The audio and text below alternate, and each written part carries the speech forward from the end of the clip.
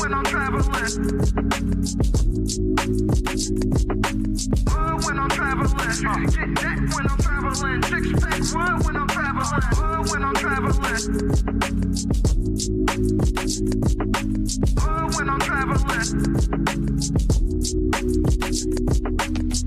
When I'm traveling.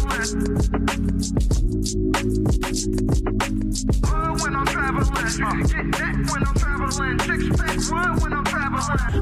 Seeking a place with young free, and I got what it takes to rock the mic right. Seeking a place with young free, and I got what it takes to rock the mic right. Seeking a place with young free, and I got what it takes to rock the mic right. Still watch what you say out your mouth, cause 50 shots still turn the gun out. I'm Mr. Hood when I'm traveling. When I'm traveling. When I'm traveling. When I'm traveling. Get that when I'm traveling. Six pack when I'm traveling. When I'm traveling.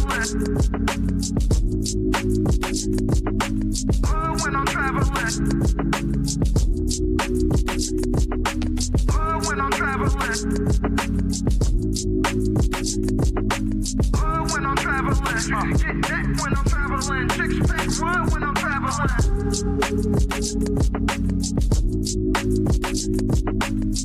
When I'm traveling. When I'm traveling. When I'm traveling. Get that when I'm traveling. Six pack when I'm traveling. When I'm traveling. When I'm traveling. When I'm traveling. When I'm traveling. Get that when I'm traveling. Six pack when I'm traveling. Seeking a place with young free, and I got what it takes to rock the mic right. Seeking a place with young free, and I got what it takes to rock the mic right. Seeking a place with young free, and I got what it takes to rock the mic right. Still watch what you say out But your mouth, cause 50 what shots can't be still fleeting? And then you're letting him lead you. It doesn't matter how you feel. Saying he's led by God, but you feel like God is not telling y'all that. Do you still follow him? You said something interesting, Ish. You just said like men don't think the way that women do. So it almost sounds like you don't fully trust their expertise. So how could you successfully be led by So the women? majority of men don't have kids. Y'all are picking wrong. Y'all are literally picking the minority. Every man that's on this panel, y'all have more kids than all of us women. 51% of black men are single and childless. Excuses for the statistics. The statistics don't go well in your favor. So you say things like, okay, are they shooting blanks? Or they because men, I don't feel like men are overall passive aggressive. The majority of men. Do you think that silence is that passive aggressive? Because we will do that. Yeah, because there's niggas that'll use that as a way to trigger a woman. Like, because a lot of time a woman will tell you, like, when you're silent, it makes me feel like I'm ignored. So a nigga will do that intentionally. Yeah, no, I'm just because I didn't agree with the passive aggressive part until Mary said that. I'm like, okay, I can see men and be like, you know what? I ain't saying nothing else. Will unsubscribing from the Democratic Party help fix Black America? Let's just unsubscribe. No, you got to know why. I don't think so. That's the only thing that get black people together. You know what I'm saying? Like that's Shit like that. Shit like that. Shit like that. Wow. Shit like that. What I think will fix is if black people truly understood politics. because for a guy, because listen, it's so many different reasons for a man to want to hang out with his friends. Adrian, I'm not gonna let that slide. I heard you. Why do you think that it's older single women who share that opinion? Sometimes that's the case. There has to be balance. Explain what White History Month is. It's honoring the achievements of the greatest ethnic group in human history. Wow. I think all of that shit deserves a put them in the bathroom. Would you rather have a whore of a daughter or a gay son? Let's see here. Bruh. Because if she's a hoe, that ain't my problem. Hell, she just be a hoe. Shit. That's a whore. Definitely. Like, Yeah, it's going to college a waste of time. Absolutely. I wouldn't think for biology. It's ridiculous. And can I just piggyback on that? Read this for me, Q. Okay, $5 super chat from Omega Green. Depends. Go for STEM, medical or law. However, if you go for BS degrees like communications, is that supposed to be policies or Poli-sci, political science? Poli-sci, okay. Yeah. Or criminal justice, it's wasted time. Final thought. When you take a man's time, it's like taking his money. When you take a man's money, it's like taking his time. Simply put, we want something for it. If you're not interested, don't go out. Sis, hit me up. Let's clear your coochie balance. Do women, should they still be covered by men? Do women need to understand what it takes for men to feel like they should be covered by men? Yeah, absolutely. Like, women don't value men anymore, and it's evident. For women to admit that they're not equal to their men, women have to come to that conclusion that you are not equal to your man. Are you for spanking? Let's go around the room, yes or no. Q, you for spanking? Absolutely. Age. Okay, so big kids don't get spankings? You gotta fight them niggas. There's no difference between divorced women and single mothers. The man will, in both circumstances, suffer comparably with no benefit to himself. The benefits don't outweigh the cost.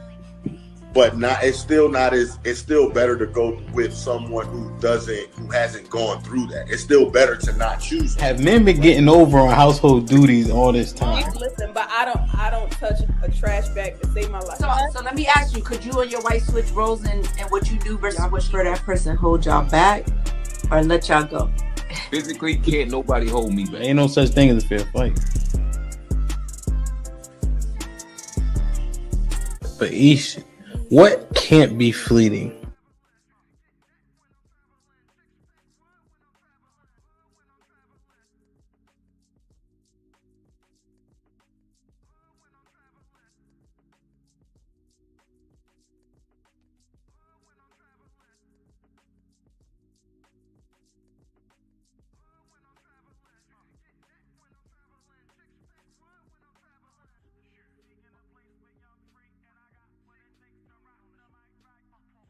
Direction, choose your own path. You know, this is the home of We Major, Me Frosty, Unfamous, and the restricted clothing brands. Let's get it.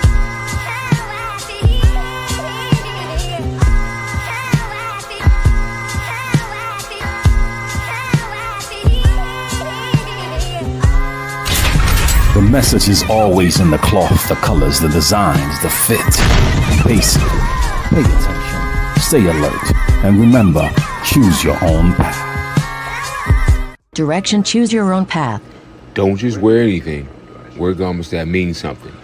We got hats. We got sweatshirts. We got jackets.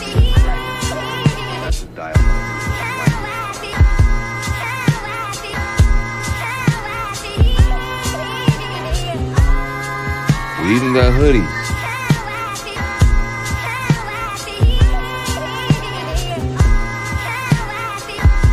Let's not forget our classic tees.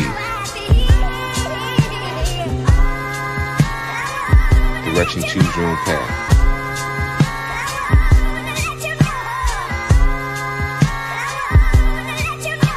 The message is always in the cloth, the colors, the designs, the fit. Basic. Pay attention. Stay alert. And remember, choose your own path.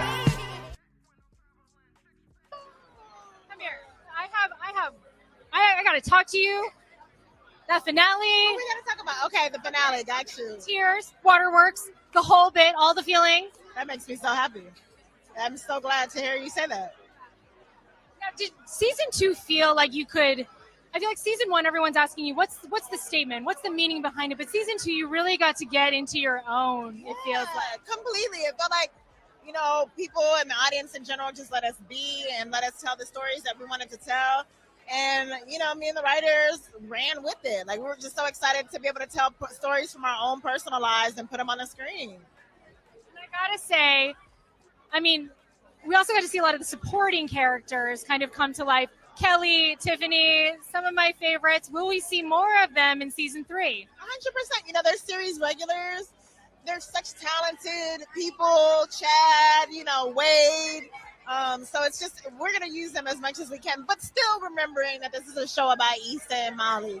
So it's one of those things where we want to use them a lot, but we want to use them sparingly so you still appreciate them.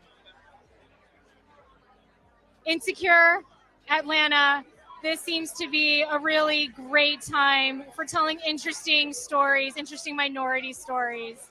I 100% agree. I think, you have so many people behind the camera and behind the scenes that are committed to telling authentic, real stories that haven't been seen on television before. And you have audiences embracing it because they're tired of seeing the same old stories, and they want a window outside of their own world. So it's just a pleasure to be among such great company. You had a really interesting trajectory getting this project off the ground. I'm curious about some of the things that people would say to you as, minority woman presenting this project at the helm of this project. I've been told everything from you don't have an audience for this to, one person told me, that they wanted to recast me and some of the other stuff because we recast you. I mean, which if he had better suggestions, that would have been great. But I'm curious, who were some of the suggestions? I'm not gonna put anybody on blast, but they were basically people that weren't awkward Black girls, and he wanted to stunt cast it with celebrities, and I was like, but this isn't a show about celebrities, and the people that you're naming aren't awkward Black women at all. So that just made me keep it on the internet longer, and then continue to tell the stories that I felt were authentic until the right network came along, and that was HBO. Happened to be HBO. No big deal. HBO. Yes, they've been a great home. And last but not least, who are you rooting for tonight? I'm rooting for everybody Black. I am. Betting on Black tonight. Lovely. You look great. Thank you.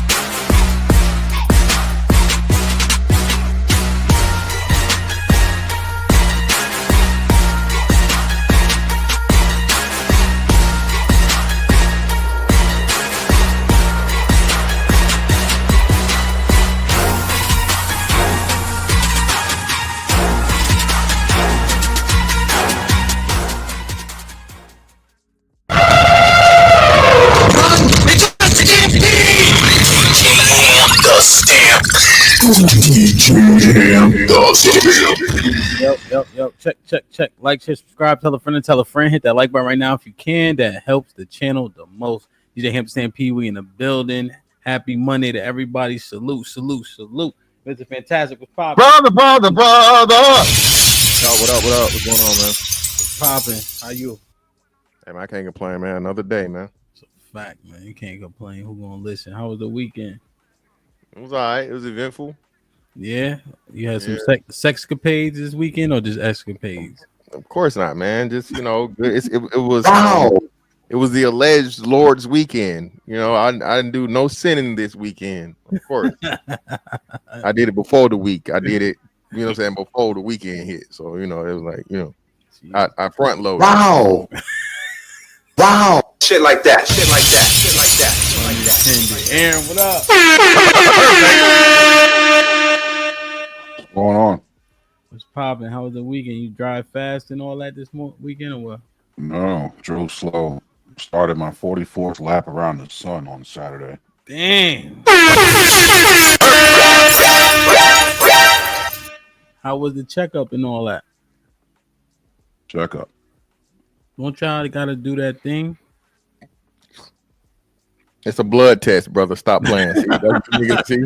Yeah, see how you niggas like the jokes, brother? And it's a blood test.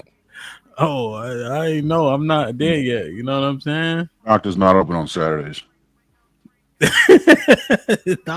Nah, they open, right? The specialist, no. For that, no, sir. The specialist ain't open on no Saturday. Okay. How you feel, man? Alive. Indeed. That's good. Hold on, Russell. Yeah, man. That's what's up, man. So you ain't do anything? So y'all go to dinner and all that? I went and hung out with my parents. They brought me here. I see birthdays as a day really for them. I mean, I know we have Mother's Day and Father's Day, but I didn't have nothing to do with it. Yeah. All I did was show up. Word. That's a fact, though. Cowabunga and all that. Well, salute to you, man. I love you. I appreciate you, man.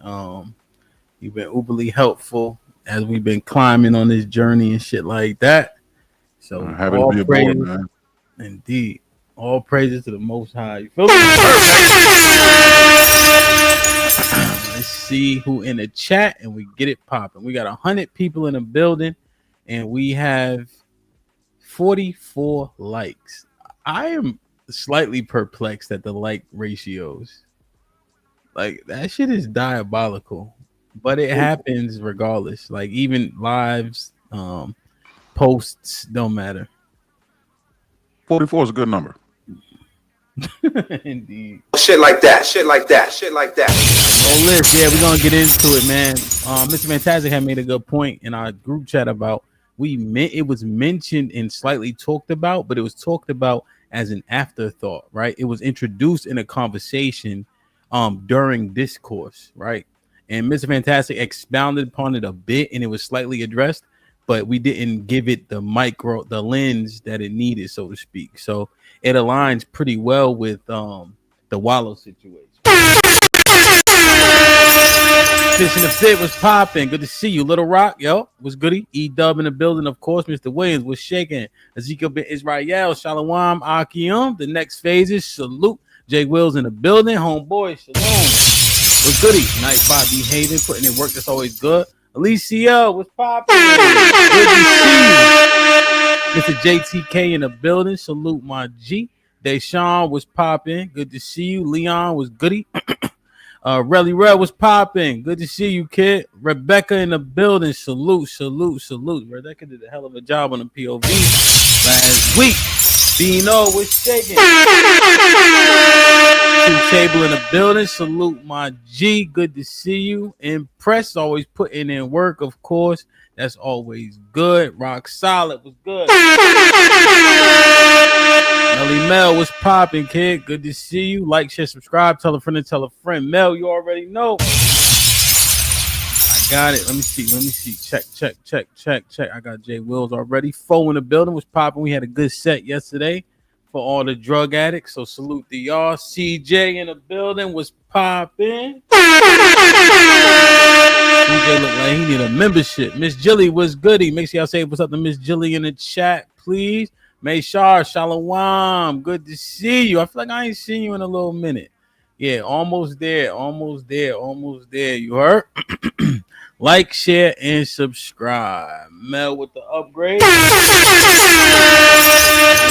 like it. Ray Sean was popping. Looked like he need a membership. Dr. G was good. Dr. G need a membership.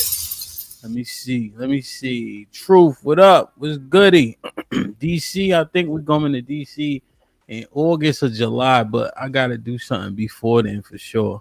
We're going to take this live show on the road, man, because how Mr. Fantastic and Mary was acting up, we can't wait till August. Shit like that.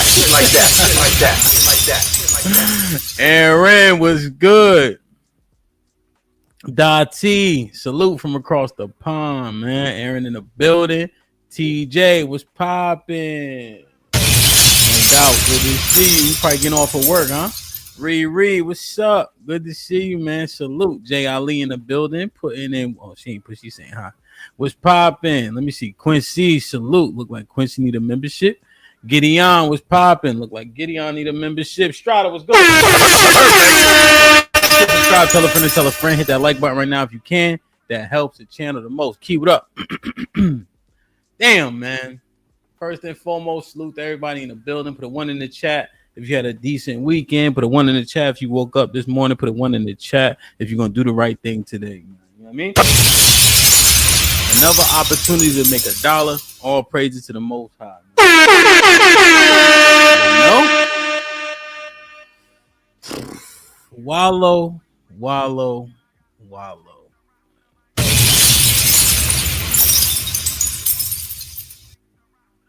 He's standing up there saying what he's saying. I watched it for the first time 10 minutes ago. Has everyone seen the video, and is there a longer video? Because I've only seen the video that's like a minute long. It's fantastic. No, that's all it is for the most part. He hasn't replied to it yet, but yeah, that's the only thing that's out here right now. Okay. Oh, also real quick, so there's like 30 people with the immediate family membership. So in there's a link to where every month there's an opportunity for us to link up and build together. So whether or not you got questions for me, I got questions for you, different topics, ideas. If I can help you with something, if you maybe want to ask me to see it's something that you can help me improve on. So it's a build session that's included in that membership level. Only a few people take the opportunity. So if you have that membership level, whether it's gifted or not, go see what the perks are, hit the link so that we can lock in. Feel me? Speaking of locking in, Q Butter in the make sure y'all go donate. We need this building ASAP. If y'all did not see that interview that me and Q Butter did, it was a blessing. Point blank, period, man. So make sure y'all lock into that interview. I'm gonna drop it in just so y'all can watch it, and then make sure y'all donate because we need this new building to build the school up. Feel me? But, man, I love you. I'm proud of you. You heard? Make sure somebody drop a Q Butter link in the chat as well, just so everybody can go like, share, and subscribe. Mr. Fantastic, Aaron, should we play the video or should we talk about it? I guess we got to play the video to make sure everybody understands. Yeah, get the context so everybody has context. We don't know who saw it, who didn't see it. Yes, sir. My brother Darius always coming through. He saw that I named 5 people that need a membership, and he dropped 5 memberships. What up, buzzing, bird flip a dozen. Holla at your boy, you thought your cousin was. This is my brother Darius in the building who gifted 5 memberships. Whoever got blessed with one, please maintain it. Also, SPS podcast in the building, man. Make sure Impress drop the link. My brother Strata, Bino, CJ, Saad, they be up there cooking. I think shit damn near every day. You heard? What up, buzz? Building. Make sure I hit the Discord, man. A lot of dope shit going on in there for sure. All right, let me play the video, Mr. Fantastic. Let me know if I got the right one. If not, then we can recalibrate. All right, like, share, subscribe, tell a friend and tell a friend. Hit that like button right now if you can. That helps the channel the most. Aaron, you seen this already?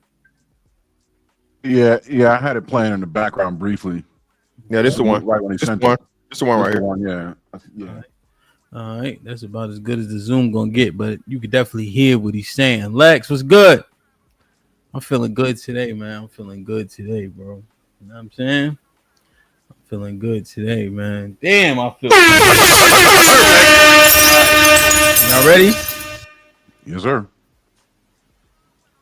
All that shit, don't nobody want to hear that shit. That's a hustle. Support me because I got a black us. Oh, I'm black. No black people. Nobody gives a fuck about that. Kill that shit. Either you got a good business or you don't. All that shit, don't nobody want to hear that shit. That's a hustle. Support me because I got a black business. Is your restaurant clean? Is the food good? Do you got consistent cooks? Is the material on your shit good? Stop doing that. Oh, you support the white people? No, I support consistency, baby. Yeah. Fuck about what color you is. I'm gonna spend my money. That paper, I'm gonna spend them millions where the fuck I want to spend it at. Whether it's Porsche, Ferrari, Land, I'm gonna do what the fuck I want to do while I'm here. But I'm gonna tell you one thing, I ain't gonna be finessed off some black shit. But one thing about it, 70% of you motherfuckers is not going to make it. I'm not no motherfucking fake ass motivational speaker that talk this dumb shit. I'm the number one nigga in the country. You know why? Y'all seen me come out of the penitentiary. I make millions and I make millionaires, baby. You understand me? I come from the ghetto. Us. Oh, I'm black. No black people. Nobody. Okay. Real love was popping. Wife School, what up? Hey, Wife School did her thing on the last women's POV as well. Yo, Mr. Chill Out, I need that website so we can sell some more merchandise. You heard? D Majesty would have been a member for 8 months. All praise to the Most High. Risky business, indeed. Yo, CC, that's Wallow talking from Wallow and Gilly, $1 million worth of game podcast. He did 20 years for that robbery and all that. You know what I'm saying? That I don't even think he committed based on when he was shedding tears on Shannon Sharp podcast and all that. You know what I'm saying? But yeah, I don't know who he made a millionaire, but I don't know. I don't know. You feel me? Let me play it one more time. Gives a fuck about that. Kill that shit. Either you got a good business or you don't. All that shit, don't nobody want to hear that shit. That's a hustle. Support me because I got a black business. Is your restaurant clean? Is the food good? Do you got consistent cooks? Is the material on your shit good? Stop doing that. Oh, you support the white people? No, I support consistency, baby. Yeah. Fuck about what color you is. I'm gonna spend my money. That paper, I'm gonna spend them millions where the fuck I want to spend it at. Whether it's Porsche, Ferrari, Land, I'm gonna do what the fuck I want to do while I'm here. But I'm gonna tell you one thing, I ain't gonna be finessed off some black shit. But one thing about it, 70% of you motherfuckers is not going to make it. I'm not no motherfucking fake ass motivational speaker that talk this dumb shit. I'm the number one nigga in the country. You know why? Y'all seen me come out of the penitentiary. I make millions and I make millionaires, baby. You understand me? I come from the ghetto. Us. Oh, I'm black. Miss Fantastic, you said this the one right here, man. What's your thoughts on this, big boy? Y'all know me, man. I agree. It shouldn't just be black only, black first, black this, black that. If the service or the business isn't lucrative, I think you the first person I heard say it. Hamp. Don't come to me asking for money for a business without a business plan. All right. Don't come to me with your hand out without a fucking plan out. You feel me? And I think the people that are wealthy, and Wallow isn't the first person to say this. We had plenty of black people before him say, "Hey, man, I'm not a bank," or people see me as just a way to fund their dreams and their this, and I put all the fucking work in. So now that I've become successful, I now have this duty to just give all of my hard-earned work and equity and all these things away to people off the strength, when we, again, the most important part of this is we respect each other the least. What these other people have that we don't is a respect and appreciation for the culture they have, for the struggle, for the similarities. Black people love to talk about slavery and talk about the white man and talk about oppression and talk about all this shit. But again, yet niggas can't stand niggas the most. Niggas treat niggas the worst. Worse than the white man. I ain't heard who say that that little furry animal with like he got like a robber's mask on. Who say that the most, Hamp? The with the raccoon shit? Yeah, the raccoon world. Who say that the most, Hamp? We say it. And last time I checked, that was actually worse than the N-word, right? Because at least the N-word has actual, like you said, foundation and meaning that was perverted, right? Yeah, that was a word of of admiration and just greeting that was perverted. That raccoon shit is completely, totally racist white man. Yeah, the coon is the worst shit in the world. The what's the other joint? You know, all the rest of these shit, all the crazy shit that niggas call niggas by simply disagreeing. Friend Steven. So yeah, Steven, step and fetch it. You know, all you know how the shit go. Sambo. So Uncle Tom, and niggas don't even know Uncle Tom was the hero of the fucking Yo, book. that shit bewilders me. The fact that people been calling people Uncle Tom, and I'm like, why do y'all keep saying that? Want to hide something from a nigga? Sambo. Yeah. Want to hide something from a nigga? Put it in the book, huh? Exactly. So see what I'm saying? So again, man, I'm with Wallow until we get to the point of where we have an appreciation for those of us that have made it successful, and we treat them as if we're supposed to be treating them versus just you owe me, nigga. Because there's a reason why the Asians aren't having this conversation, the Jews aren't having this conversation, the Arabs, the Indians, they aren't having this conversation because they have an appreciation and dependency on each other. They understand that somehow, some way, like you said, the what we call it, the whole thing with integration, right? Mm-hmm. And you know, the white man's ice is colder. There was a huge divide there because previous to that, like I said, the black dollar did exist. Everybody was talking about Black Wall Street, but it wasn't just Black Wall Street. Shout out to say it, Rosewood, and in other areas, plenty of other black hubs of entrepreneurship and financial success, right? But you know, we got DC, PG County, what highest black community. You got Atlanta. You got several places around here, and yet still we still complaining about Chinatown and Little Italy. So that's my take on it. Okay. Perfect. Shit like that. Yeah, I don't know.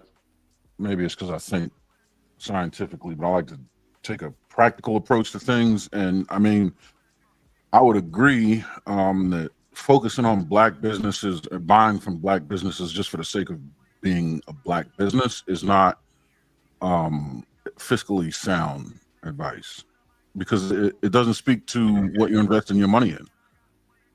I mean, as far as quality, as far as, you know, is it lucrative, or are you just doing it just for the sake of being black? You know, are you wasting your money is what I'm saying. You know what I mean? And what are we really buying into? How much power are we really putting into the black community by buying black at the moment? There's other ways to empower black businesses, right? We're not like shareholders in major corporations by and large. You know what I mean? Like what we need is a bank, not Jackson, you know, credit union, but like an actual bank on Wall Street. You know what I mean? We need to be at that scale in order for buying black to really mean anything. Otherwise, it's just giving someone else a greater ability to take a vacation to Europe as opposed to the islands this year. You know what I mean? Like, what are we actually really doing with the money, and what are we getting for it?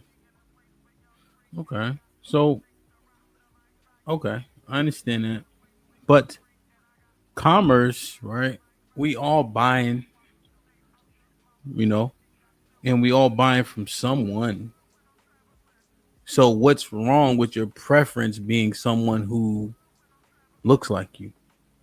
Nothing at all, assuming that whatever it is you're buying is comparable to what you would get anywhere else.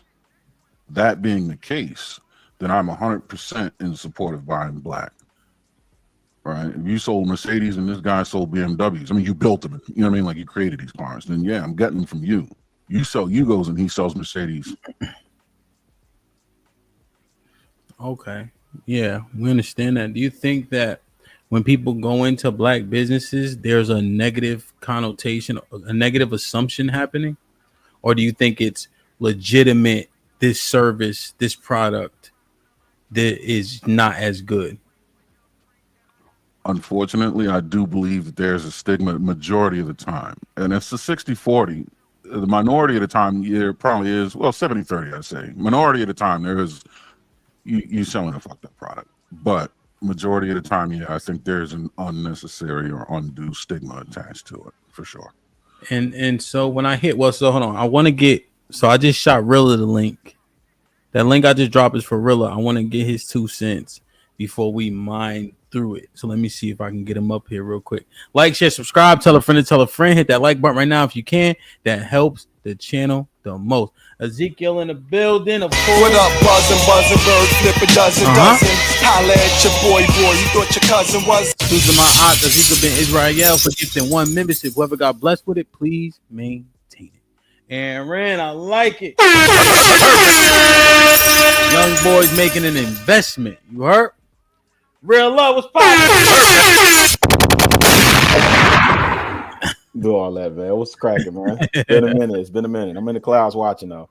D already, man. I love you first and foremost. You heard? Yeah, I love you too, boy. You know what I'm saying? I've been trying to this gonna sound crazy, but I'm gonna say it. Break Mr. Fantastic in. Pause. With the I said I prefaced it with hugs and shit, saying I love you and shit. He don't like that type of shit. You feel me? Like when you give Mr. Fantastic a hug, his arm always go in your chest like this, bro. That's a down south brother, man. They don't play that. DSGB. But the thing is, I'm a little stronger than him, so it's harder for him to like push me off when I be giving him a hug. You feel me? Hey, Fantastic. I ain't gonna hold you. The mouth guard that's crazy. Have they letting up on the mouth guard? Hey, but look. My homie gave me one of the joints for the Drew League, so I wore it in honor of you, G. Yo, I was talking about that mouth guard yesterday, Mr. Fantastic. I'm gonna bring it up for the next 52 weeks. I ain't gonna hold you. At least once a week. Bring it up all you want, brother. Hey, let's see who lose their side teeth first. All that. Damn, that mouth guard was nasty work, son. Bro. hey, Fantastic. It's chain game rules, man. No blood, no foul, G. Nah, brother. I ain't never played motherfucking basketball. Nah. Yo, Rilla, we out there kicking their ass. Mr. Fantastic talking about all they doing is running plays. Oh, like playing basketball? Yeah, they want a Fantastic to back them down in the paint, man. I get it though. I know they be hacking Shaq on you. Oh yeah, niggas definitely hacking. They go chop that tree down. That's the first thing I told my brother, man. Foul this nigga. Don't let him get you down there, boy. Nasty work. Back still hurting. Hey, yo. That nigga's strong too. Fantastic. He was pushing him, which is clearly a foul. Yo, I can't. This ain't basketball. Clear it out. You gotta clear it out. But Rilla, man, what you think, man? Do I need to play the video again, or you already got it? Wow. Nah, I kind of already commented on Wallow, and Edaman tried to put it in context for me. It's like no matter which way you listen to it, that's a wild take. And from what I understand, he was speaking to a room full of business owners. So I get that a lot of our businesses do lead with, black owned, black this, black that. There's a reason why that's done. The challenge that I'm having these days is if we're in a free market enterprise and with capitalists and all these things, then just why not let the market sort them out? Right? Most businesses, I don't know what the numbers are. Most businesses fail. What's the percentage of businesses that fail in the first 5 years? 50%. So whether they black owned or not, they're gonna fail anyway. Right? And then I don't know. I mean, there may be some, I'm sure there are some businesses that, hey, buy from me because I'm black. I don't necessarily know that they're begging, but here's the thing that I think we need to focus on.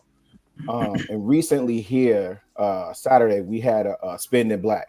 There was a couple of churches, aldermen, mayor came out specifically to the 75th Street corridor, like in support of black-owned business for like a block straight from King Drive to Cottage Grove. It was just lined up with black businesses, and they were starting this effort to support. So here's some of the benefits of that, right? Because I think people create businesses to get rich and get wealthy, and you should be answering a need, right? In terms of creating the business. So one of the things when you spend your local economy, period, black or otherwise, but most of us live around each other, you're supporting each other, right? So you're hiring people. All this conversation about DEI and Target and all this other stuff, you could eliminate that if you support businesses that look like you, because they're hire people that look like you because they're hiring from within the community, right? I have a thing about bank black, buy black, build black, barter black, and bequeath or bestow, give black, right? That's the purpose of a black business.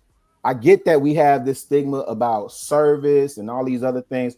Like I said, man, if I go to a black owned business and I don't have the best experience, especially in a restaurant, I'm pulling the owner to the side and having that conversation, right? And if the behavior doesn't change, I agree. I'm not going out of my way to spend money with you only for you to treat me foul. So I'm gonna take my business elsewhere. That's cool, but I don't have to broadcast that all over the world. So I truly don't know who Wallow has made millionaires. I'm not doubting that he has. I just don't know who he's made a millionaire. Number one. Number two, I didn't see the point of yelling and screaming at people about not leading with it's a black owned business, right? I don't know anybody that's in staples, like I'm talking about paper goods, commodities. Like I don't know any bit. Most of the businesses that we have are rooted in service. Why? Because the 77% of the GDP for the US is service oriented, right? Am I off on that? No, you're right. I think I remember that, right? So you have to cater to your audience, right? Like, so if I'm in Chinatown, I don't have to guess that that's a Asian owned business, a Korean owned, Vietnamese owned. I'm gonna know that. I'm gonna easily identify that by the marker. So I don't take issue with people saying it's black owned business. I do know that there's some areas where we got to step up, but this pushback that we're having from us, especially at a time where we're talking about boycott and Target and all these other things, and we're not coming up with viable solutions, is just wild to me. I'm on mute. What y'all think?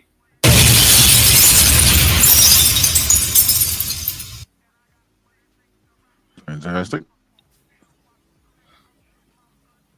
Oh, so me? Okay. Well, nah, man. Again, to Rilla's point, I understand it, but I think that's the problem, right? We're told to be quiet and don't badmouth the thing, and I think that's how it creates a culture of where it's okay. I don't know if you guys, everybody knows who Keith Lee is, correct? Yes. So Keith Lee and Rilla, you in ATL now, right? You in Atlanta now, right? Oh, you back? No, I'm back home. I was there for 20 years though. Yeah. I bet. So Keith Lee literally did a mini reset of the fucking horrible fucking customer service culture in Atlanta alone, right? Because even though he's Keith Lee, he didn't do any of the things and expect like special treatment and shit. And he reported back to people just how bad it was. And you guess who agreed with him the most? ATLians. Everybody from Atlanta, like, yeah, he right. He ain't lying. It ain't this, it ain't that. Motherfucking $45 for some fucking chicken and waffles. Everybody motherfucking serving chicken and waffles. Motherfucking waffles dry. The fucking chicken fucking cold. You gotta wait fucking 45 minutes to an hour for an order. You call in the order, it don't get there. And again, I know that's just a microcosm, but that right there, Atlanta is one of the few major, large cities that are black, predominantly black, right? So if you can't go to one of the capitals, one of the meccas, right? And as far as creating money and stuff, right? You can't go there and be treated well as a black person. Where else you gonna go? You see what I'm saying? But when you say something about it, and that's what they try to do to Keith Lee. Oh man, you hurting black. Well, I didn't name names. He said I purposely didn't name names of the business and all these different things, but people were able to figure out by some of the menu items and some of the things and whatnot, what have you, right? And I think one of the places he did name out or whatever is whatever. But this is the thing. We are not allowed to critique each other to make things better. And it's like, hey, just be glad you got some, nigga. Or or this, and it's just this attitude, man. That's what I can't understand and I can't describe. But Dr. Claude Anderson talks about it all the time. It's the culture that we always claim, and the first thing that niggas talk about is music and dance moves and hairdos and shoes and fashion and shit. Okay, the most important thing though is respect and understanding for each other. All right, it's creating your own economy. It's looking out for each other and coming with each other first. But even in that, with those other groups, they look out for each other. They create and hold a standard of quality to each other because that's what keeps your own people coming back, and that's where you want you to spend your money first. So why not make it a pleasant experience or at least at the very, if not pleasant, just calm and decent. You feel me? Really, you got a reply? Yeah, I think Atlanta, to your point, fantastic, is a microcosm. There's a lot of reasons why Atlanta is the way that it is, right? Even Frank Ski came out asking, like, why am I paying X amount to go party with black people, whereas I go to a white club and this similar experience, yada yada yada. But Atlanta is Atlanta, right? We got all types of other examples of and I hate that, and it's not against you, fantastic, but I hate that we relegate everything that's black owned to a restaurant experience, right? So that's why I'm calling on, like, where are the CPAs? Where are the attorneys? Where are the good reviews? And there are some good restaurants in Atlanta. I don't see them getting the props and reviews that they deserve all the time. But I think Atlanta is a microcosm. I think if we go across the country, you see some restaurants that are doing well, but just black businesses overall. And again, to me, the goal is not to get rich or get wealthy. I was in the Woodshop Art Gallery, and the pops had passed, but the mom and the wife is still there working. The two sons were there, and I was like, this is generational wealth. The sons were able to speak to specifically how the father passed down the knowledge of, like, framing and woodwork and furniture restoration and all that other stuff. And that family's been there for over 50 years. Same block, same business, and it'll go to their children's children. To me, that's generational wealth. But I digress. I'm on mute. Well, let me say this real quick, and to that point, but that's rare, Rilla. So that's a skill, right? That's a family skill that's passed down to generation beyond generations, and we're seeing that deplete even greater, right? And to the point of why we say restaurants, because that's the most common thing. Because other than that, like you said, those specialties, the lawyers, that's a very, very small percentage of what's named. So that's not going to be something, and that's going to be extremely individualistic. Because is he a family law lawyer? Is he a criminal lawyer? It's so many. Is he business? Is he real estate? It's so many different things, right? Same thing with CPAs. Only time motherfuckers care about them is tax time, and that's like, what I mean. That's for the most part. Most people aren't using CPAs for budgeting. Most people aren't, black people anyway, aren't using CPAs for what other cultures would use them for, investments and things like that, right? Like you said, building college funds and building trusts for future generations. So even though you bring up a great point, now we have to adjust it to who we're talking about, which is us, right? So a lot of those specialty things we don't use on the regular. We know the holy trinity of fucking the black neighborhood or black culture is what? Barbershops, beauty shops, soul food restaurants, or restaurants. That's why I named that. That's what we the most. The biggest return that a black person is going to get on the regular from black people is that. Even in a situation where you talk about with these other things, it's the same thing. Chinatown, we ain't talking about damn, most of you talking about what? Food, restaurants, groceries, stuff that you need, necessities, right? So when we get started talking about clothing brands and things like that, clothing is but it's not something that's a necessity. Grooming is a major part of something that everyone's going to have to do eventually. So that's why I think we just naturally go to the restaurants, even though we understand there are far more other businesses. But like I said, those specialty things, most people don't use them on the regular enough for it to be, I guess, like the front of the topic we're talking. Hey, one more thing real quick, Hamp. So fantastic. First of all, let me give you your props. I'll always give you your props for this. What you did with King Randall. I still salute, honor, and respect that. Now, a lot of people, I don't even know nobody in the space still that had an interview with him and raised money for the X School for Boys. So salute to you always for that, brother. Also, I was just speaking like in those businesses. So when I think about Atlanta, I think Atlanta provides the perfect blueprint. Everything that we talking about in terms of, so like my kids, what is it? Pediatrician, black lady. The doctor, till he passed, the doctor that was my children's mother, he was her OBGYN, but he also delivered my 3 C's, right? Black. I bank black in Atlanta. You couldn't turn around and blink without spending your dollar black in Atlanta. Whatever service it was for, you was running into black owned this, that, and the third blase. So I was using in that microcosm example. That's what I was specifically speaking to Atlanta. Wide scale, you're right, because even here I have to look far and wide for like a black dentist, a black what is it, PCP, primary care physician, black therapist, or banking black. There's only like 20 banks, 20 black owned banks left in the country, right? So I just wanted to add that caveat. Specifically, I was speaking to Atlanta for the example that you was using with Keith Lee in terms of why don't we use other examples when we're speaking on Atlanta. But macro, I'm with you there. I kind of want to ask a question. What, like, when we do things, right? I kind of believe that we should know what we're doing and we should have a goal. Like, supporting black businesses surely can't be the end all be all. I mean, it's certainly a fantastic start. But at what point do we start to believe that we have to reach out into other markets and snatch other consumers, because we're not the only market that spends money? You know what I mean? Like, everybody's buying white people shit. Everybody's buying Chinese people shit. Everybody needs to be buying black people shit. And I'm just wondering, like, what's the strategy to make sure that happens? Well, I think that's a little bit further ahead in terms of the convo. But when we look at dollars and how they circulate within a community, that's often how people are building their wealth up. So, like, when you look at the Jews, the Jewish, their dollar stays in their community 20 days. Oh yeah.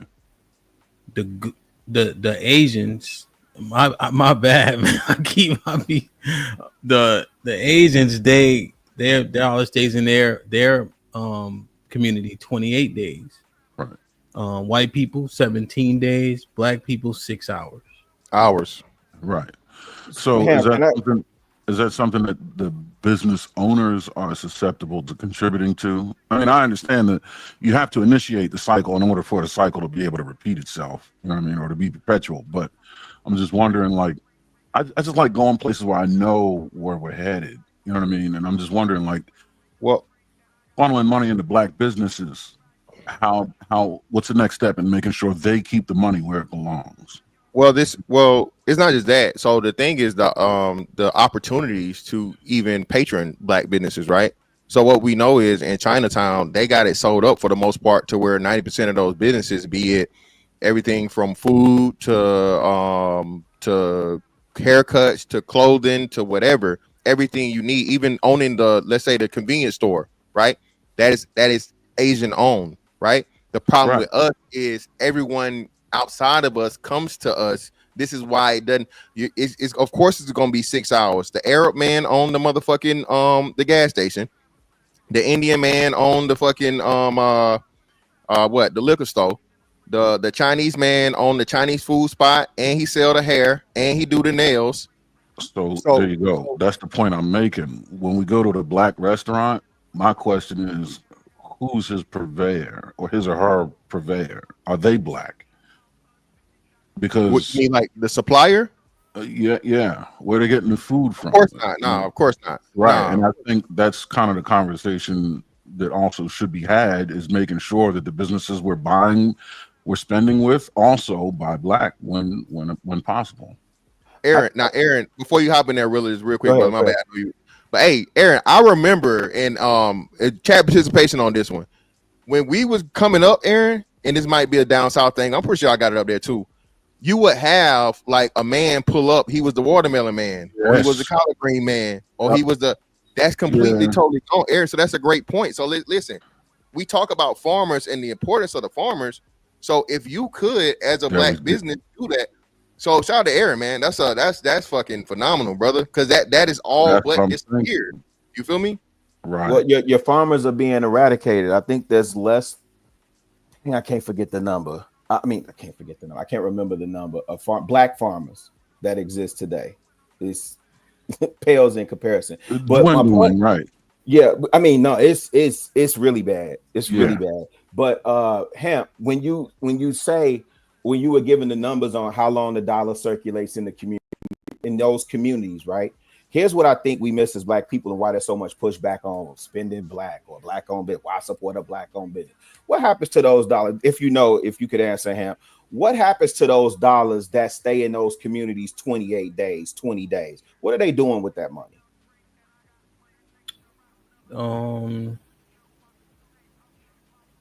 Invest in it in their community.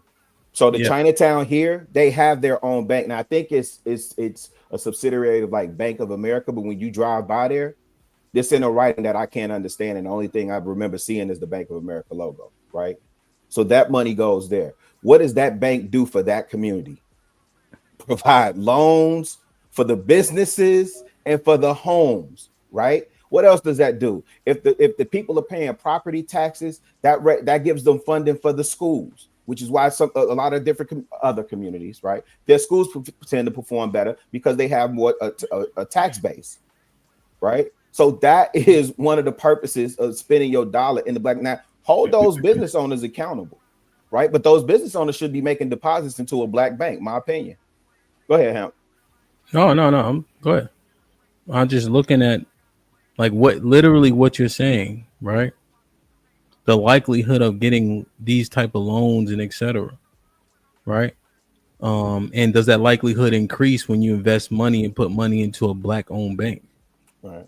Right. If you see that it happens for these other communities in the way in which you're articulating, a safe assumption would be that it would happen similarly. You know, but I think when we see even the price, what people would deem price gouging, is that there is a little bit of a lack of understanding when we go into business, right? Because Auntie Fifi can cook, we try to put her in a restaurant, right? And then all the expenses that it takes to get it started, the things that we didn't even know existed, now we're trying to make all our money back on one, one meal, right? So the chicken and waffles cost $40. I'm trying to get all my money back in one day, But if there's a disparity in loans that give you a little bit more grace to get your money back and build a consumer base, what happens? So all these things have pretty strong correlations, and then you take that and then put it on the fact that our money stays in our community for 6 hours, right? So when Rollo's speaking, right, he used some things that are slightly inflammatory and I think that are unfair. When he's saying, almost calling it a grift, like I'm not falling for that black-owned shit. He said that. Why characterize it as like what does that mean? Right? They don't have to put Asian owned. Them cocksuckers got Koreatown on the fucking sign. Fuck, I need to put Asian owned for if it's called Chinatown. Well, I think right, these things, like they make a difference. Go ahead. Great Wall takeout. Yeah. What I think happened is, again, like I said, I think it's the dependency on those that are successful, and you're trying to be guilted versus being given a substantial, business plan and, hey, invest with me, right? And the same. What's the show they do? What's the show they do? With the millionaires to where Shark people come Tank. and Shark Tank. On some Shark Tank type shit, it's like, nah, man, hey, bro, hook me up, give me this, give me that, and it's like, brother, that's not how. Hamp, you pointed to it, and we niggas don't understand business. Yeah, I acknowledge that. There's a lack of understanding. Exactly, and I say this all the time, and people get mad, but it's the truth. The fundamental things, the most important things for a group of people, a race, a demographic, or whatever to be successful, we are way behind. Politics, finances, hell, and just family dynamics, how shit's supposed to go and how shit's supposed to work. The shit that creates power and creates to the point of where you're able to make yourself a group that's able to demand things, not locally but just nationally. Like we say all the time, Hamp, the people from Israel, Jewish people, and Asian people both make up less than 5% of the population, yet they have more of a motherfucking political impact than black people do. One, because they don't automatically all just vote one way. You know what I'm saying? One, even though they're very extremely small, they don't vote. But two, well, no, they vote. It's just that it's they not. Don't know, like they don't vote for real. Well, no, they vote. Especially the Asians. They don't vote. No, so hear me out. No, they do. Yeah, they definitely vote because, like I said, if you go up to the West Coast, I promise you, the West Coast is going to have the most mayors and leaders at the city level at high levels possible. They definitely vote. No, but I'm just saying, like in math, when you look at the numbers, I'm being hyperbolic by just saying it flat out.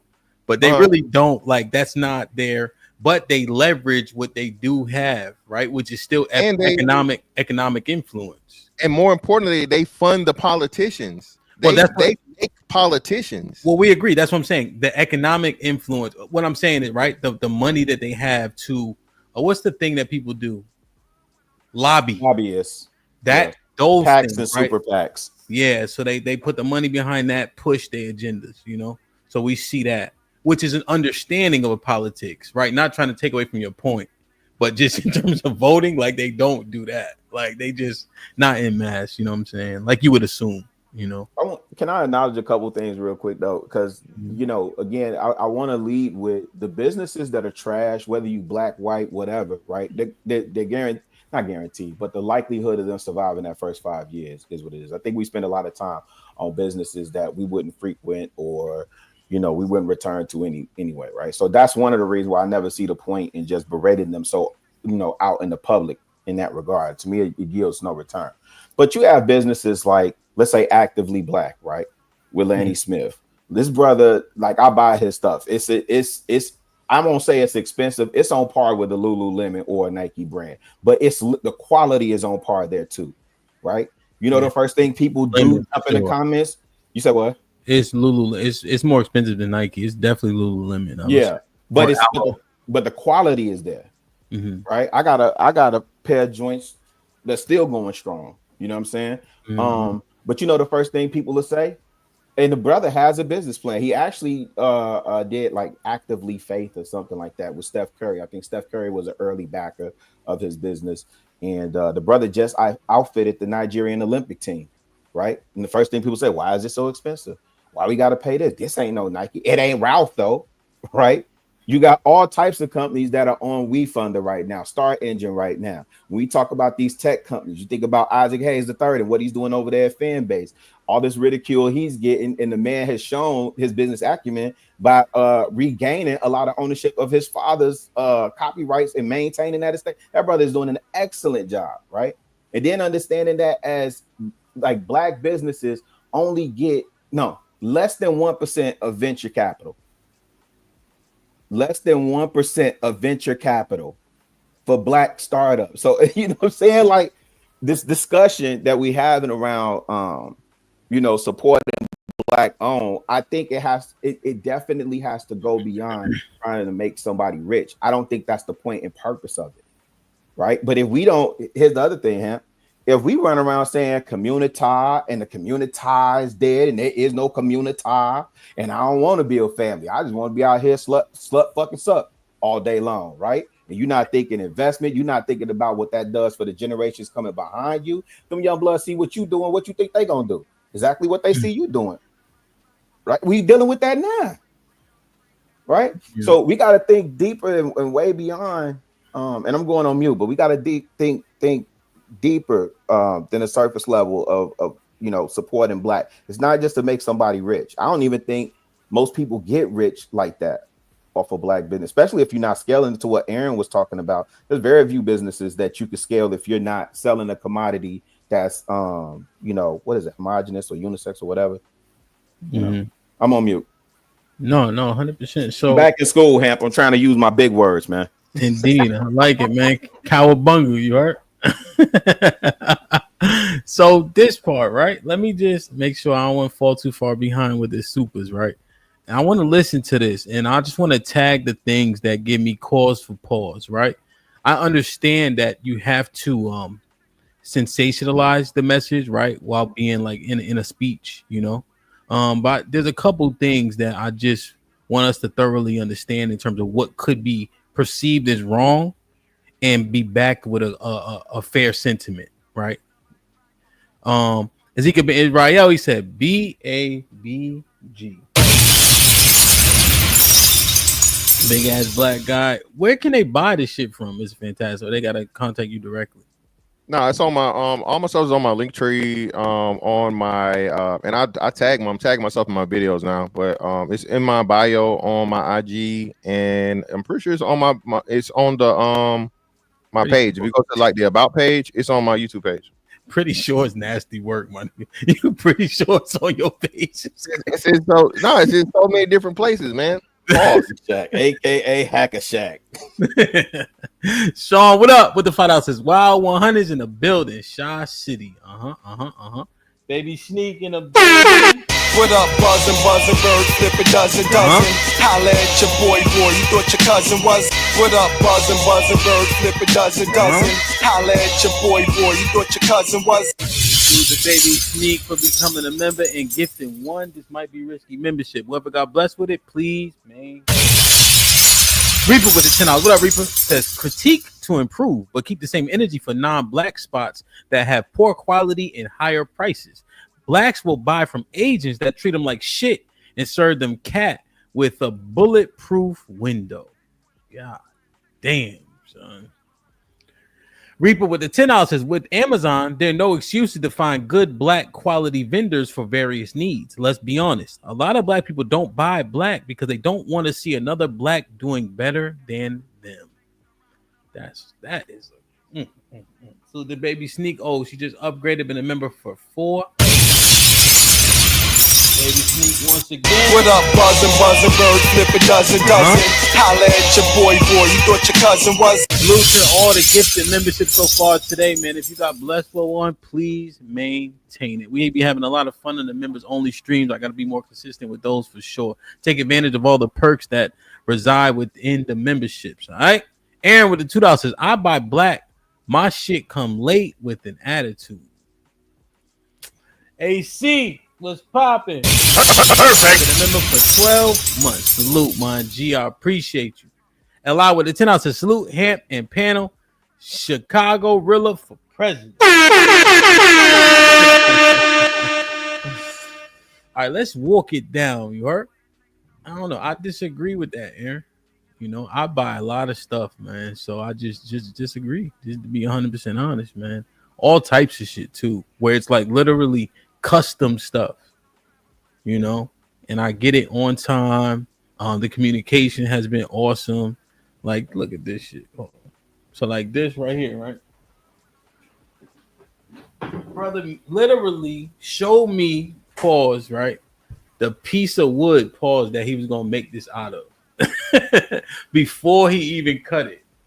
You know what I mean? Communicated with me the whole time. It's literally custom because he had to know how tall I was to make it, in a way, right? And I dropped it a million times, yelling at people and shit, hitting people. Yeah. So, but I don't know, man. It just be custom shit. I've been having pretty good experiences, overall. But let's look at this, right? I'm just listening. Not saying what he's saying totally wrong. Y'all let me know if I need to pause it. If I don't pause it, if you catch something that I missed, you know what I mean? No black people. Nobody gives a fuck about that. One, I hate the whiny voice shit. Like, I don't like that shit. Oh, by black, that niggas ain't talking like that. You know what I mean? At least, unless you know niggas like, what? I'm not whining. First and foremost, maybe that's just me. You know what I'm saying? But people oftentimes tap in the markets. So, for instance, citizens re-entering into the community, they got apps for that. They got a bunch of programs for people re-entering the community that just came off of doing a bid, from being indigent to getting fucking food stamps and money and halfway house to get you back on your feet, right? And there's plenty of programs where people specifically pick people that maybe need a second chance. Returning citizens. That's what they usually say. I don't know. I'm bugging. Maybe I'm bugging. No. You're right. Kill that shit. Either you got a good business or you don't. All that shit don't nobody want to hear that shit. That's a hustle. Like, I hate that part, right? Like, either you got a good business. So again, I'm still going with the probability of a bad business surviving beyond 5 years, 7 years tops, right? Like, I just don't understand why we lead with the whole either you got a good business or you don't, as if I'm competing at the same level as everyone else, right? Number one. Number two, what do you like? There's some businesses out here that I think are, pretty good. Again, Actively Black is one of them. Does he not have a right to express what obstacles he may be facing, right, in the marketplace? right? Yeah. I don't understand that logic of leading like either you got a good business or you don't, as if the good business will ultimately win at the end of the day, and that's not always true either. Yeah, I mean, what do you think sentiment he's trying to convey? You think he's just trying? I think he's saying like this whole conversation that we have in this space a lot of time around victim mentality, because you black, and if you share about your black experience, your real lived black experience in this world, then it's perceived as having a victim mentality, right? So he's saying either you competing and have excellent business or you don't, right? I think there's some merit to that, but I think in the way that, again, coupled with the whiny voice and the yelling, like it leads me to think it's something else there. And I don't know that it's good intent. I tend to draw a line between good business and successful business, right? When I think of good business, I'm thinking of a well-planned and well-executed business. When I think of a successful business, I'm thinking of a well-planned, well-executed, and well-curated business. You know what I mean? Like where you start taking into consideration location and things like that. But a business can be run properly and simply fall to poor location. That doesn't mean it's not a bad business. It's just, and the location doesn't may not have anything to do with you when you started. Everything, you know what I mean? Like something like the flu season may completely change the landscape of the real estate, and you know what I mean, send your shit topsy turvy. But you have a well maintained and well structured, well managed business. It's just you're marketing an animal. Also, what we perceive as good businesses tend to get sought after and bought out a lot. So when I think about Carol's daughter, when I think about Bevel, when I think about who else got bought out, it was something recent that got bought out. Black founded, right? Oh, AMS, American Shares or something. It's a medical company over on the West Coast, founded by this black doctor. Actually, genius idea, but some other people came in and almost did like a reverse buyout on it, right? So the business is black founded, right? But now it's the leadership and the face of it is not like us. Put it that way. That's the other thing, being absorbed by larger entities that have the infrastructure to be able to, you know, scale your shit to the moon. Said then your leadership, your C-suite changes color on you right away. Same thing happened with another one that I got in my portfolio, Ashanti Goldfields. It's the only, it was the only black-owned gold mine in Ghana, right? I bought this like 15 years ago when I first learned about it in Black Enterprise, right? The joint thing gave me 167% return when I looked at it last, right? But they came in and bought some of the debt, did a reverse on them, Uno reverse on them. It was nasty work. I was watching it go down because I was proud, like, oh, I got a black-owned gold mine. Right. They came in and did a Uno reverse on them, bought the debt and bought the company. Yep. Now the sweet seat looks completely different. Yeah, it ain't the same. Yeah. Yep. Yeah. And I think, you know, when he uses I statements, right? And I don't know if we got to them. I could be jumping ahead, right? Those I statements are disingenuous, right? And alienating. Yeah. Agreed. Well, yeah, just because you tied to someone who has influence already. Yeah. And is already famous, you know? And so Rollo is funny. Right, and don't get me wrong, Wallow funny. I seen him on the street one time. He just he one of them niggas that like he just yelling in his phone and he'll chill. People say what's up to him. He'll walk down the block and like just he kept doing like 20 times. I'm waiting. I was outside doing something or waiting for my wife to bring my computer or something. I had to DJ. You know what I'm saying? So I'm just standing outside, and you know, so he got one of those eclectic type of, you know, so I'm not, he has charisma and all that, right? The opportunity came, he took it by the horns, you feel me? So I'm not taking that away, but the connections got to matter. You know what I'm saying? 100%. All right, let's see.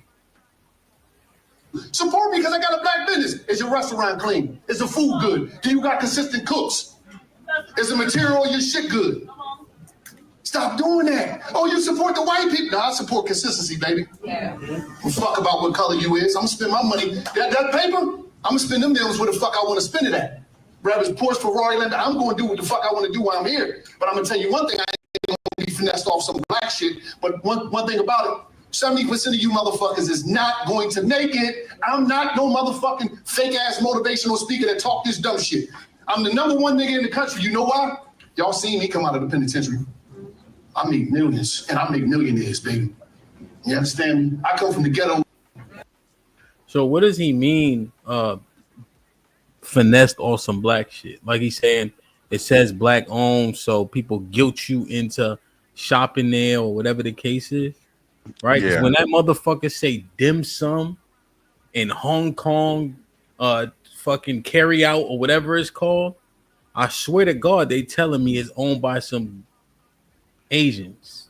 Yeah, but they aren't. So that's the thing, though. It's already established, Hamp. So what he's telling you, and I think we're leaving this out. He has people coming to him saying, "Hey, you got a lot of money, so do me a favor. Either give me money or give me." Is that the context? Yes. Well, before we go there, and that may be the case, but I think from the consumer end, right, from the end user perspective, I see what Hamp is saying. But also, you got to remember when you're looking at Great Wall Takeout, they're marketing a specific kind of food. When we say black owned, we're not necessarily, it'd be different if it was black owned soul food, but a black owned auto mechanic isn't really marketing anything that specifically relates to the black culture. Whereas when you see dim sum, well, that's exactly what they're selling. You know what I mean? Like they got it. They can't be quiet about that. You know what I mean? It's their identity is what I'm saying. Okay. Their selling's identity, I should say. Okay. Yeah, no, I understand. That's what you're saying. We're using it as a tool. Like, hey, this is black owned, therefore you should patronize, as opposed to them letting you know what type of food is being sold there. I'm gonna push back a little bit, Aaron, because he's using dim sum. I'm gonna give you a real example. There's a Triple Crown here, right? Now, location is everything, right? Because it's directly in Chinatown. But if you hit Triple Crown, you don't know what it is or what's being sold there, right? So I get that part as the identity marker, but I think Hamp's point still stands, no? Yeah, it does. It does. Once you walk away from that aspect, you know what I mean, where your name and your identity speaks to what you're selling, then and it still exists. Because if I go to Italian Fiesta, I know I'm getting something Italian from that. You know what I'm saying? Right, So, right. That's my point. Yeah. And that's what I'm saying. Like with the soul food thing, black owned, all right, you're saying something. It's just me, Mom's Kitchen, right? But when it's a black owned T-shirt company, and even then, there's still a cultural component there. But when you're a black owned like bank or a lawyer or CPA, what about black culture has anything to do with what you're selling? And I don't think you're going to see other cultures like the Asian cultures say we're, an Asian, other than the fact that maybe we speak Mandarin, we're an Asian attorney. But they don't have to in that regard, though, Aaron. Right. Because they're existing in community, right? And so some of the services, I listen, I sat with this gentleman, an elder, a couple weeks ago, found out he was a multimillionaire. Didn't know, we were just having really good conversation. But I had to ask him because when I get an audience with the elders, I have to ask these things, right? So I said, did integration help or hurt us? Did integration help or hurt us? Said it hurt us economically the most. Because when we were together, he said, I grew up in Jim Crow South and came here to Chicago or whatever and made some of himself, good. Been retired 32 years. He's 87 now. Good. But he said, when we were together, I knew Jim, who was the cobbler, the local cobbler that did my shoes or my dad's shoes or whatever. I knew Miss Bessie Ann, who laundered clothes and so on and so forth, right? We had the shop. When you think about Alonzo Herndon in Atlanta, the reason why Atlanta life insurance got so big, and there's no reason why it still shouldn't exist to this day, but we know in those times we couldn't go. They wouldn't insure us. They wouldn't do our funerals. So, right, we had to create these vehicles for ourselves. The problem is this is what he's saying, once we favor integration, right, we opted for the white man's ice being colder. Right. And that siphoned most of the wealth and resources out of our community. And vicariously through that's when the Koreans were able to take over the dry cleaners, right, from Miss Bessie Ann, who was a seamstress that did that shit. You know what I mean? Yeah, I mean, that's the overarching point. I think I just hear, I don't know. And again, if that's the context, I can understand a little bit. But if that's the context about somebody trying to get some breath for him, right? he's putting an emphasis on the fact that black owned businesses seemingly do worse. It does sound like that, doesn't it? Yeah. Because he's putting us, and I just because the number specifically that he picked. If the context is blacks trying to come to him for money, and he don't give a fuck what type of business he gonna patronize, what he gonna patronize, and then he says 70% of you guys aren't gonna make it, I would assume that he's talking about black businesses at 70%, but on average, businesses fail at 50%. 50. Yeah. If we have to try to understand the context of which he's framing it as. Yeah, 70% is restaurant numbers. That's crazy work. I would like to ask him if there's the two businesses that do the same thing, one black owned, one not. Who does he patronize at that point? I'm guessing it will be the better business. They're the same thing. It will still be the better business. Whatever's going to have you. I mean, you can have the better fucking what's name. I mean, if you have a bad business on the thing. So are you saying everything's equal? If everything's equal, then yeah, I mean, I think he would. But again, I think we have to put it in the proper context of a lot of stuff he's talking about as to when you're a wealthy person or you're a well-to-do person. Hell, I'm pretty sure we've even experienced it from a family thing, right? Hey, cuz, I know you got it, man. Let me hold something. Let me blah, blah, blah. But you know, hey, everything is said in jest, right? Every joke has some truth to it. So when people feel like you're financially stable or you're better off than them, they have no no issue or problem coming to you for a little help versus everybody else that they know don't have it or feel like don't have it. Yeah, I mean but the thing about it is, right, we look at these things and we act like these are so unique to us, right? When literally in these other communities, they have these kind of built in, what's that thing that they do? And I know a couple of my friends do it. Suya? Yeah. Susu? It's something like that. It's the thing where everybody puts in the pot and then, they delegate who gets it this week, but everybody keeps putting in, and once a month, everybody keeps getting gets to take out of it. I never even heard of it. I never even heard of this shit. Susu, yeah. They literally pour in, then somebody gets it, pour in, the next one gets it, right? I seen the Asians do it specifically. This lady was Korean that I knew. She was my secretary at this one job, and she would do it. And they did it every month, and the money circulates, or every 6 something like that. And it can jump somebody if a person needs help and shit like that, But we look at people, right? Like who helped Bezos, his family, who helped Trump, his family, who helped the Rockefellers. So when we hearing these things, it's like ain't nothing new under the sun. And what plans did they present, right? I guess you can assume they presented a plan because it seems like they're being successful now. But I'm just not hearing anything that's a extreme difference. But we get demonized for it. That's the part that gives me cause for pause. Well, I think like you say, it's a little bit of hyperbole, like. Well, no, not hyperbole. I think you bring up a great point. All those families you name and those people you name, the Rockefellers, they own parts of the world. You feel me? So the foundation is there as to where, that name in itself gives you the prowess and teaches you some level of business just off the strength of that, right? Being around it, growing up around it. And then you're going to have the elders and people that are able to guide you in the proper direction to make better decisions with that wealth that you've been given. We don't have that. So once you get to the ones that are there, even the people that come uberly successful, Michael Jordan's fucking family was, his dad worked at a factory and his mom was like, you know what I'm saying? So we don't come from money, as we say, right? Another big thing too, I think if you do the research into it, most wealth isn't transferred, it's self-made. So we're still finding a way, us out of everybody else, finding a way to still become highly successful, financially. So in that fight, despite, right? A lot of things, our success is often in spite of everything. In spite of, exactly. So now when somebody makes it on high, decently successful, you have disposable income, right? Because we don't have the backing in the history, in the wealth. Doesn't it make it more imperative that we invest in each other? Yeah, I agree. But this is the thing. Okay, so let's go to the, like you guys said with the Susu thing, right?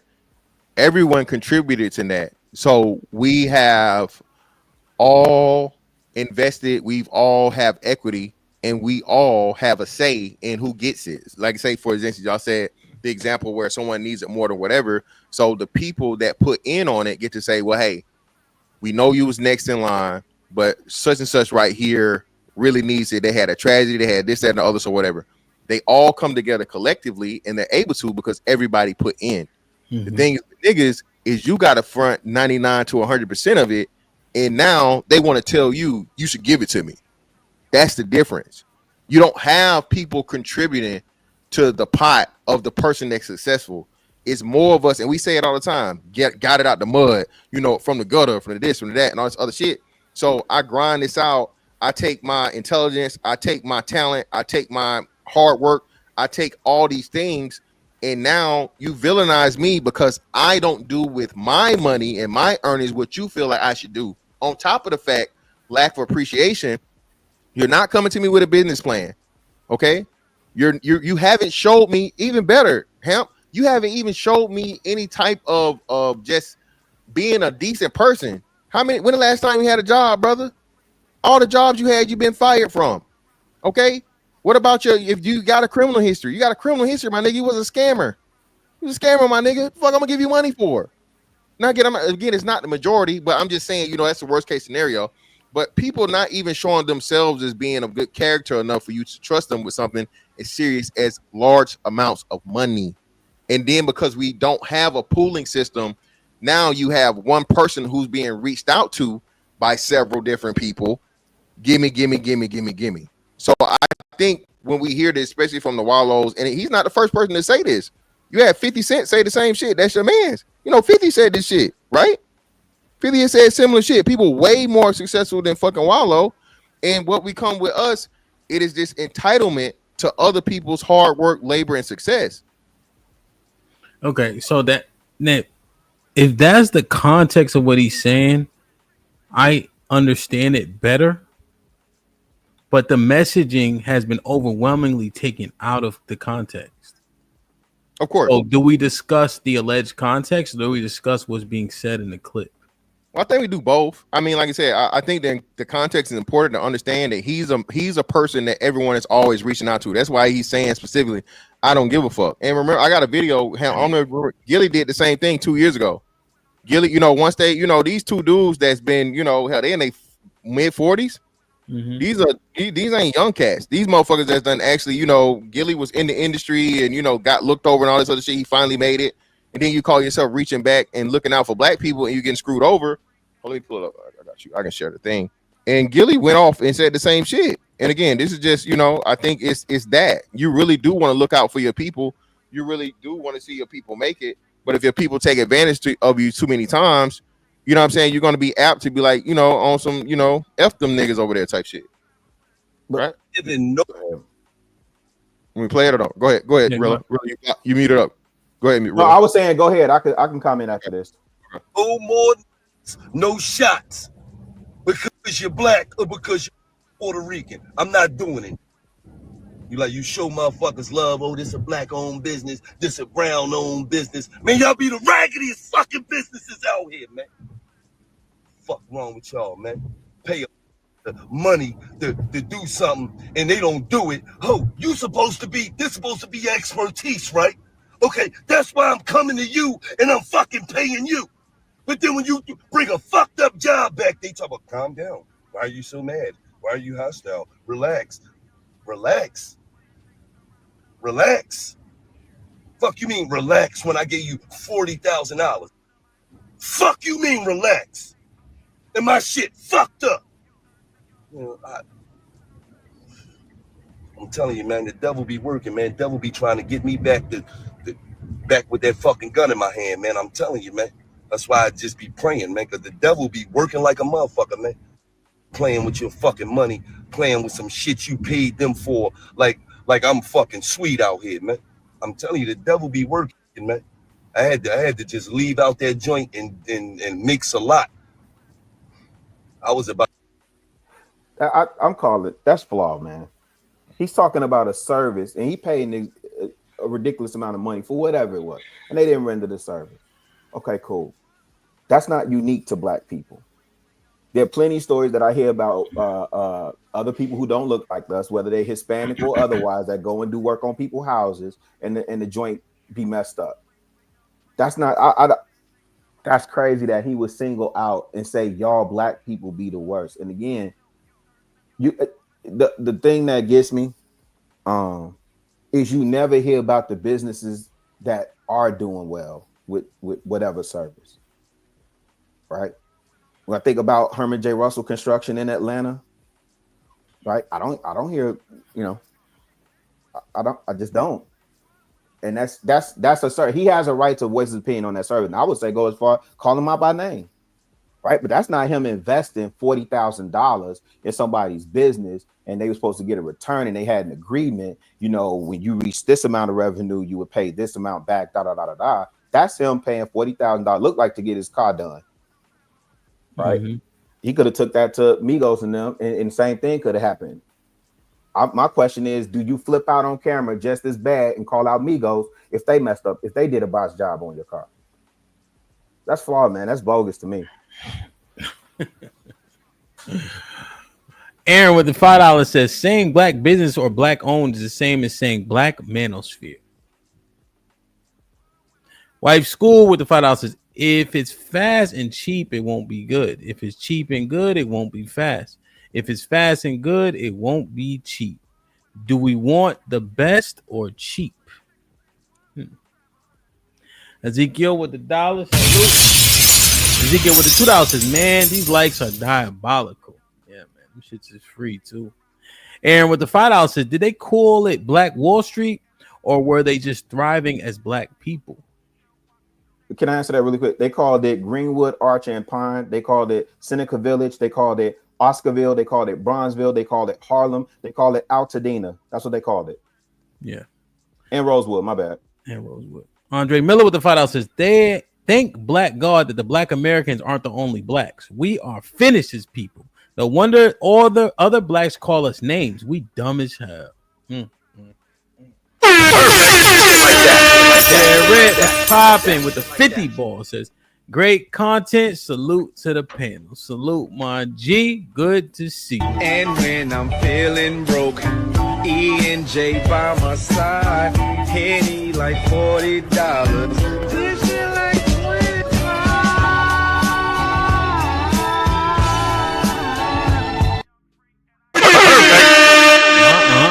That life for the 20 ball. Perfect. Great topic. Salute my favorite brothers, HAMP, Fantastic, Aaron, and definitely Rilla. Shit like that. Shit like that. As a business owner, I don't market myself as a black business, but I do network with black businesses via BOB conferences, groups, and etc. Salute to my OG vet life in the building for the first 20 ball of the day.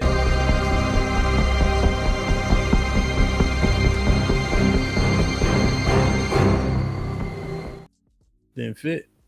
Reaperell with a $10 says, but Gilly and Wallow had them lower room volumes for them small hats that blackball Gilly.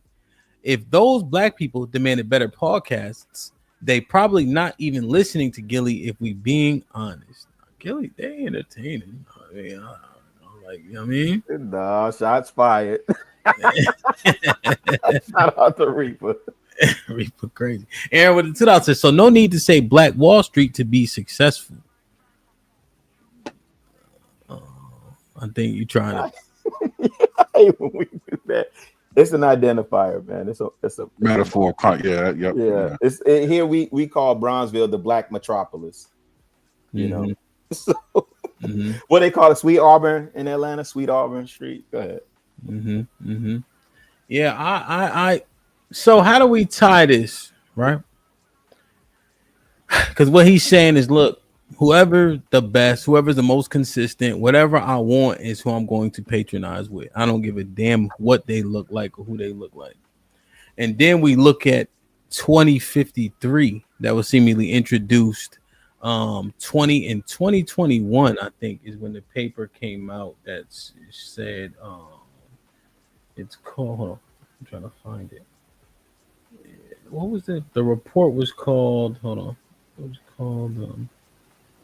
Hey, fantastic. While he looking for that, when did I forget the date. When did Dr. Claude Anderson predict that the blacks will be a permanent underclass? Yeah, that's 2053. It's a year. That's what we're talking about. So year 2053. That's the point of it. Okay. In 2053, blacks will be the permanent underclass. According to Zero Wealth Report published by Prosperity Now and the Institute for Policy Studies, the median wealth of black Americans will fall to zero by 2053 if current trends continue. Now, that's the median, right? So there'll still be people over that, right? And under, obviously. But that is diabolical. What are the factors? And how does this tie back to the messaging? See, when we say this, if this is going to happen, but we don't care what people look like, I'm going to buy what I like. What's the contribution there or lack thereof? And we literally see everybody else's dollars staying in their communities, but we not making it a point. We not putting an emphasis on purchasing from one another. How does that make sense? And we talk about investing, but where does it start?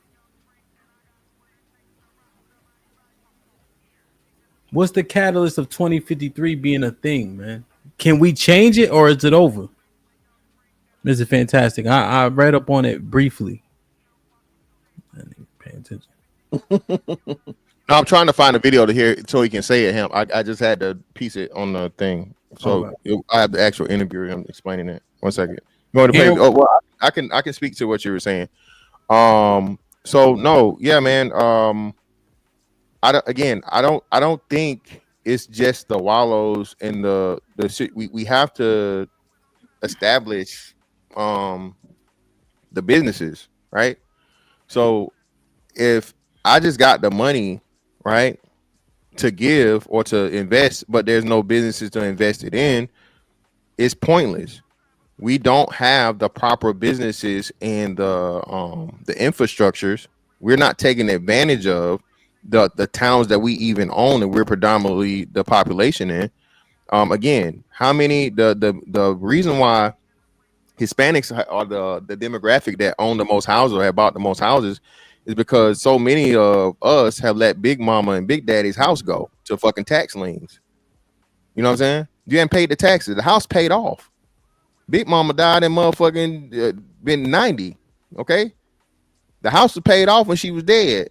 How the hell you lose it for motherfucking $2,500? You know what I'm saying? 15, 20 years later, because you hadn't paid the fucking property taxes. Then we complain about gentrification. So we know, hell, we always say this: the biggest fucking road to wealth is what in America, and has always been and will always be. You said marriage, real estate, right? So we have properties that's been given to us, and niggas is literally giving it away. Motherfuckers can buy weed, hair, Jordans, trips to Dubai, the Bahamas, Jamaica, and you mean to tell me you can't pay motherfucking $1,000 in property tax per year? Then you want to complain about gentrification, right? So what I'm saying is we have to get the basic understanding of economics and how power is built and how business is built and how wealth is created before we start harping on the people that have created their own wealth to be like, oh, it's your fault. Nah, bro. I mean, we need training. Black people need to be trained and taught about economics. And that's something we lack the most. Mm-hmm.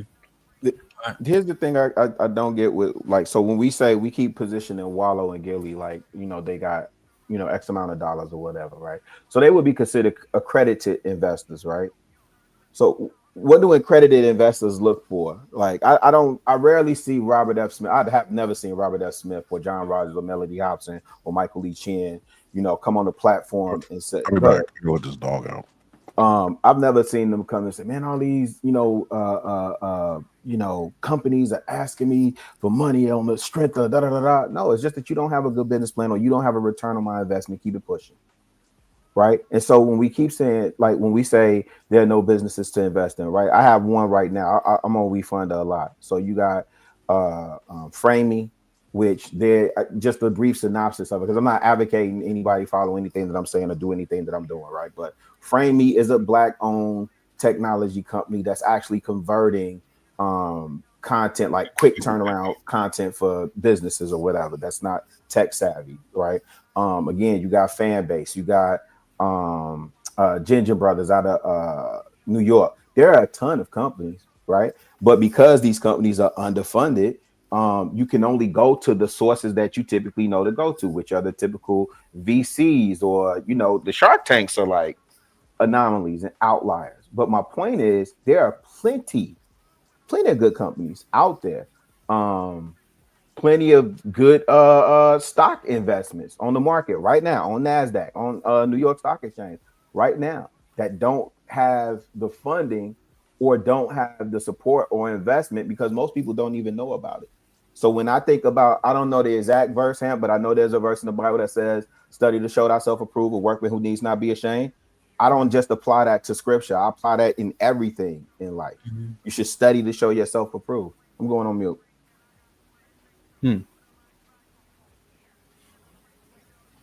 So, okay, so definitely investing in one another, right? But now we have to reconcile all the things that we say, Education costs are a lot, right? But people that have bachelor's degrees do make more money. Do you think, let's just focus on this one facet, right? I'm thinking about a talking point about the women with degrees and pursuing the degrees. Just to clarify, it's not that niggas is hating on the degrees. It's that we don't like the attitude that comes with the degrees, right? Is that right? No.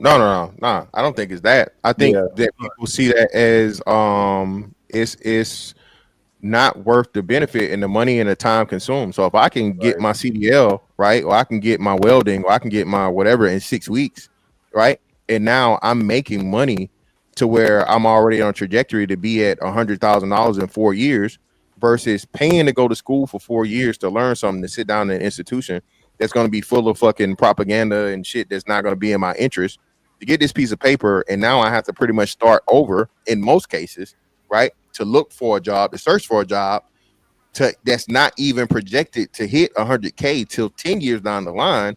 I think men, and again, this isn't just Black men, this is men in general, men understand the importance of financial stability as early as possible. So this is why all men of all races are no longer taking the degree route. Okay, so what is it, right? Just to clarify it. So the degree has to be worth over a period of time what you paid for it. Yes. And then don't act like your shit don't stink because you got a degree and I may be a tradesman, or I might not have a degree and things like that. Is that fair? We don't care. I've never been offended. I've never even heard us have. I've never heard the conversation of men really shitting on degrees or men talking down to other men about degrees. I've only heard it as to where the women are telling the men, y'all ain't got no degrees. I do nothing but shout out and hype up a brother that gets his degree. No. Sorry. I'm being unclear. Cause 2053, right? Okay. 0. So I'm just looking at this one first. Y'all see what I'm saying? The women in a degrees. So I'm looking at, on average, people with degrees make more money on average, a bachelor's degree. Yeah. Right. But when I hear the back and forth regarding the women that have degrees, I think their takeaway is like, we don't give a fuck about their degrees. That shit don't mean nothing. It's all debt, right? Yeah. But I think if we broke it down more slowly, that degree has to turn a profit. Exactly. Right. That's what. Yes. So this is what I'm saying, right? Degree is cool, right? Somebody graduated from college, right? Cool, right? Get your shit. Now, how long is it going to take you to turn a profit? At the very least, year over year. Exactly. Right? So if my payments are $1 a month, right? I got to pay $12 a year to repay this loan, but I'm earning $2 every month. Okay, all right, cool. That makes sense, right? Because you're not gonna pay it all back in 1 year. You know what I'm saying? So I think that's the breakdown, right, Rilla? Right, Aaron?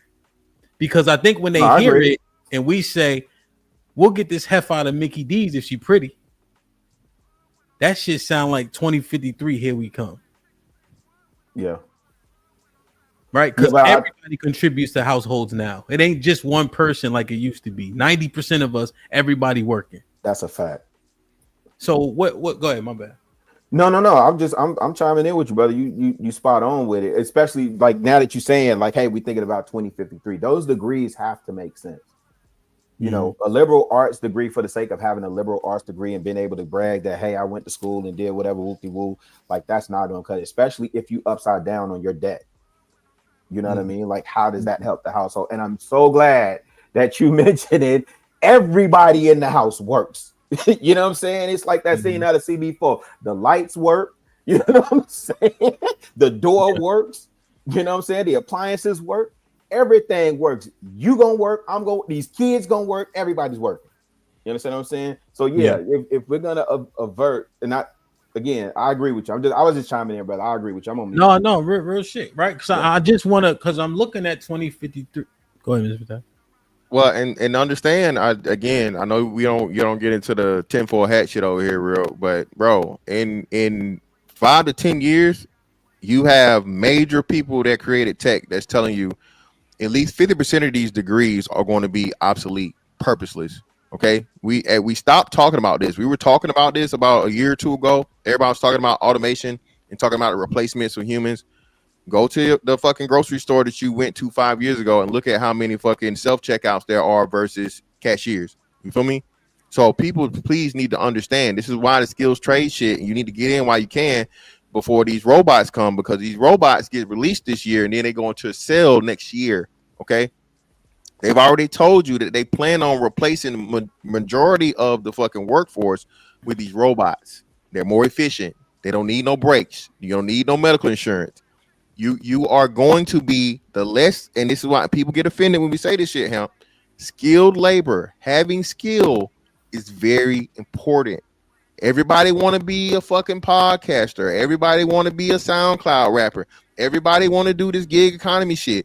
You Uber and Lyft motherfuckers, all right? You ain't got that long either. These self-driving cars right around the corner, okay?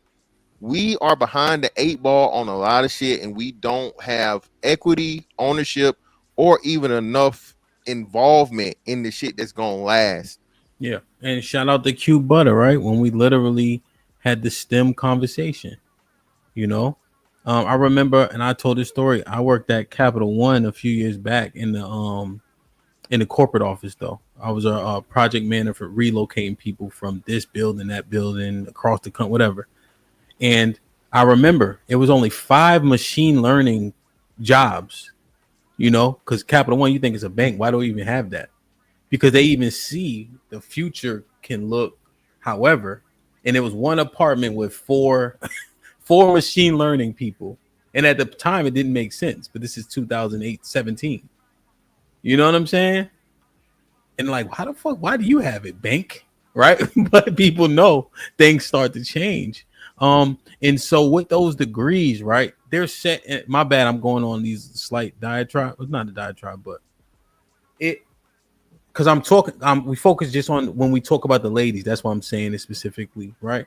There's skills that you do learn, right? But if your degree isn't turning a profit, right, you have to reassess how you can apply what you've learned, right? So psychology, sociology, right? Being able to understand people's minds in a different way. Sporties and I was talking yesterday about this. It's called Jill's Office that he used to use, and they literally field phone calls, right? They literally make phone calls. They literally try to book the job for you. You know, they discuss what you sell. So, you know, Sporties does the detailing. Oh, this service, that service, it's an upcharge. And a woman's voice just a little bit easier, right? niggas is less likely to ask for a discount from a woman. Just think, just how niggas is. Your pride ain't gonna let you. Well, you got any coupons? You look like a broke nigga, right? Our pride won't let us ask for a discount. You know, so you may have to take those skills, mold it into something else that you can then apply it to turn a real profit. Right? We just got to be honest with ourselves. What is our degree tied to? If it's not tied to turning a profit, we got to assess it differently. You know, because we trying to avoid 2053. That's why we having this we trying to avoid 2053. You know what I'm saying? No, that shit scary when you first said that shit, and I ain't even paid all that much attention. Yeah, man. Most, like I said, most of us, ignorance is bliss is a true statement. Most people don't see none of the shit going on around them, bro, and have no idea. They just do what they do, and try to enjoy to get through each day, and no idea that hey, you got, you know what I mean? The clock is counting down. That's why I've been saying everything I've been saying. While motherfuckers trying to, clown and joke me, bro, I'm set for life. You feel me? Well, but we do have to go through this other point that you be saying too. You ready? Sure. All right. Aaron with the $2 says, so no need to say Black Wall Street to be successful. Okay. The Bell with the $5 says, excuse me, Umar Johnson publicly outed black contractors and hired white ones for his invisible school. Mr. Payne with the $10 in 2053 projection is a done. If the 2053 projection is a done deal, then what is the demographic makeup on each side of the median? What does the trends say today? So Ruth was popping. It says May. It doesn't say it's absolute, but I think we're trending towards it being absolutely so. So Ruth, what up? Been a member for 13 months. He said, "Come on, Hamp. You know why? Too many men still need their hands held."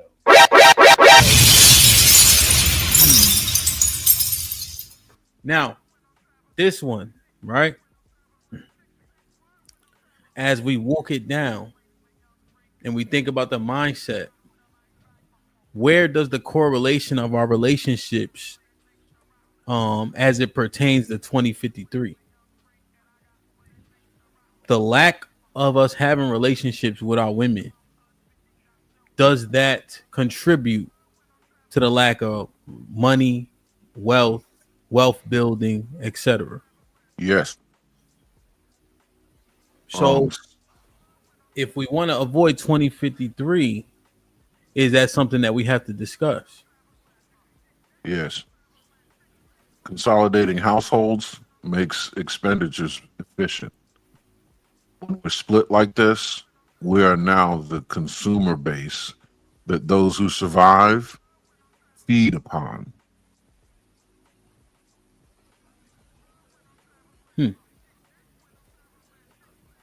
Say it one more time. Divided households make expenditures less efficient. And that makes us the consumer base that the survivors are feeding upon. You got to pay a mortgage or rent. I got to pay a mortgage or rent.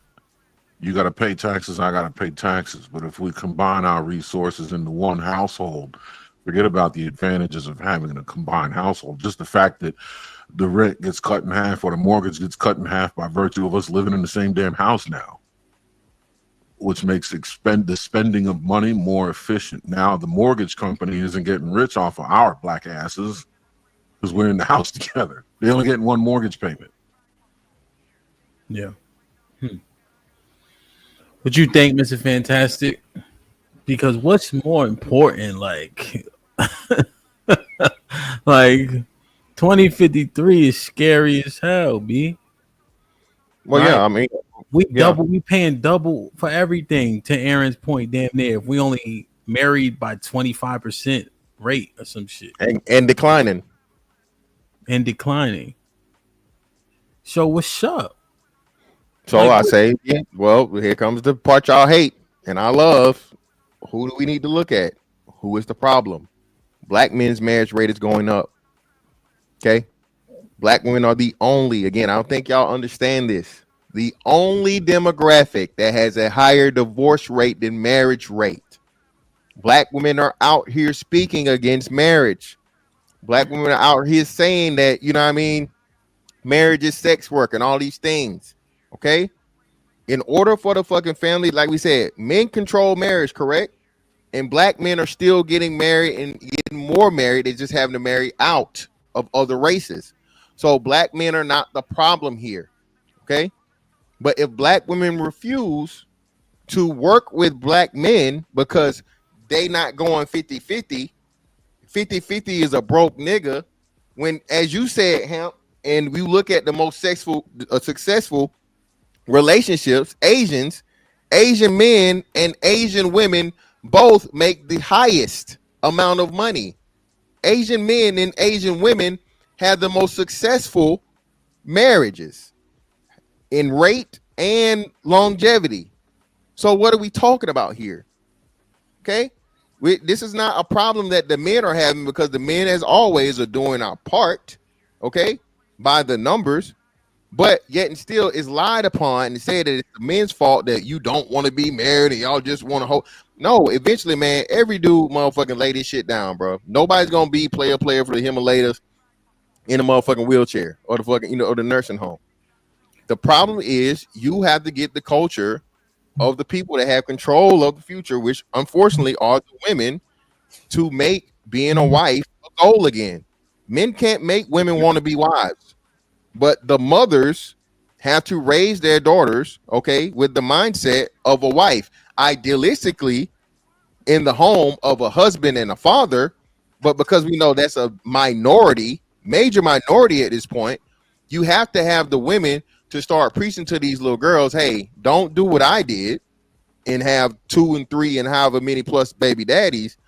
You need to focus on finding a good man and actually tell them what a good man is and allowing good men to be around. All right. So she can therefore learn what to pick and choose once she becomes an adult and help restart building the families. Okay. I that last part makes sense to me.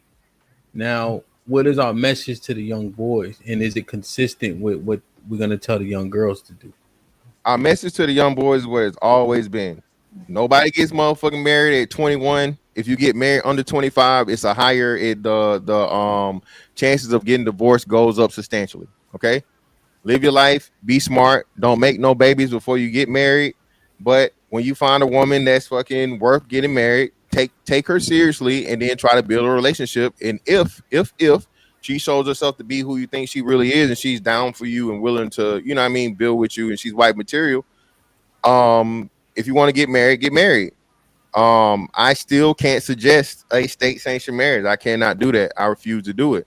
But being in a healthy household where you guys are in a monogamous, healthy relationship and you're able to have children and raise those children in that household, I support that 10,000%. Okay. Now, before I got a couple clarifying questions, but before I move talk too far forward, Shaw was popping, Mr. Payne was popping. I want to make sure that y'all, is there something y'all wanted to talk about before I move it too far? I wanted to make sure I get y'all in, feel me? Before we move too far away from something that maybe you wanted to discuss. Yo, I do. Shaw first, Mr. Payne. Yeah, I was going to do that. Yeah, how you doing? Thanks for having me up. Salute. Salute to the panel. Just what I agree with. Mr. Payne, it's Shaw first. Shad is first. His name is Shad. I thought you said shout out first. I'm sorry. Oh no, it's all good. Okay, I'm sorry. Go ahead. I'm sorry, brother. No, you good, man. I wanted to speak towards the Wallow video, but if y'all want to kind of get y'all, no, go ahead. Because 2053, his sentiments, right? Because we try to work towards something. You know what I mean? Because 2053, if 30 years from now, 0, that video has everything to do with it. At least a facet for sure. Go ahead. Okay, well, I'll try to make my points quick. 2 of them. First, watching the Wallow video, I'm always trying to understand kind of the mindset of people, particularly people who kind of set themselves as leaders. And I thought about, I juxtaposed Wallow when he was in front of like Dirk and all his homeboys, and he was teary-eyed and he was you know, he was very emotional and sentimental about, you know, how he felt their pain. Maybe because he identified with the gangster kind of thing a little bit more. But then to see him kind of get in front of people who I'm sure paid for him to be there and kind of speak to them in that way, it was just kind of interesting to me how when he was in front of gangsters, he was teary-eyed and he was crying. I know he talked about his brother, so I do understand that. But when he got in front of, like, you know, business owners, people who were going to him to kind of hear a message, I guess to be motivated, it was just interesting the tone he took. Taking away emotion, I understand what he's saying when he speaks towards business, but I do find it interesting, particularly like with Black people, because we're talking about Black people, on how as we ascend in America, we start to kind of adopt this kind of like what I think is very performative, this kind of performative neutrality and kind of detachment from everything. But I would argue a guy like Wallow, before he became who he was without the connections, I'm pretty sure most of his support came from his people, which is where most of the support comes from Black people. Then it's like once we move past the need for the support of our people, then we start kind of speaking in this tone. It's like, you know, Black needs to be this way and this way, but when we need your support, we all got our hands out trying to figure out how to get to the next level. So it's just interesting to see as Black people climb, just kind of how we treat our own people. It's interesting to me to see that. That's the first thing I wanted to point out. Just particularly a guy like Wallow seeing that approach, and also him being a guy who went to jail for robbery. If you add that part in there too, and Black people are some of the most forgiving. Let me not say we're the most forgiving people on the planet. So we'll forgive you for harming our community, and then you can also make money off our community. And then when you climb to a certain level, now it's like I ain't getting tricked by the Black shit. Cool, that's cool to say once you make the money. When you needed that love support, we the ones that wrap our arms around you. So it's just interesting to see. That seems to be the trajectory that happens a lot, particularly amongst like Black men for sure. Shot, my brother, I used to own a battle rap league, right? And my brother was fucking up in like all his battles. But it's my brother, and I know he can rap once he really stopped fucking up. And so he got opportunity after opportunity. I had this card. I had Murder Mook there, all types of shit, right? 1,000 people in the building. Okay. And guess who was on that card? My brother. He ended up smoking the nigga. Mook was like, yo, I want him to be a part of Dot Mob. You know what I'm saying? But to your point though, right? Like just to the overarching point, Wallow had that shit built in for him. Right. Gilly was already Gilly always had that level of respect. Can he rap? Can he not? You know, like shit like that. Right. I think that shit just get forgotten by people so often, so quickly. You know? Yeah. And I would think like these are business owners, so maybe they've already, like Mr. Fantastic kind of used the anecdote to talk about the family member that's been on drugs but coming to you asking you to fund their food truck. And that's not the same context. I'm saying you did use that example when you were talking about Wallow to kind of add some context to what he was saying. You talked about the rich person or the person who's successful in the family, and they have all these people coming to ask money, which I agree with you, that does happen. But I don't think this particular situation was that. He was in a room with business owners. So again, I understand if you take the emotion out of it, he's right. Most businesses aren't going to succeed. But then I'm just trying to figure out why in this setting that's your approach. When you sitting down with a whole bunch of gangsters, you teary-eyed. It was just interesting to me just to see the difference. It's on you, Aaron, if you want to go. You muted him. Yeah, I did kind of want to, now that you say that, I don't know the context of the conversation you said where he was around gangsters getting teary-eyed, but I'm starting to wonder, is he taking like a boot camp or a drill instructor approach? Because he's in a room full of business people. Would this be his position if he were in a room full of consumers? Like, what if if he changes the script then maybe this is supposed to be like an in-house conversation to motivate your sorry asses, you know what I mean, kind of a thing. Like it's a little bit of hyperbole and a little bit of being demonstrative for the sake of putting the fire under the proverbial ass when it's not really meant, but like this world is dog eat dog and will fuck your shit up irreparably if you don't get your shit together. You know what I mean? Kind of a thing. So, but I don't know that he's really promoting the idea of like avoiding black businesses because they market themselves as being black. Now, if he said that to a bunch of consumers or in like some public forum or something that, you know what I mean, wasn't recorded and put on here, then I'd be like, all right. But if that was like a motivational seminar and he's just dealing with business owners, like toughen up. You know what I mean? I'm just wondering, could that be the case? Well, he said I'm not falling for that black owned shit. Right. Yeah. I mean, the lingo is what it is, but I'm just wondering if that was the purpose due to the setting. And if he changed the setting, would it change? I was just saying, to see him speak to business owners, like when I see Wallow, he's very thoughtful. He seems like a person who really thinks through what he says. But watching that clip, I'm sure there's a little bit more that might provide more context. I didn't see that same thoughtfulness that he gave Lil Durk and his whole gang when he was talking to them about, you know, how they can achieve and how they can make it through the ghetto and how everybody's counting on them. It was an entirely different sentiment. So I'm just interested to see why he took that approach in a room full of business owners that I'm sure paid to be in his presence. Again, not saying that there's anything wrong with saying most businesses are going to fail, but it just, I don't know. It's just my personal opinion on it. Yeah. Yeah. And again, we have to just assess the clip. We might be doing him a disservice, to be 100% honest, right? But the framing, if I would have framed it, it would have been different. If I'm talking to people who paid to get advice to be successful, right? Unless he was asked the question numerous of times. That's kind of what it sounds like he responded in. Like he's sick of being asked or being subjected to something, and therefore he's addressing it, right? But if I'm speaking to people who are trying to understand, right, I would say 70% of y'all are not going to make it, and here's why. Right. Here's what you can do to change X. Yeah. You know, because don't get me wrong, call to action, all those things are necessary, but it has to be followed up with something that they can apply to not fall into the gap that you're articulating. You know, and again, we don't have enough of the info, unfortunately. You're on mute, Mr. Vince. You talking to me? You talking to us? Oh, okay. What's up, Mr. Payne? All right, man. What's going on, gentlemen? What's going on, man? Everything. What's going on? Yeah, I missed the first part of the conversation the brother was talking about, but you know, so I mean, whatever the next topic is, I can jump on that one.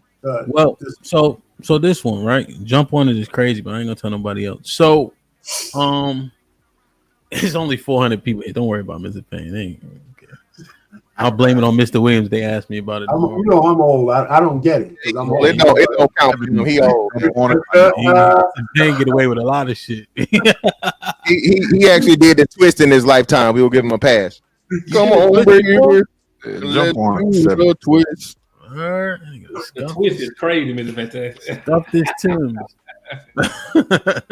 So, Mr. Payne, the point that we were on was essentially what Mr. Fantastic was talking about, you know, and for the long and short of it, pause, is the conduct of the women as we see our marriage rates decline, but black men's rates are increasing, you know, and how does that pairing or lack thereof affect us when 2053 is seemingly upon us in just 30 years from now? You know, like what is the how do we fix that? Is there any fix in that? And is it predominantly on the women in their conduct? Because that's what, and I'm just giving you that framework because that's what Mr. Fantastic had laid out. That was part of my question when I asked the demographic. I think black men will surprise everybody again. I think when 2053 comes, no matter what this shit looks like right now, women are going to be hurting the most. Black women are going to be hurting the most, the absolute most. And I don't know. I think we need to weigh. Not me. Hell with that shit. I think y'all, the younger people, need to weigh whether the energy that needs to be expended to make 2053 go away is worth it. Or we should just go in a different direction and come up with another metric that makes more sense. Damn. You know, because how much energy do you guys want to spend? I'm starting to say it this way. How much? Because I'm already done. How much energy do you guys want us to keep expending saying the same shit till fucking women don't want to hear y'all? I just don't know. I mean, so I'm not even going to make any judgment on because I'm out of the game, right? You know, so the only thing I can offer is I got two beautiful daughters that at least old school, because I'm their father. That makes But there's still good women out there. But man, with the way the women are talking now, man, forget it. I mean, so I think people are black men are knocking their heads up against the wall. Look at the Ellis Ross bullshit, right? She called it, I'm going to be real quick. She called the man. I got to change your name. Hold on, Mr. Payne. They got you. Oh, you might have to change your name to Omar. Nigga. The ladies need to duck with Mr. Pink. Mr. Pink. Damn. I'm just saying, I don't envy you young guys, man, if you ain't married. I don't. Because he's telling some demon time shit, man. Jesus. Because listen, the only thing I'm saying is she called men of her ilk toxic only because when a man gets to that level, he's not taking no bullshit from a lady. Right? If you want to be under his covering, the umbrella he has is going to be wide, and that's still not good enough for us. She still wants to be free to do what the fuck she wants to do, even with a high quality man. And that don't make no sense, right? Because that's not how men operate. If you're a regular man, a woman has to fit under your covering, right? That's why I tell young guys, listen, if you marry a woman on her terms, you're an asshole. A woman has to marry you on your terms, or that shit don't work. That shit don't work. I mean, I'm not saying you don't compromise and talk all that shit. The woman has to accept your terms. Because if you accept hers, you're lost. So I'm going to just learn it there. So I don't know how y'all fix it. I don't know how the young guys fix it. And I'm not even going to offer. Well, I do have an offering up. Right? So it seems like men want to get married more than women. But a lot of men don't want to get married either, but for different reasons, because divorce kills us, right? So I'm saying if you have a lady you like and she likes you, but y'all don't want the state to get in your business, why don't you just write up a paternity agreement? Because if you're going to fuck, you're going to get her pregnant at some point. So have a paternity. We're in a litigious society. Write up some kind of paternity agreement. If you get pregnant, this is what I do. This is what you do. This is how we're going to take care of the kid. Is all I mean, however you fast, get lawyers involved. There's something you could both agree with that keeps you out of a child support court and make sure she feels safe enough that you're going to take care of your side of it and all that kind of shit. These are just things you can negotiate, and whether you'll stay together or not, you got something written and signed and lawyered up to say this is how we're going to take care of the kids that we made, as opposed to getting married. I mean, these are some things I think people need to start thinking about in a new dynamic. And this is all because fucking women want to have their cake and eat it too. They want traditional men, but they don't want to be traditional women. I think the fight is a lost cause. I know I'm rambling. I did a live, right? Where I came up with 15 black women who are DAs, mayors, high officers, and each one of them fumbled the bag, and you know them all. Letitia James from Marilyn Mosby to Bigfoot, Lightfoot in California, Henyard. I mean, just go down the list. Getting fired, fraud, all kinds of shit, man. Black liberal Democrat women don't know how to wield power, and they control everything. They control everything. Mr. Payne, can I ask you a question? Yeah. Just real quick, if you were tasked with giving us, because I would consider you an elder, if you were tasked with giving us, when you talk about terms, right? Because we have these conversations online and we never really get into the weeds of anything. We just kind of talk in these platitudes, right? So if there were terms that we could get around as black men who want to be married, what should those terms be? Or is it going to be something that's individual for everybody? Well, no. Well, every relationship is individual to the relationship, right? If you find a woman who loves you and you love her and you like her, you guys get along, how your relationship develops is an individual thing, right? Mine's going to be different from yours. Every man has a maintenance tolerance for the woman that's with him, and it's different for each one of us. You know what I'm saying? So when you have that lady who's in your orbit, she wants to be there. Now, the key word is that she wants to be there. You're not pulling her. She wants to be there. Y'all can negotiate almost anything.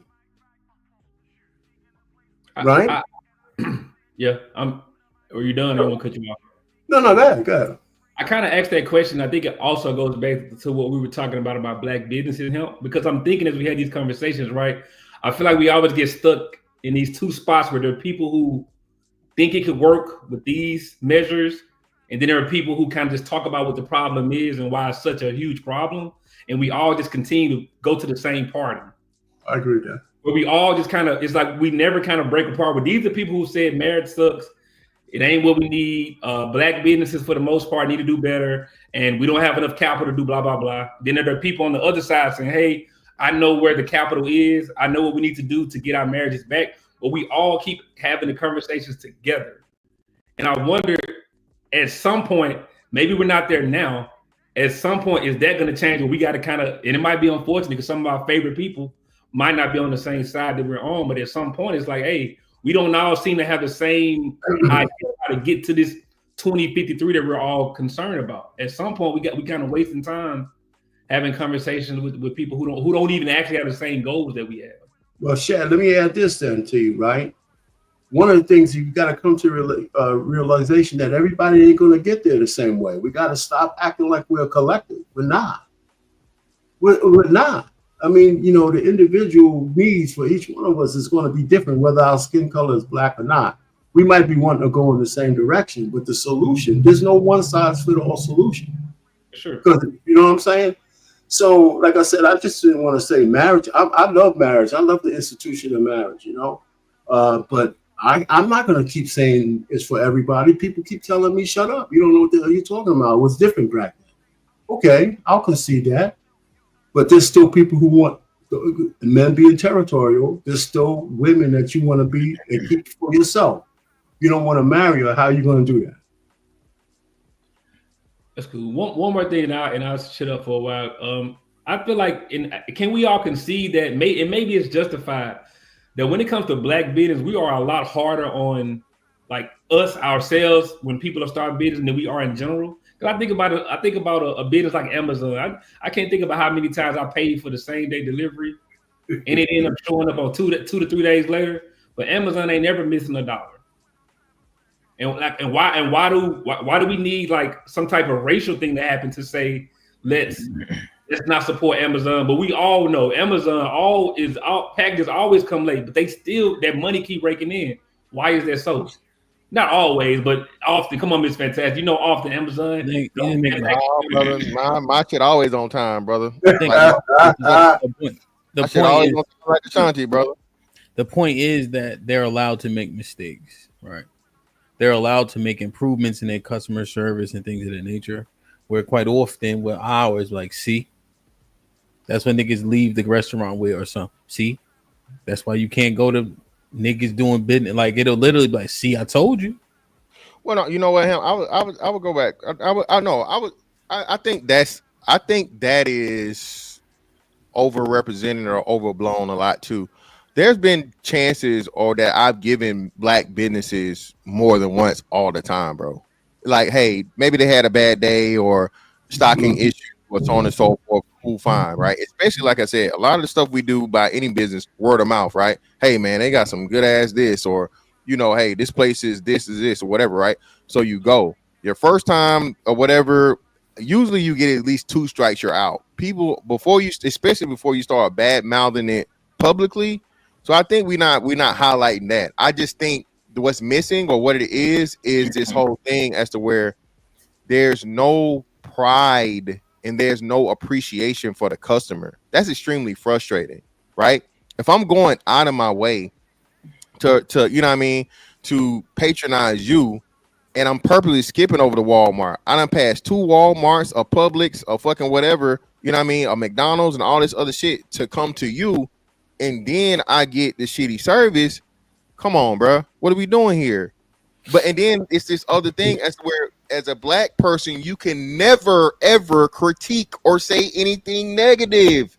That's a problem. Them Asians don't even like other Asians. The Vietnamese and the Chinese, them motherfuckers but hey, they cuss each other out in opposite languages quick. But at the end of cussing each other out, the business part of it is, hey, we gotta figure this shit the fuck out. You fucked up, bro. You fucked me on the delivery or the shipment or so on and so forth. you know, whatever, you know what I mean, fix this shit, right? That conversation just doesn't happen. I think again with us, man, and because we're one of the biggest consumers and producers on social media, this is why we see a lot of this stuff happening, man.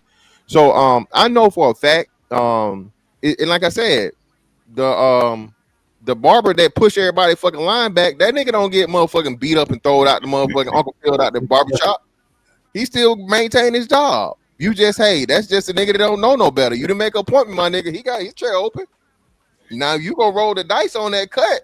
He like, you know, he a good 55%. I mean, you know, you gonna be, you know, but that's what I'm saying. So we often too much, man. We don't we only focus on the negative points, but it is more of, I feel like, a buildup of disappointment, man, because it's like I go into black establishments and so on and so forth, or even hell, fuck that. We know it's businesses, right? To where say for me, you know, I do sneakers and shit, DTLR. I know when a black manager is running that store versus a white manager or somebody else, right? So even that in itself, to where in the corporate situation, black people control it, and it's just this.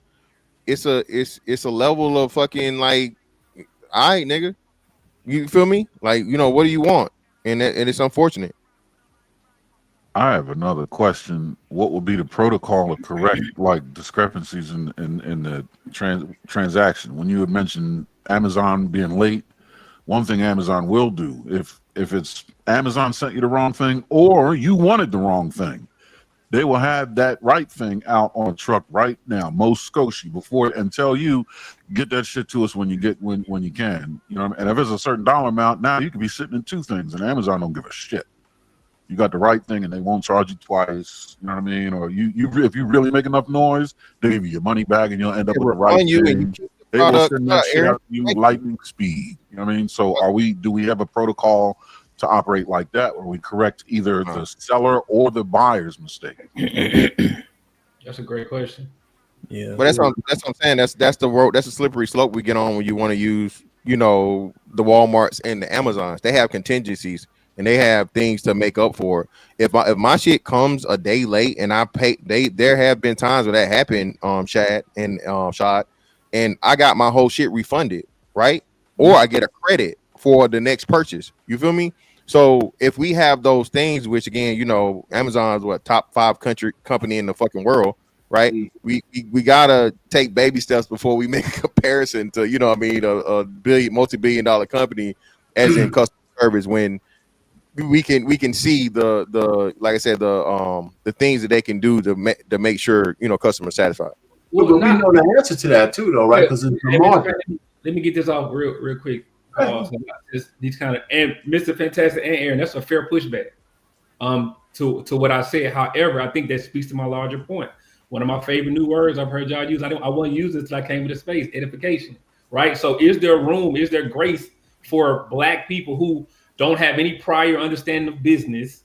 And as y'all mentioned, these contingency plans. What happens in the event that these things occur? I mean, it's not y'all's responsibility as a consumer to do that. I'm just saying, like, as a collective, do we kind of offer that to like our businesses, the ones that are just starting, where they're kind of learning and building the plane as they fly? That's what. But that's what you're saying is right. In those events, most I can answer that. I can answer that if you guys let me listen. It's because if you understand that the black businesses deal with small margins, that's where your grace comes in. They deal with Amazon has large margins because of their volume. The black businesses, they deal with small margins, and that impacts the kind of service they give or how much give they can give back to a particular customer because they don't have that many of them. So if you understand that, that's where your grace will have to come in. And that's just having an honest conversation. If the proprietor is a person that you think you could talk to like that, you know what I'm saying? You know, but if they got some, you know, mean ass person out front dealing with you, it don't matter what your grace is. You just pissed off. You know, so it's a combination of all of those things. And some businesses you'll be more willing to give the grace than others. And that's just human nature. Yeah, are those businesses that you willing to, the sums, because we don't use some, are they white?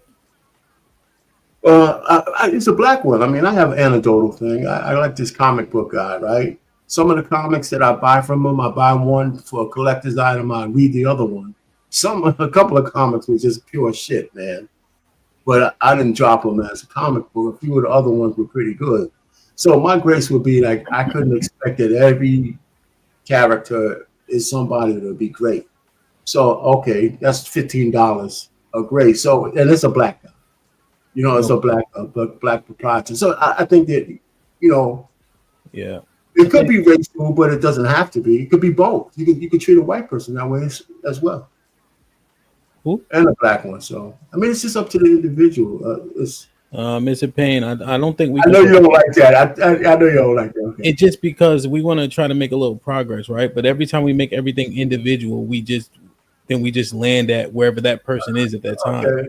But so when I go into a black-owned business, right? If I know the owner, if I know they just started, right? I'm going in there with a different lens, you know.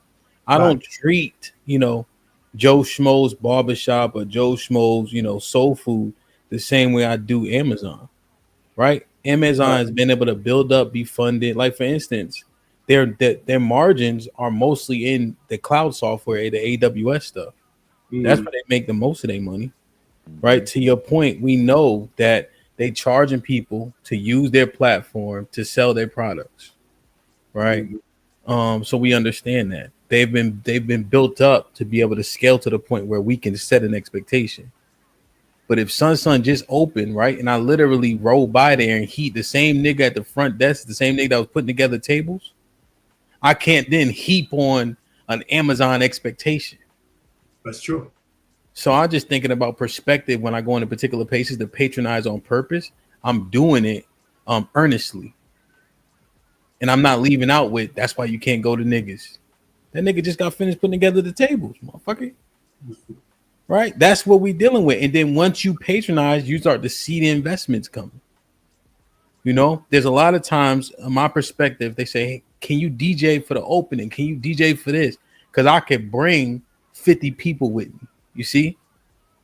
Right? So I'm literally, hey, man, so the speakers ain't working upstairs and downstairs. I know I bring like different wires when they just getting started, because I know they probably don't got this shit hooked up all the way right. Because the engineer, the last thing they thinking of, they got 2 power speakers they think is lit, but they don't know they got to run this. And I got mad equipment, so I just be bringing stuff. Like, and I'm like, one time I left a mixer at a bar, you know, just a little small one I had, you know, but just to wire it, you know. And I'm literally wiring. I'm breaking the sweat, right? And I'm the fucking main event in this bitch, and I'm trying to get they shit because I know where they at. Yes.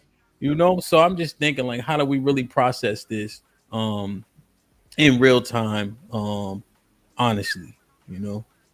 So with that though, Hem, you know, doing that for that proprietor, right? It makes you feel like you're part of their success.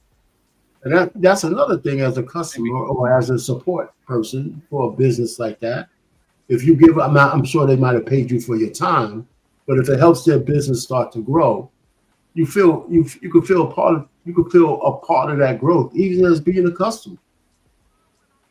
Right? Yeah. You know, by giving them the grace and saying, I'm gonna keep coming back to this guy because I'd like to see him succeed because it's a black-owned business.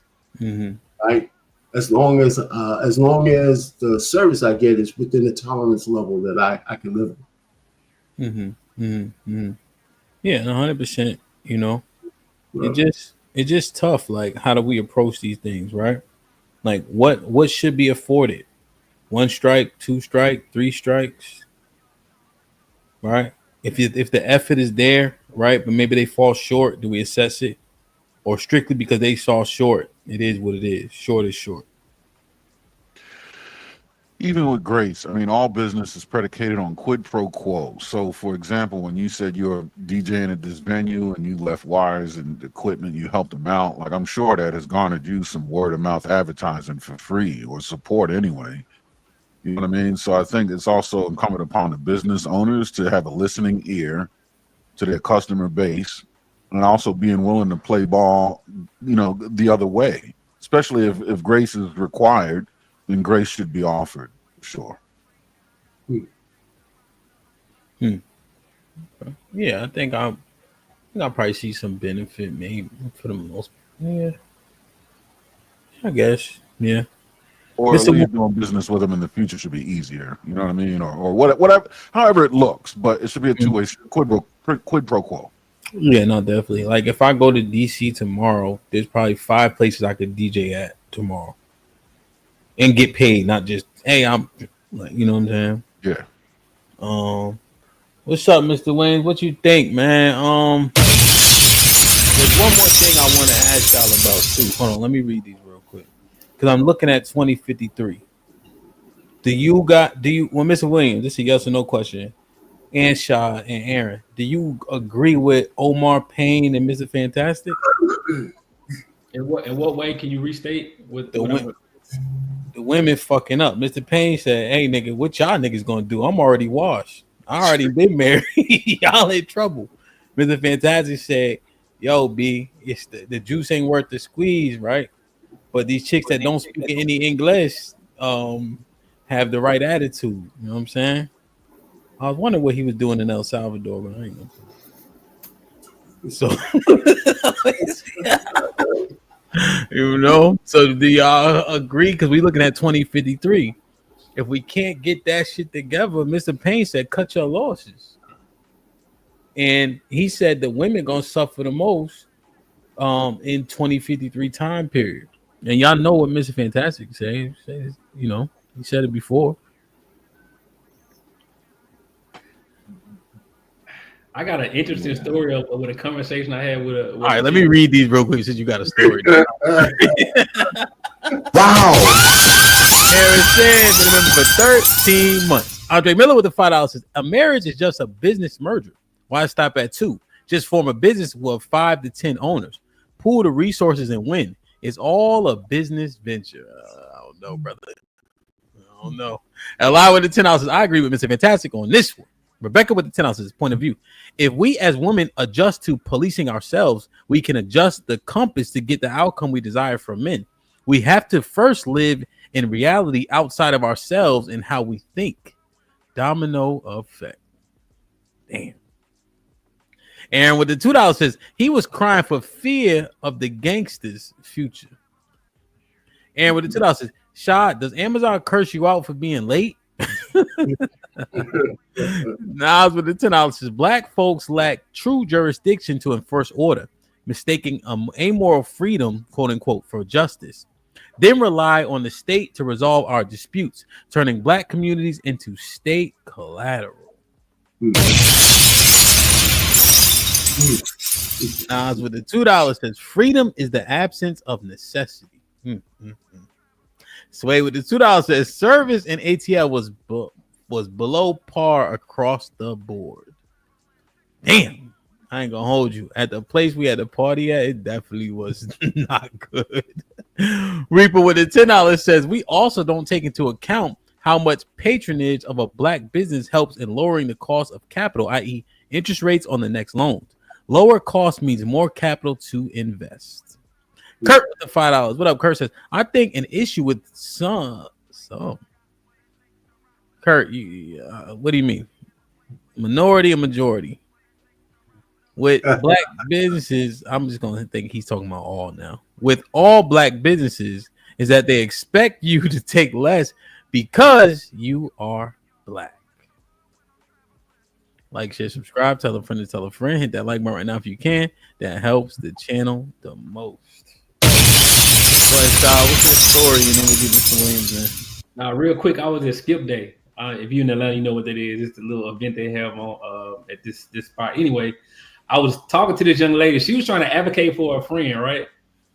And I wasn't really interested like that. So me and her, I know them person. So her and I started talking, right? And it makes me think about the question you just asked. Because she was basically telling me she was with a guy and she was celibate with the guy. I don't know how true that part is.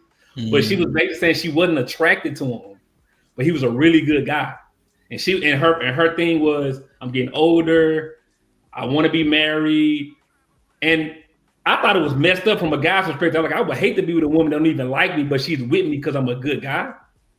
But then it makes me think about this 2053 thing, because we always say women are the ultimate survivors. And so I'm wondering if the men kind of hold firm where they are now, but kind of like we're not going for certain things, we're gonna move in a certain way. will they begin to acquiesce? Or, and I don't know if that's a positive that they're gonna get with us just because they want to survive, but they'll figure out a way. They'll figure out a way. Those of us, the answer to that is those of us that have the autonomy to get better will get better. Won't settle for that. I'm not most of us, the dudes we're talking about that really won't be affected or will be able to operate outside of it. I don't want Keisha and and Shaniqua. Nah, but baby, I'm already good. I'm on some Neo shit already. You feel me? So yeah, When those you say women are gonna. when you say Shaniqua, are you just saying black women, or are you saying like a certain like? Well, I'm talking about not all. That's why I said Shaniqua and Keisha. So I'm talking about the lower level black women are the ones that are going to be, you know what I mean, and men. So the men too, right? The poogies and the niggas that's, you know what I mean, hanging around and bitches, the homosexuals, dudes ain't got their shit together. But it's gonna be more of us than them for the men. The women though is gonna be inverse because again, I told y'all, you look at the thing. And remember, shout out, we showed this to you. Black women have made less money in the last 2 years, right? They've had a decrease the last 2 years. Black men have continued to go up. And remember, this was before we just eliminated DEI this year. So what is that telling you? All these jobs and things, the opportunities that they had before double hit minority choosing is over with, at least for the next, foreseeable future. I'll say 3 to 4 years, right? If you get a Democratic person that comes in, wins the next presidential election or the Congress and whatever switches over to bring it back, you gotta reestablish this trend, right? It's been going on now for at least what, Mr. Payne, 30, 40 years? Yep. So now you're gonna have to get the ball re-rolling on that. But with all the downsizing from the government aspect, all of the automation and the robots and the AI and shit coming in, this is what we're trying to do. Why everybody, y'all hate black women, y'all this. No, we've been warning and shouting this shit from the rooftop, bro, for quite some time. But people just took it as y'all complaining about women. This ain't just, DNP. This is long-term outcomes, bro. So trust me, believe me, the men that can and the men that have the ability to, get the women they want, be they black, white, Hispanic, Asian, whatever, they not waiting around for the female. And the ones that have to, they gonna still be in just as bad fucking position. I ain't mad. I'm not mad at their response. I actually agree. I think for the guys who whatever, it's in their favor. But I still think like as we get closer, people have to make decisions. We get older, people have to make decisions. I think women, maybe not now, but everybody not a Tracy Ellis Ross. So everybody can't move like that. Motherfuckers, it's biblically speaking, it say 7 women to 1 man, where the women gonna be like, listen, nigga. Yep. I just need the title. Like, I listen, I pay my own bills and all that. Just let me just be under your wing, under your covering, because being attached to a man is a benefit. But that's what I was saying, him. That's what the conversation we was having. She told me she's not even attracted to a guy like that, but she getting older. And she want to be married. She want to have a family. So she kind of like, I'm trying to figure it out as I go. She literally told me this. I'm learning to love him as I go. And I was just like, I hate to be that guy. I know a chick that literally like, she weighing 2 niggas that she don't like against each other. The one nigga winning because he don't want to have a kid. Like, I'm like, son. And niggas is really like, listen, we don't even got to live together type shit. Like, just whatever she want, like that's the thing. This shit crazy. Yeah, but we don't. No, most men don't feel sorry for dudes like that. I mean, listen. If you can't tell that a woman is with you as a mercy play, then she got to be giving him some signs. And just giving the box up ain't good enough. You got to be able to tell that there's something about this woman don't have it for me. I mean, when a woman likes you, really likes you, you got to be able to feel that shit. I really, maybe I'm weird. I think I can tell, man, I think I can tell, I don't know, man. I've been married for a long time, but my life prior to being married, I learned a lot of shit, man. So I think, and for some reason, my wife never stopped being a woman. But the Sean's question though, and I feel you, Mr. Payne. Sean, Mr. Williams, what up, bro? Remember we did the episode where we said, who the biggest predators are? And the ladies, shout out to Lady Di, said that the women are the biggest predators. Are you sure they gonna be left out the drive when 2053 hit, or they gonna find a way? Goddamn. I'm saying I don't know. I'm willing to see. Niggas, listen, Hamp, the ones I that tried to ask Mr. Williams and Sean. You know, my bad. Yeah, they gonna find a way, man. How y'all doing? What's going on? They gonna find a way because we like busted, trashy ass women that we need to just cut off. There's many of them out here now. They busted, they trashy. We just need to cut them loose and just deal with the ones that we should be dealing with. But hey, that's what they do. Who are you? Where'd you put Mr. Williams? Can y'all hear me? Yeah, you got the window down? Nah. I'm just. What about now? Is it okay? Yeah, go ahead. Sean, get you some AirPods, nigga. Get you some AirPods, man. Yo, I keep losing them bitches, man. Like, man, look, bro. I just ordered the headphone things. What are they called? The headphones. The wireless Apple headphone things. I don't know what you call them shits. AirPods? No. Like the ones that look like headphones, but yeah. They AirPod, but they call there's like a generation or some shit. Yeah, whatever them things are. But nah. Happy Monday to y'all, man. Man, y'all make some good points. God damn. Damn, I forgot the question that quick. That Sean asked. I have my answer ready. Nah, you think the women gonna find a way in 2053, or you think they ass is grass? Fucking right, they gonna find a way. They finding a way today. Hey, man, it's a sucker born every minute, man. And these niggas can't wait to drop a bag on chicks. Niggas do it all for women. If you really think about it, we do it all for women. The difference is some of us ain't gonna pay them shit, but some niggas, that's all they do. They paying. They paying for everything. Whether they're sponsored by the government, whether they're savvy enough to pool their resources and live together, I think they'll absolutely find a way. Us, on the other hand, niggas be ashamed to be like, damn, let's put our families together. Let's live together, man, because it makes more sense. Because we don't want to be called a scrub for having a roommate. They don't give a shit about that with each other, and we'll still fuck on them. We don't care. We don't care if she got 4 roommates. You know what I'm saying? So I think, yeah, they're going to be resourceful. A lot of them do get to the money, and other than that, the government will save who needs to be saved. So yeah, they got a better chance than we do. That's an interesting point. What you about to say, Mr. Fantastic? They do have a lot of built-in mechanisms that we don't typically aren't afforded. Yeah, all that's being reduced though. So again, we just going about what's going on right now. Cutting of a lot of government funding and things like this. That's what I'm saying. If you count, barely making it, and 2 people getting together and struggling is successful, hey, by all means, have at it, right? What I'm telling you is this though.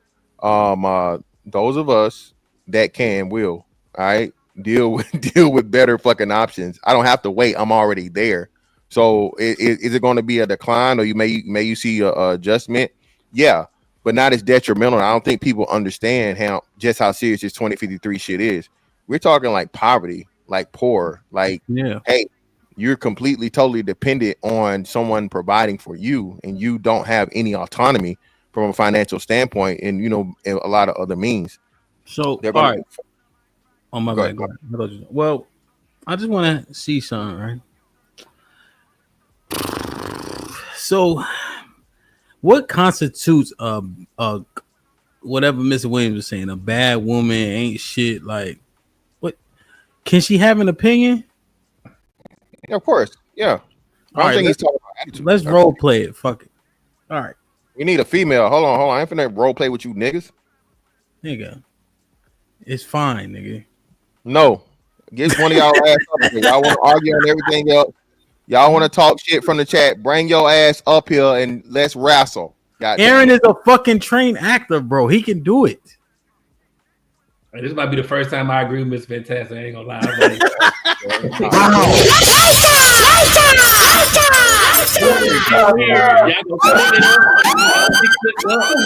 Hey, Mr. Payne took up all the passes with his one comment. The motherfucking jump on this shit. We already over the limit. That nigga was wild on that shit. Yeah, that was Forgot about that. balls. Yeah, Mr. Payne. Then his name Omar too. He doubling down on shit. Hey, but him, Mr. Fantastic didn't really address what Sean said because he made some valid points. Like there are things that women are willing to do that men not. That roommate thing, I've never had a roommate in my life when I grew up because the one reason is I wanted girls to come over and I wanted to be able to walk around in them short shorts. And ain't when I tell my homeboy to go upstairs when at that time in my life I needed a roommate. Like, bro, I could have saved some bread instead of trying to be the big man. So it's certain things that women are willing to do that guys aren't willing to do. That if this, and we hoping this doesn't happen, but it just that some of their survival tactics are a lot different than ours. If we just being honest. Oh damn, shot! I thought you was gonna say multiple women. You said one. And look, I would think that what I was saying is what Fantastic would be saying, because he's always talking about how the government will support women. You know what I'm saying? Rightfully so. Over men, to the detriment of men, I should say, to the detriment of families. But also. Fantastic. Like literally think about it. If a motherfucker heard you had a roommate, it's like, oh man, motherfuckers will come back to YouTube. Man, that nigga Fantastic got a man roommate. You know what I'm saying? Women don't care about that, bro. We going over and we beating them cheeks and we trying to see what Shorty talking about too. You know what I'm saying? Well, I ain't gonna hold though. I think like when CJ say he got a roommate, like when he showed his roommate, like niggas like I don't know. It made sense to me. If Mr. Fantastic got a roommate, nigga, get the fuck out of here, son. Like Sean, you can't have a roommate, nigga. Like that's not how that works. Nah, unless that roommate got a vagina, nigga. A fuckable vagina. You know what I'm saying? Like every time Fantastic come off mute and say anything crazy to anybody, nigga, where the fuck your roommate at, nigga? You know what I'm saying? Like, so look, I mean, society won't allow that. I mean, I'll say black society, because we know in other societies that works. Like I say, when I first took my Shahada back in college, the Muslim brothers, man, like they were from the Middle East and from Africa. Their families literally lived together. They were professors. I mean, professors at Grambling, Louisiana Tech. So in no way were they broke. But their families lived together and nobody looked down upon them. I think for our culture, we would be shunned for it until everybody did it. Well, what's crazy? That's one of the things Dr. Claus Anderson talks about is the independency thing, right? So a man isn't a man unless he can do it all on his own.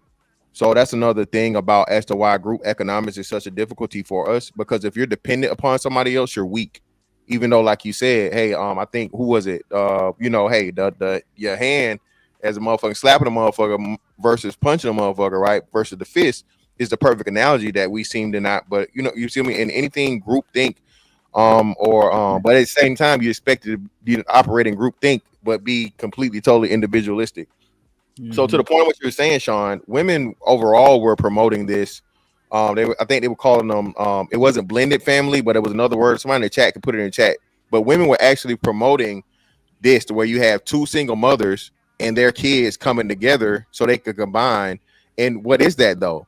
That is fucking to purposely obfuscate and go around having to deal with a man. You saying that is bolstering my point and still manning my point, because these bitches would rather be in a fake fucking halfway lesbian relationship just not to deal with no nigga. Hey, that's a good point you made, Fantastic, but I think it depends on a person's perspective. Now, how we judge that is literally to your point. If they're doing it to try to circumvent the need for a man or to try to diminish the need for a man, then it's some fuck shit. If they're doing it because it's the wise thing to do, then that's some different shit. Well, no, it can't be the wise thing to do, because what we know, Sean, men make more money than women. Okay, men are going to have more. Men is a man and a woman household is going to be a better outcome for the kids.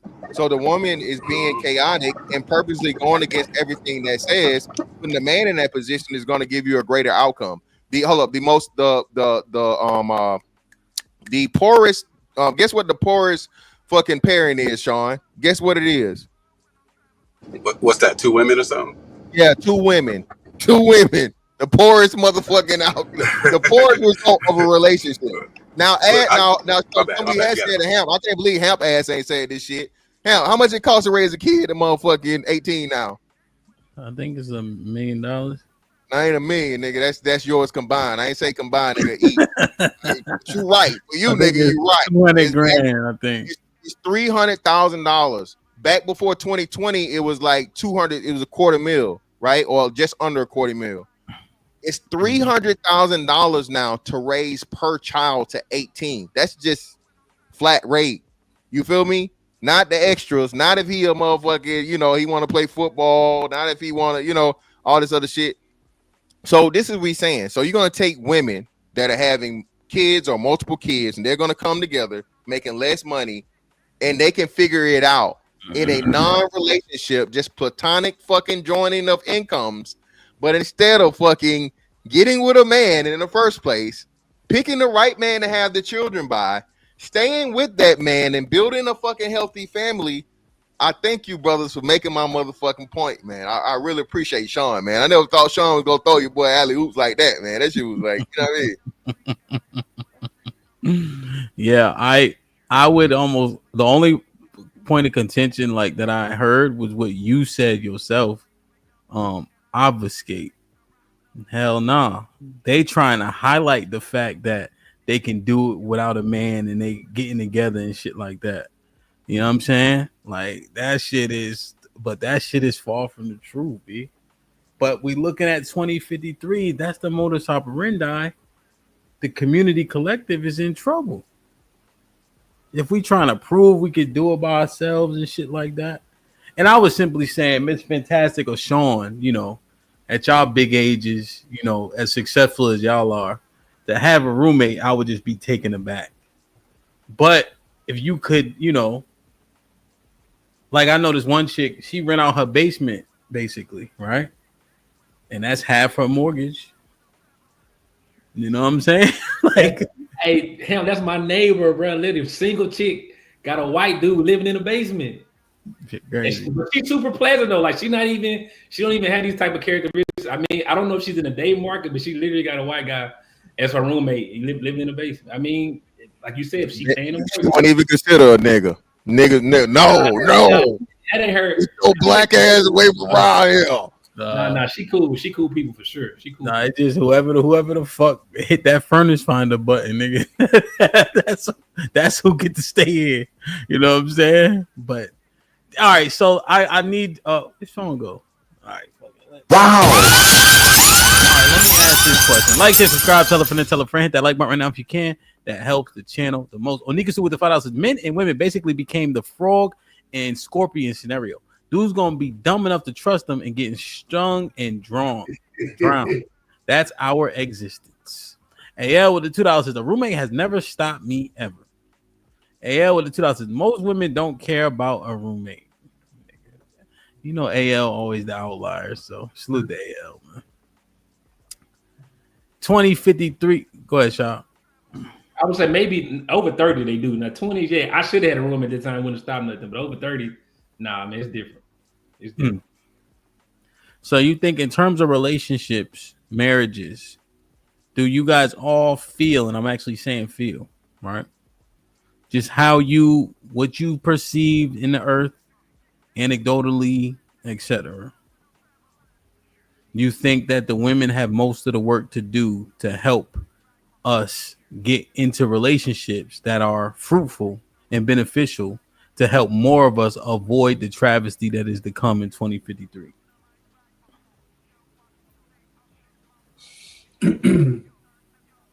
Absolutely. It's hard to quantify it for me. The more it's hard to quantify. That's why I said feel. I'm not even looking at. No, I'm just based on what you see, what you heard, what you witnessed, the cheeks you clapped, the teeth that didn't let you clap, all the shit. The women who got the white nigga in the basement, all of it. Just everything that you feel, what you see, right? Not even like the statistics, just everything. You know what I'm saying? What's the feeling you get? We gotta get our shit together.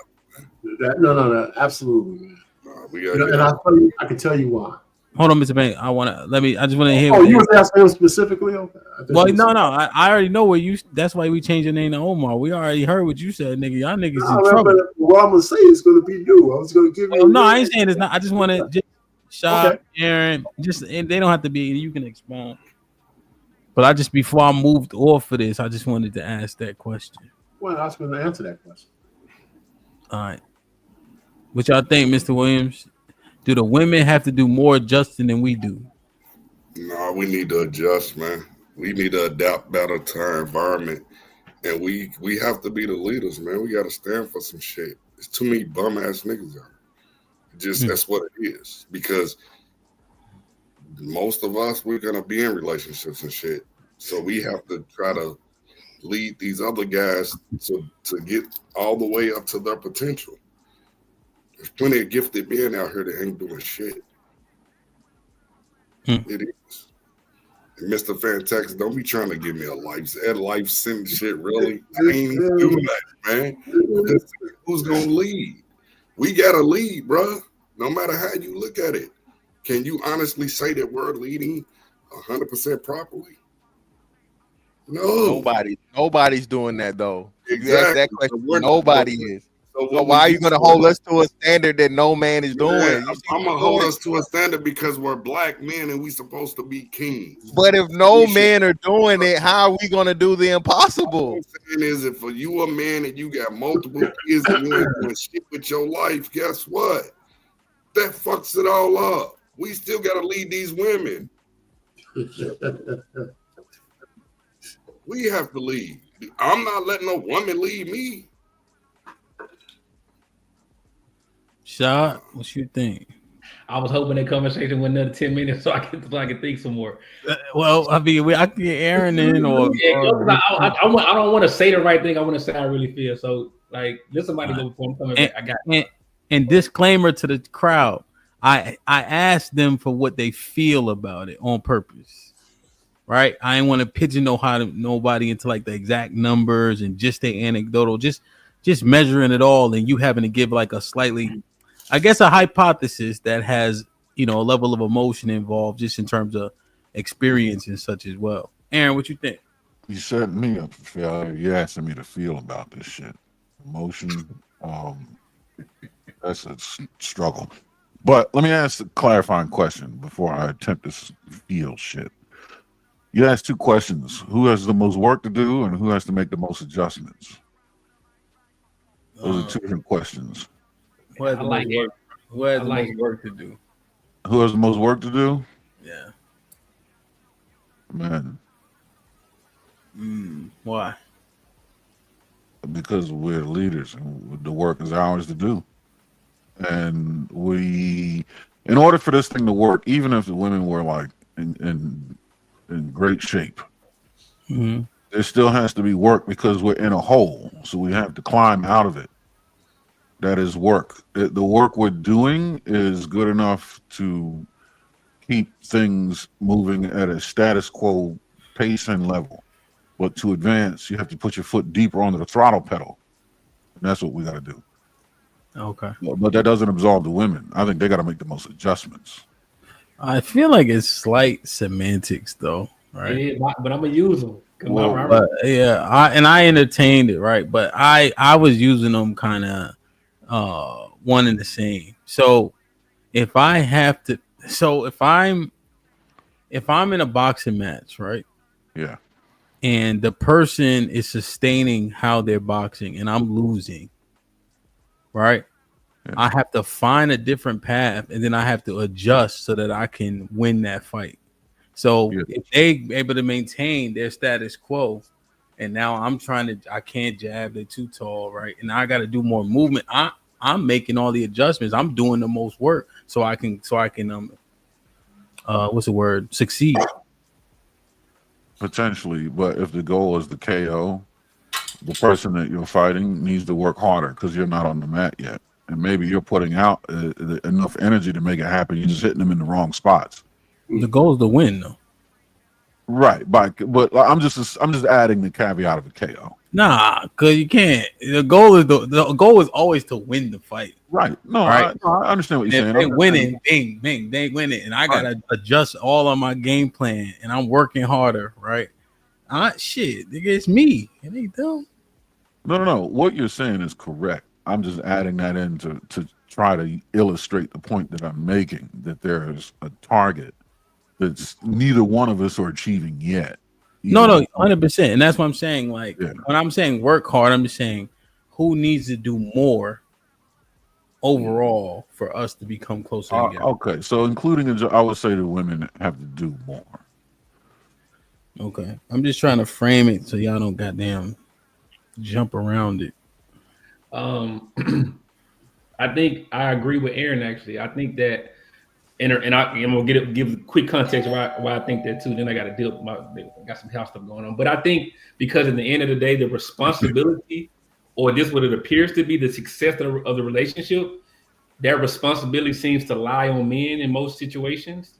So if at the end of the day, the success or failure is contingent on me, and that's what it appears, I think the more adjustment will have to come from the woman to adjust to what the parameters, what the terms of the relationship are. If when it fails, all eyes are on me because I'm the leader, then the follower will be adjusting to me more than I will be adjusting to her. Let me go get this ATL guy in. I'll be right back. All right, no doubt.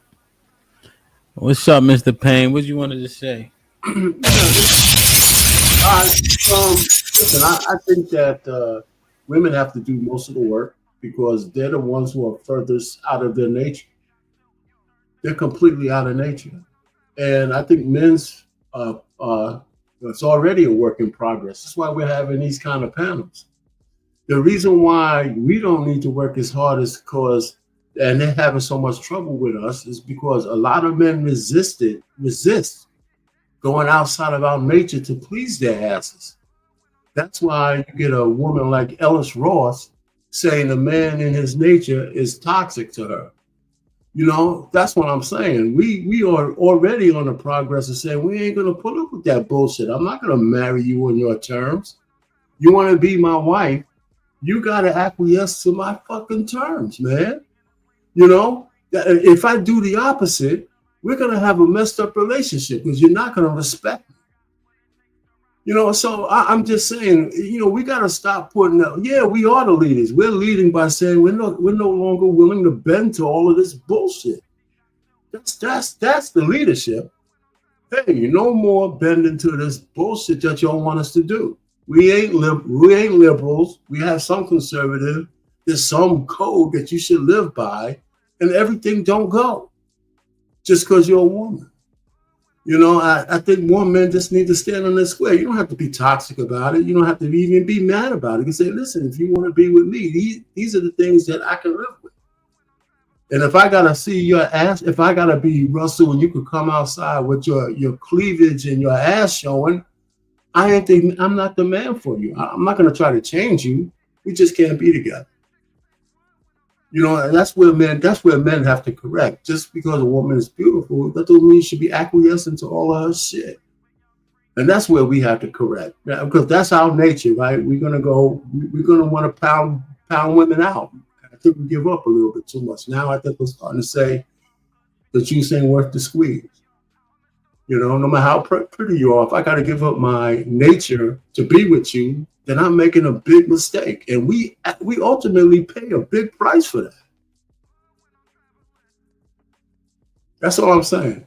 So I think that's why women could, they're clever. They're gonna always find a simp or somebody. Hell with the simp word. They can always find a man who's gonna give them some short term what they want, but they're not gonna be satisfied with that because they're gonna always be pining for what they really want, a man who can cover them. If she's got to be the leader, like Ellis Ross, she's paying for young men to be with her. You think that's a really nice, you think that position makes her happy? She's lying about it. She's paying for dudes to bang around. You know, so anyway, man, I don't know, maybe I just have a wrong way of looking at it, but you know, women that put themselves in this corner, they price themselves out of the market. Especially black women. So, man, what's going on? We got the sheriff and Unlikely in the building. Hey, man, what's going on, gentlemen? What's goody? What's hoodie? Y'all talk about today? Oh man, we good. I mean, somebody tell me if I'm all wet though. I'll pick up on it, yo. I just want to say what's good to everybody on the panel. I hope you're having a good day. What's going on, Uncle? So Hank, you've Mr. been Hank, how far are you into this? Yeah. Who, me? Hank. No, I've been in and out. So yeah, just listen to some of the things that was being said. So as far as current conversation, look, most of these heifers, they're gonna find a way to adjust, like y'all said. I definitely agree with that. But as men, what are we gonna do to adjust? That's my question. What type of adjustments are we gonna make? Are we gonna be willing to make? Well, as far as what though? From I the guess from the we relationship. realize. Go ahead. What'd you say? What I said, so from the relationship dynamic or from the economic aspect of it? What are we? The economic dynamic. Okay. Relationship. They gonna we gonna do what we're gonna do with that. So that's not gonna be an issue. Fellas gonna find a way to get that. But I'm talking about as far as economic. Mm-hmm. So I think that's a good way to kind of illustrate where we are in the story for Unlikely is that we're looking at the 2023 potential for Black people to be like eternally in poverty stricken. 2050. How? Yeah, what's that? 53. 53. My bad. You're right. Yeah, I'm going back in time and shit. And just looking at like the way business practices exist in the Black community today, and now we're relating that to the family structure and how that contributes to the success and failure of the Black business and how that can kind of forecast where we're going to be in 53. So Hank, that's a good question. What changes do you think we need to make as men economically to ensure we don't hit the wall? You know what I mean? We don't crash and burn in 53. I think Fantastic was saying it earlier. Unfortunately, I think a lot of the younger guys are not hip to picking up trades. It's just like it's taboo for them. It's not cool. Maybe they're afraid of maybe because you have to work a little harder in order to get that. I don't know. It could be the time span because you going to college, you may have to go to 4 to 5 years before you come out with your degree. You know what I'm saying? But you may go to a trade school. You may have to go 2 years, maybe a year and a half, depend, to get your trade school certifications. So I mean, I don't know. Maybe they worry about getting a little dirt up under the nails. I don't know what it is. Maybe have to sweat a little bit. Sean see like one of them dudes that hate to get a little dirt up under his nails, but I ain't gonna call him out too much. Well, no, but Hank, this is what I say, right? So the men, so like I said, and we have to take this into consideration. If you look at the earnings for the past 2 years, Black men have had a increase, right? Black women have had a decrease. So taking in consideration the way which businesses are moving, they're moving away from DEI, excuse me. They're moving away from hiring women and making things women, having pro women stance and all these different things, right? So looking at that, this is why I talk about we're being too hard on the men when we're already doing what we're supposed to do, right? So including that increase would include Gen Zers, right? Which have Gen Z is 25 years old now, right? So that means they're well within the working economy and the working class. So as much as we claim Gen Z don't like to work and Gen Z don't like to do whatever, they're included in this rise over the last 2 years of our income. The women, on the other hand, have had decreases. So go ahead. I thought somebody was about to say something. It's fantastic. I wanted to mention, can you hear me? I wanted to mention one, because there's a difference between income and wealth, right? And I think when we talk about marriage and we talk about looking forward to 2053, shouldn't we be having more of a wealth conversation than income? Because I know there's a recent study that came out that said millennials more educated and all these other things, but as far as wealth, we don't have as much wealth as the boomers have with more education, with more of a movement. So I think like the wealth conversation, because right, income is the money you make for that year, but that's not the same as wealth.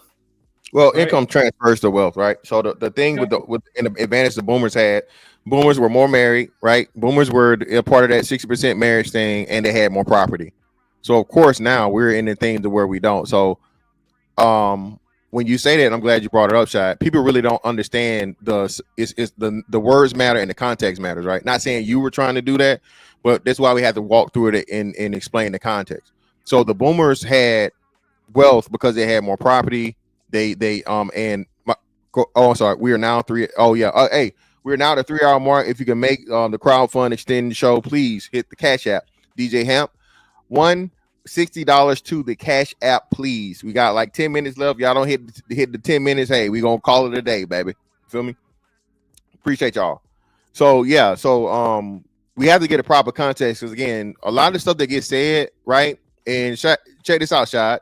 So women would use that point to counter the progress black men have had over the 2 years, right? And completely, totally take out of the fact of the matter we got all these degrees, right? And use it to shit on black men because we're going up, they're going down, right? So what I'm saying is, when we look at and we put this stuff in the proper context, right? And this isn't a us versus them thing. This really is, hey, do y'all understand what's going on here? But because we're not saying it with, flowers and motherfucking rainbows and candy and shit, oh, y'all just hate black women, y'all trying to shit on us. And no, it's not the case. Again, for the last, I know, 10 years or so, you niggas dumb, you don't got no degrees, broke, dusty, crusty, musty, but yet and still, there's never been a point in time where black women out earn black men, right? So just taking that stuff into consideration, bro, it's far more work that women need to do because the men are already doing it.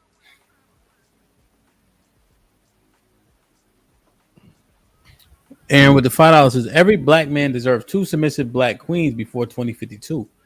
And Aaron for president, Hamp for VP, brother 3 times for Secretary of State.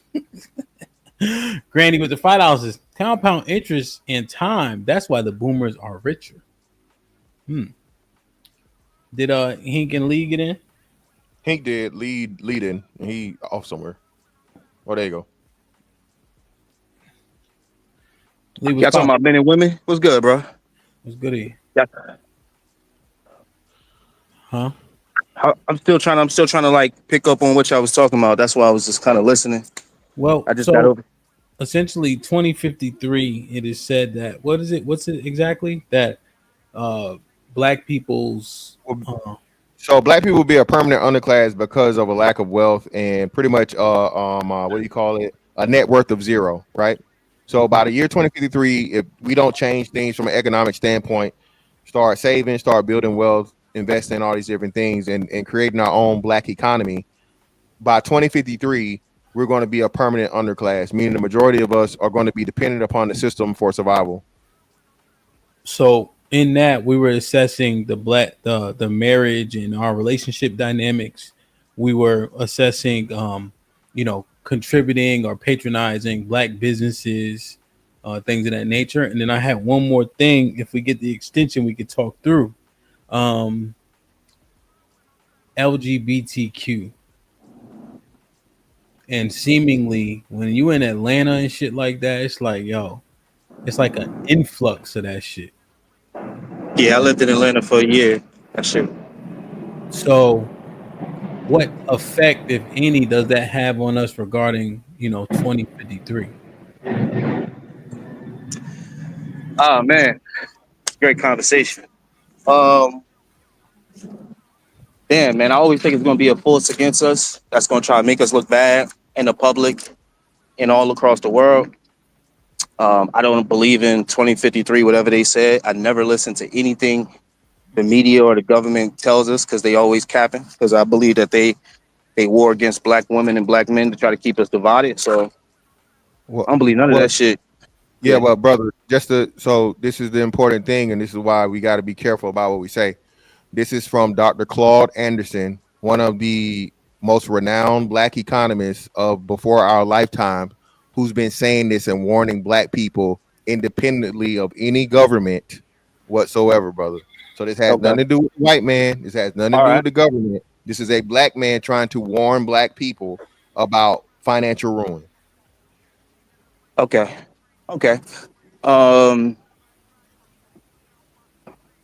Damn.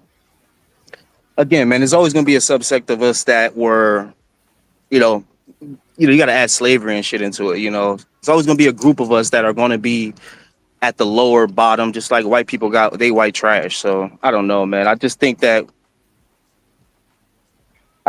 we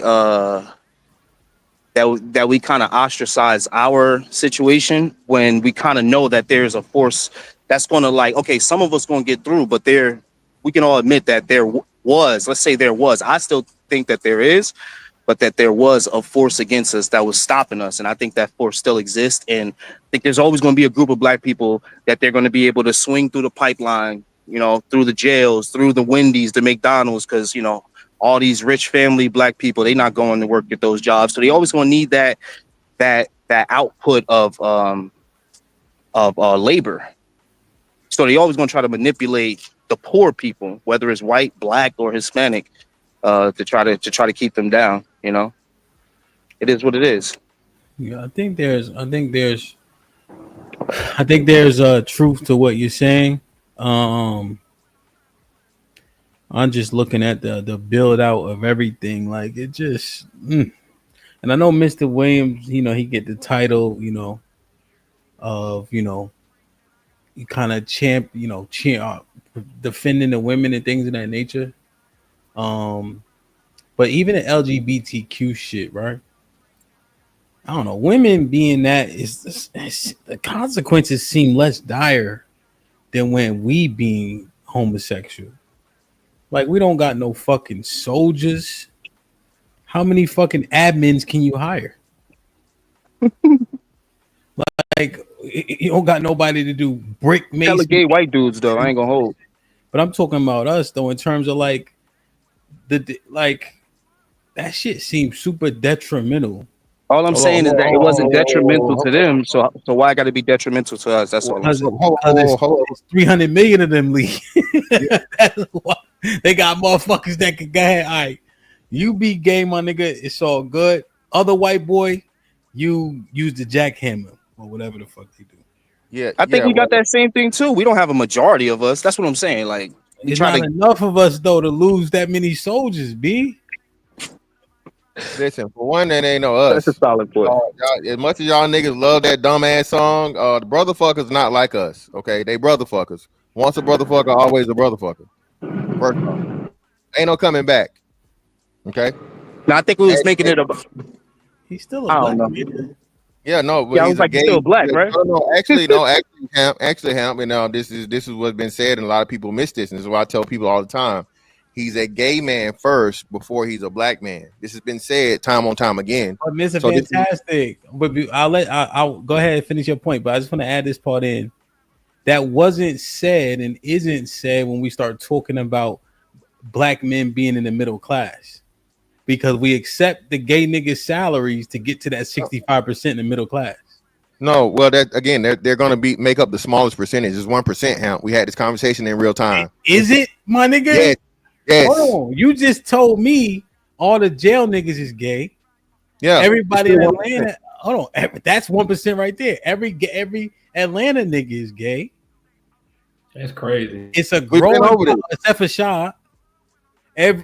So it's like I'm just saying, bro. Is it 1% or is it fucking 10% now? Based on even if it's 10%, that means 90% of niggas is straight. So let's do what the women love to do. No, we talking about the money. We talking about the money. Yeah, even still, they're not going to overrepresent there either. Well, hold on. Let's do this. Let's do this class. Y'all niggas love doing this shit. Y'all. No, I'm trying to ask a question. Tell me a gay billionaire, Black billionaire. Tell me one. I don't know one. You don't. Exactly. You don't. All of you them don't straight. know one. Exactly. You proving my point. The niggas that with the most money are straight in. So, but what I'm asking is this, I guess. I'm just looking at the numbers and shit, right? Because you the one told me mad niggas is gay, first off. I definitely didn't. I'm the one who told you as many niggas as gay as y'all claim is definitely not the case. You told me all the jail niggas is gay. Well, they are, yeah. Hey, that's what George O. Brown said that, not me. George O. Brown said 89% of any man that has been incarcerated for more than 3 years has been involved in homosexual activities. Yeah, well, nigga, I seen your name in his writing credits, nigga. So right there with Judge Joe Brown. All right. But then we look, and I'm just using the numbers that we have. Yeah, you heard the Kanye shit? Kanye is wild. Kanye talking about wow. It's I ain't crazy. see it. But this part though, even when you look at the marriages and shit, don't gay men like have the highest like per like the income? No, fuck no. Combined like household because it's two men. I mean household income. That's what I'm saying. Yeah, it's two men. Obviously, it's two men, but they still not higher than Asians. Two gay motherfuckers don't make more money than a man and woman Asian couple. It's a narrative. Now that's where we get into the narrative where they want to make you think that these same sex couples, especially the brother fuckers, are positive. There's no fucking two male couple that's going to out earn an Asian man and an Asian woman. It just don't happen. Okay, but I'm just simply assessing, right? When do we? So we get to include them and then preclude them as we see fit because they are. Well, I think they're an outlier and they're such a small percentage. We don't even consider them. I'm not considering them in any of those things, and they're not, like I said, they don't make up enough of the thing to be pivotal to the economy. They just don't matter that much. Of the NBA players, right? If we just go with the celebrities and whatever, 99% of the celebrities and the people with the money that we know of, not to mention the self-made motherfuckers, bro, gonna be straight men. So you're saying that the LGBTQ is inconsequential financially, yes. From a positive impact financially, yes. But the outcome for detriment to families, no, it's fucking horrible. But it's absolutely horrible. I know, but you can't that is a direct impact on financials, right? Yeah, but no, well, I see what you're saying from that. So if you're going to count that, yeah, if you're saying you're not creating a family, well, two men and two women can't create a child at all. So it's kind of a moot point. It's never going to be a family to begin with. I know, but you still have, right? So if you take out 1 million men being gay, no, that's too many, right? That's too many, but let's make it 1 million. Fuck it. Double it. Make it 1 million. Take out 1 million and there's 2 million more women, right? The opportunity for families decreases even more. And you still don't have as many lost families than aborted children. Fantastic wins again. What? Say it again. You still don't have as many missed possible children as actual children that are fucking aborted in the results of it. I know. Okay, so your counter is regardless of homosexuality, women still killing more kids than kids would have been born in the first place. Yes. And that's the retort. Yes. And it's factual. Anybody with a microphone, you may speak. Don't all speak at once. I don't. Oh, yo. Oh, go ahead, yo. Go ahead. Drop the bomb, nigga. No, drop the motherfucking bomb, nigga. Like, I don't get this shit. At first, we was talking about whether or not who needs to adjust to making our shit better, and then we go all the way to deleting babies. That sounds like you struggling, brother, to keep your point going to me. The whole point is, I don't know why you feel like I'm really just going at the men when I'm trying to encourage us as fucking men to actually do something. Get up off our asses and lead this fucking country of black men. I don't understand where the problem is with that. I don't know why somebody has an issue with it at all when it needs to be talked about. We need to motivate them. And I'm talking about the men that actually are willing to do it. The ones that's going to stay there are going to stay there. But we go all across with these numbers and shit like you don't see what's going on out here. Like you don't see these bum-ass niggas just walking around making babies. And we do. It's pointless to me. And we talk about these numbers about black women when you know there's a lot of black women out here just working their ass off, man. That have mortgages, not just paying rent. A lot of black men don't even have the name on a damn lease. Don't even know what a deed is. Come on now, man. We need to be trying to teach these young ones to lead this country, especially as we get older. Just like it's 2053 shit, yeah, we do need to do more. But hell, remember when y'all were kids, when We were going through Y2K. Everybody was scared. Oh, all the lights is gonna go out and shit. Come on now, man. Scare tactics and shit. If y'all gonna scare something, let's make sure that we teaching these men how to be damn leaders. So What do these y'all keep kids are saying? not out here robbing older heads, stealing all these damn cars. There's a lot of things that we need to work on. Okay, so again, how about we work on having children with good fathers that would greatly decrease. You don't always do it. Fantastic. You know what's worse than anything? A lying ass man. You know how many men can and you doing it again. And you doing it again. You never see when you act do like it. you don't know. Always You act like you ain't never talked to a woman. Again, I have never lied to a woman and gotten her fucking pregnant.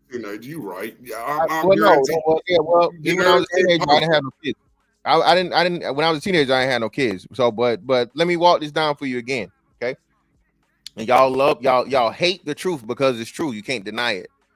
We would not have as many kids out here toting switches and robbing cars and doing all this criminal shit. And to your point, Mr. Williams, I'm glad you pointed out that the crime is getting younger, coming from younger and younger sources, younger and younger. I wonder why. Who's raising them? And where are the daddies at then? Oh, so you thank you again, Mr. Williams. You can't sit here and tell me. Hold up, fantastic. Okay, go ahead, brother. Sit here and tell me that Hang on. every father was doing everything they were supposed to do. Wait. Ladies and gentlemen, we need $40 to extend the show. You got 5 minutes. Just kick the $sign fathers DJ out of. Hamp How one. many men don't deal with their damn kids because they want the mama? Mr. Williams. Oh, Ladies and gentlemen, we need $40 to extend the show. You got 5 minutes to get it in. $sign DJ Hamp 1. Cash. Yeah, they don't want this slaughter to continue. So again, Mr. Williams, my bad.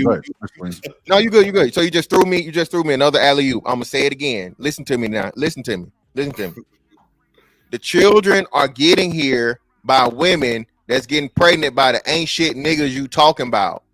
I'm not giving no bitch no pass for opening up her vagina and letting a man ejaculate into it and put his seed in her, then saying, oh, he lied.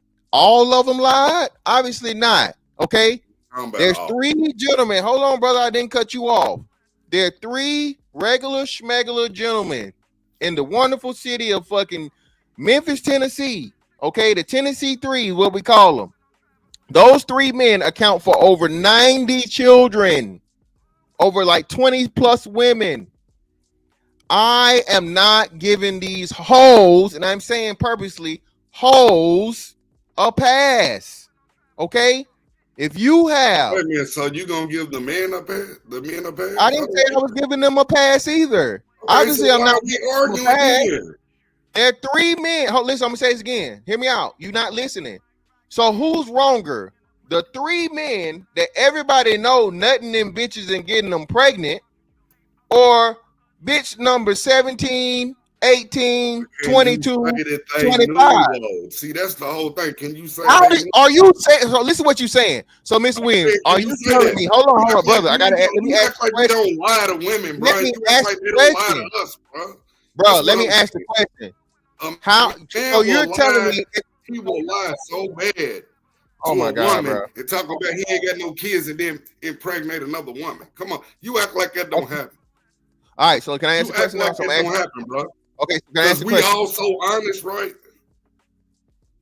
Okay, so I'm gonna ask a question again. So first and foremost, this might be risky, right? Minority of men lying to women and getting them pregnant.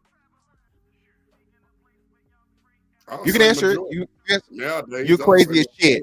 And thank you. That's that again. Like I said, we should have gave you a life sentence, brother.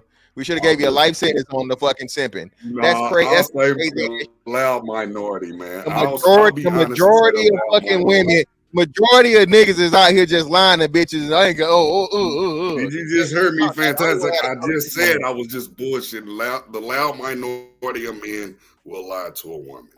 Okay, majority of men are trying to. All right, cool. So that aspect, though, like ain't no lazy ass men out here, bro. You need to Again, you give that keep shit pointing that up. out, brother. No one ever denies that. No one ever denies that. You never want to focus on the lazy ass, ain't shit ass women, though. You never want to talk about that. Everybody always shits on and brings up the lazy ass men, bro. I We know said that. leave them damn trashy ass women to the side and talk about the good women and amp up the good women. I've been saying that. I said leave the busted ass, trashy ass women out of the whole situation. Drop them. That's what I said. Did I not say that even earlier? I said that. No.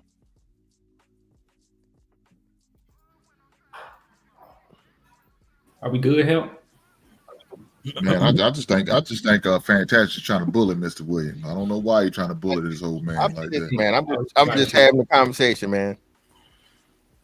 But speaking of conversation, man, we got $100 ball in the queue, Hemp. I think you should, you know what I mean?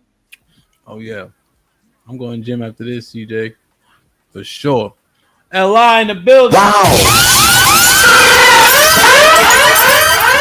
LI salute with the 100 boy. He says Mr. Fantastic dropped the bomb on the conversation and dropped Mr. Williams for not catching a point for 10 minutes.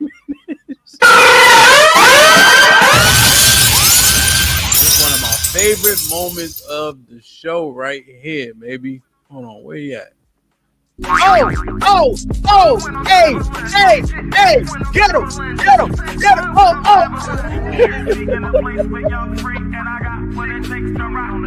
That's what I was. That's what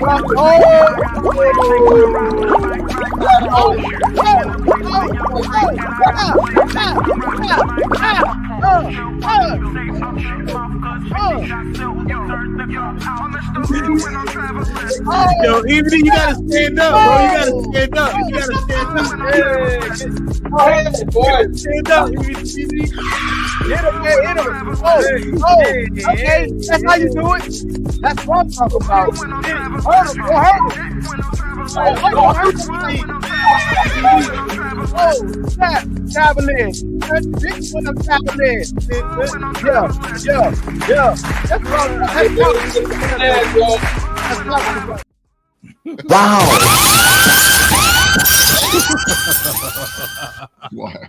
That boy, he was listening to something different. John with the $2 says, Hemp, I dropped the 40. Keep going. All right, we got about 35 minutes or so, man. Sway with the $2 says, blind leading the blind. Pound terrible teacher.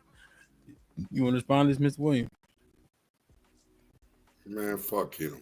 And on top of that, if y'all worried about my kids, guess what? I created them, but I took care of all of them.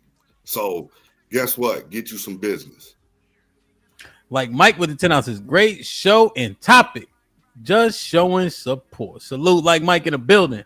Andre Miller with the $5 says, the men are single and saving money.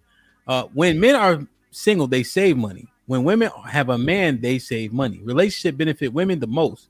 So your terms or nothing, fellas. Now, let me see if I can. Well, hold on. First off, we got some business to take care of, brother. What? That man that gave that $100 had a special request in there. Oh, I ain't even turned the damn. All right, hold on. How many he said? Now they don't see. I'm talking about Fantastic bullying, Mr. $100 Williams. they Man. own. You gotta bully that man. For $100 they own, baby. Oh hell! Put him in the fucking bedroom. Get him out of here. Come on. Wait a minute. Whoa, my money here. Get the fuck out of here. Get him the fuck out of here. Put him in the bedroom. Niggas want me dead. The prices on my head. The clock my shit and I pop my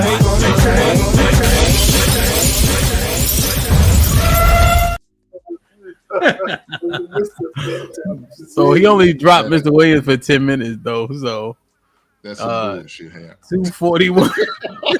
see Ham.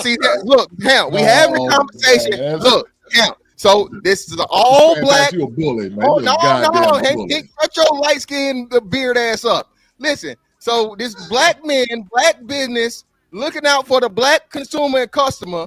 You niggas still ain't satisfied. See, that's why. I ain't got nothing to do with that, but the Man fact paid that you $100. I was like, hey the man, fact go ahead and that turn the you pound brought it on. back up. That's what's crazy. Niggas ain't Fantastic. never You brought it back satisfied. up. I'm all for getting that money. I'm telling you, get your money. But the Niggas fact that ain't this never fantastic brought satisfied. it back up, that's that bullshit right there, boy. I think Hank emphasis is on the fact that you are bullying Mr. Williams. That's I'm not what he- bullying anything, okay, brother. I do what I do every Monday. This might be risky, all right. The HQ, all right. I'm doing what I always do. So, all right. So all right. So let me see if I can help Mr. Williams. Nah, you can't. Don't do that, brother. Let me just see, bro. Hey, have I got a question too? Whenever you get done, Bill. Go ahead. What's your question? Go ahead. You know, I hear my buddy Fantastic. He always saying that the married man spend more money than the single man, and I find that hard to believe. So if you men out here trying to get some ass and try and get pussy, y'all spending more money than a married man. How is that the case? Now, if you're an incel and you ain't trying to get chicks, you ain't spending a goddamn dime. I can agree with that. But for the men who are trying to get women, and y'all ain't trying to stay with just the same woman, y'all trying to get multiple women, right? Y'all ain't trying to get every woman, right? Us married men, we stacking our dollars while we maintaining that one woman. Y'all Okay, out well, there first off, maintaining every woman in the street. First off,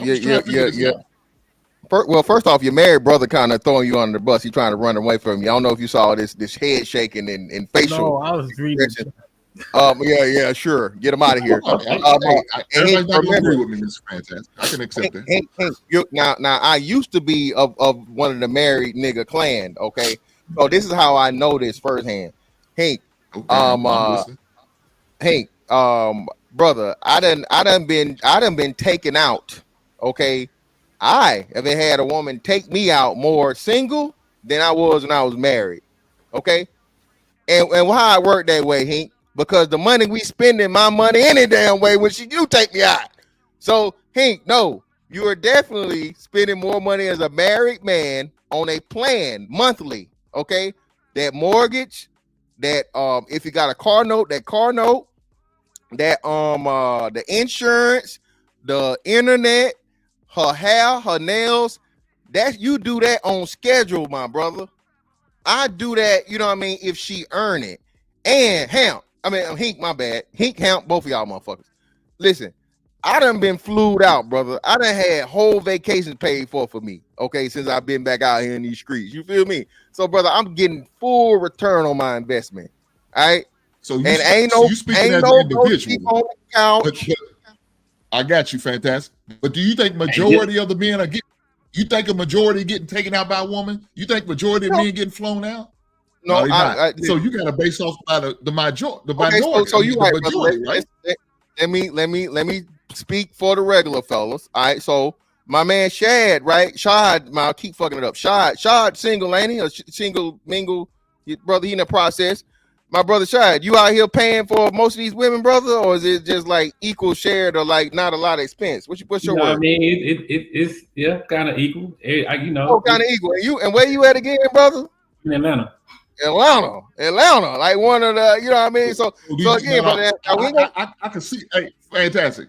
I seen that man's face. He was lying his goddamn ass off. He lying. Who was lying? What I'm lying about? He lying. He tricking like a motherfucker.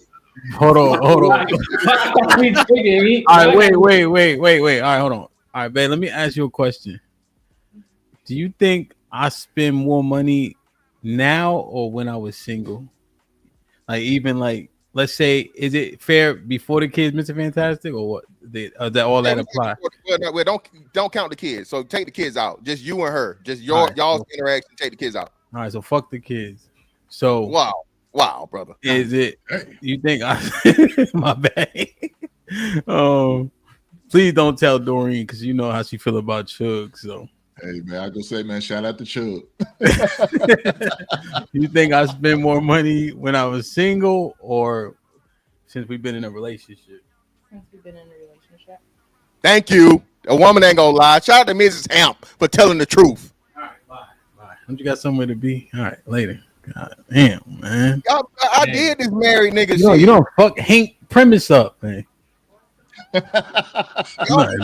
You done enough. She done enough. I can't bring a Woodford Reserve when I come in June. Now I gotta keep it at the crib now. Yeah, man. Nah, hell yeah. I ain't gonna lie, bro. It's way more expensive, man. Way. Cause the tricking on that ain't.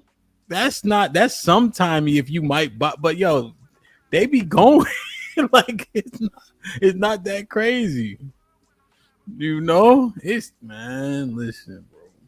I don't know how. I mean, I could be wrong. I could be wrong. Maybe I'm looking at it as an individual, like what just Miss Fantastic did. So maybe that's why Well, I'm Hank, not seeing I can help you out, Hank. Listen, Hank, I can tell you this. Hank don't drink either, so that might be another thing.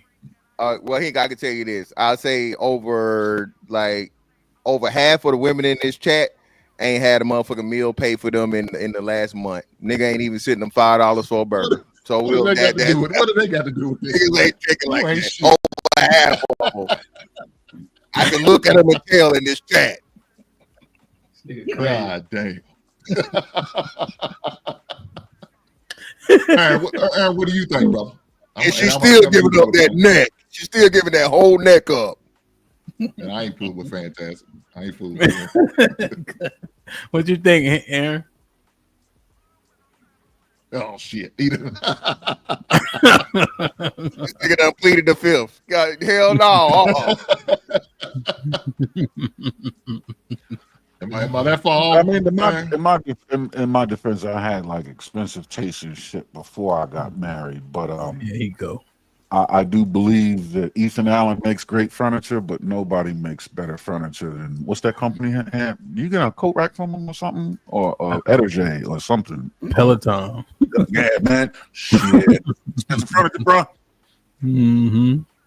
That Peloton got dust on it right now, man. As we speak, dust and a towel on that motherfucker. That's about it. Same shoes been clamped in that bitch for 6 months. Man, oh man. So my shit just doubled. Yeah, it was bad to begin with. Expensive as shit, bro. Real shit. Brother Payne, what say you, brother? Man, shit, there ain't no comparison. I've been married for 38 years, man. I spent millions. When he was gas, gallon of gas was when he was paying 25 cents a gallon back in the day. You right.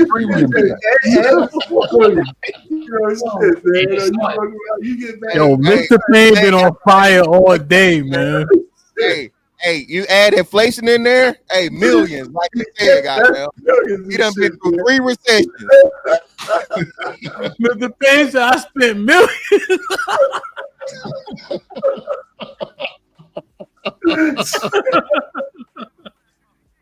Y'all that was even 9 in 88. Y'all don't know what was going on in 88. God damn, that's funny as hell. I was trying to stay silent. Shit, man. You know, God, Matt said with the $2, I can't tell a lie. Fantastic was right, man. Callie got some pushback with the $2. She said, why are we acting like niggas are sole providers? Oh, nigga. What you mean, Callie? What you mean? See, she's shooting at the married niggas. Don't even know it. Look at her. Shooting at the married niggas. Damn. Callie, why you shooting the married niggas? I tell you, look, I tell you this. I'm glad to be out of the. I'm glad to be out there, man. I wouldn't want to be single like it no more. I wouldn't want to be out there for what y'all talking about, what y'all have to deal with on the regular. These new age heifers now. Yeah, I wouldn't want no part of these crazy ass women. That's why you get more than one. You swap them out, man. You put up, you assign them days, go up. You know what I mean? You gotta put them on punishment, all that shit, man. You gotta have options, baby. You gotta be, you know what I mean? Yeah. Hey, as I've been done, I'm tired of it. I ain't got the patience no more. Yeah, man. Yo, yeah, it's definitely more expensive. So, not that I want to focus on this, but if we could throw it out, we throw it out. So the LGBTQ shit, that ain't really a heavy impact on 2053. From the economic, I don't think so. It's not enough of them. But if you did, like you said, and we really broke it down, You got to remember, there are more than twice black women that are not almost twice as many black women that identify as LGBT compared to the men. So, Well, then, but I guess I'm just looking at 30 years from now, though. If you give it a number of 10% in 30 years, what's the math on that? yeah, it's not going to increase. It's going to either stay stagnant or it may decrease because they got this deadly disease that they pass around. We talk about that. Damn. Well, okay. So that one is inconsequential then. What do you think the biggest burden in it is, though? Is it supporting businesses? Is it the things that we subscribe to, like our prescription? So, as an example, like barbershops, or is it? Do we need to really get into trades? Is it things the degrees that we're buying, or you think it's the lack that we just uneducated? Education is the most important part. I'm talking about specifically like starting businesses. Like we don't know enough about the things, or is it the thing where, I was looking at a stat where the overwhelming majority of business loans go to white people. Hispanics get approved at 8%. We get approved for business loans at about 4%. So is there a systemic issue there? Or that seems like it's ingrained, which would be systematic, right?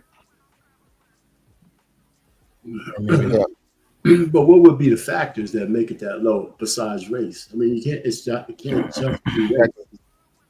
Well, what's the number that we're applying? So that's what I would say, right? So when you say that, you're talking the complete total breakdown of loans per race, right? I'm guessing white, black, Hispanic, Asian, all that, right?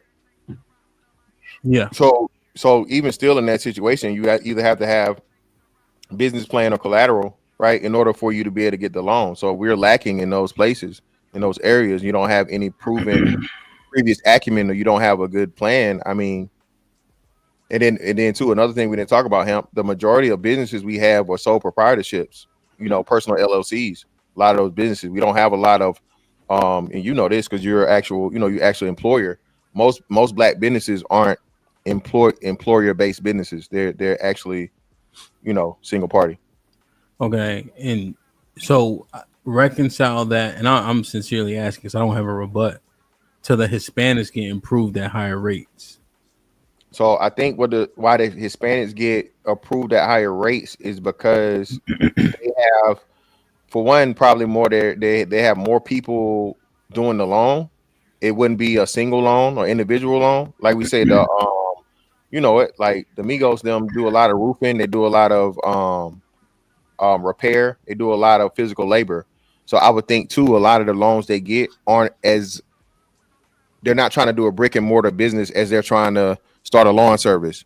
So if you're asking for much less capital, let's say 50,000 versus 100,000, that it not well, I want to say doubles, but it enhances your chances greatly if you're a lot more people asking for a lot less money, because now the bank is willing to, you feel what I'm saying? Yeah. So because it's looking at approval percentages, not the amounts, and then approval percentages. Essentially, what I saw. You see what I'm saying? To your point, it's not saying at 10,000 the approvals are X. It's just looking and just saying approvals. Yes, it's general. That's right. But my assumption would be, like I said, knowing that we know a lot of the industries that Hispanics are in, a lot of theirs are labor intensive versus,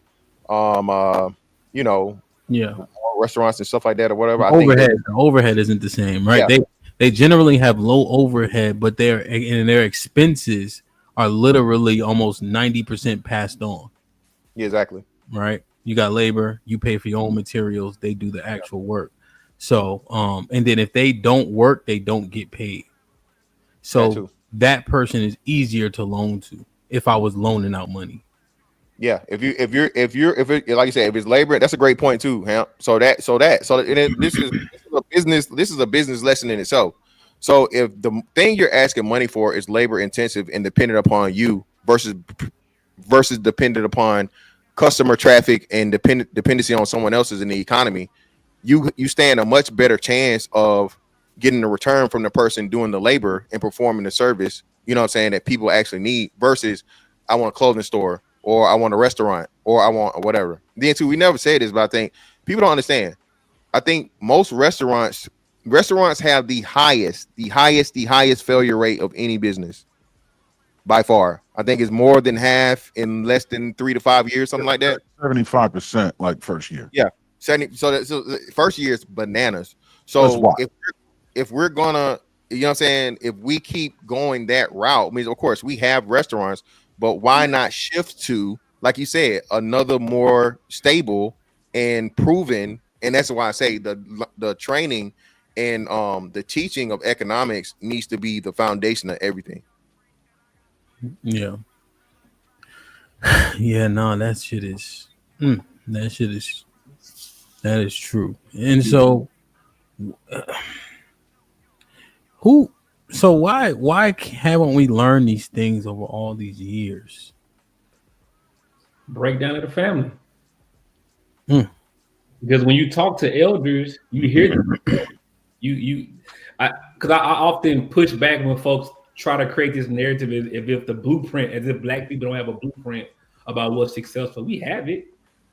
Along the way, we've sort of, I guess, lessened our belief that it's valuable to us, and we kind of, I think, to Sway's super chat, the blind leading the blind, where now like people who aren't living these experiences or who don't have the results that we want, everyone can get a microphone. If you're charismatic, you can talk about things that you might not be an expert on. So we've kind of gotten away from grandmothers and grandfathers giving down the information, and then as the new generation, we can take from them what works and what doesn't work. And then especially when the landscape changes, because if we're being honest, what it looks now is totally different than the way it looked 40 years. And although some of those things, traditions that they had still work, there's some new things that we have to consider. But we're usually kind of all over the place, like we're always starting from zero. Yeah. Damn. We're not kind of passing down information. Most of us didn't grow up in a home where we saw a dad and a mom or a grandparents be together. According to the stats, most of us didn't grow up in those positions where we saw people have long-term relationships. So I always say, why do we expect to see it when we didn't see it? Yeah.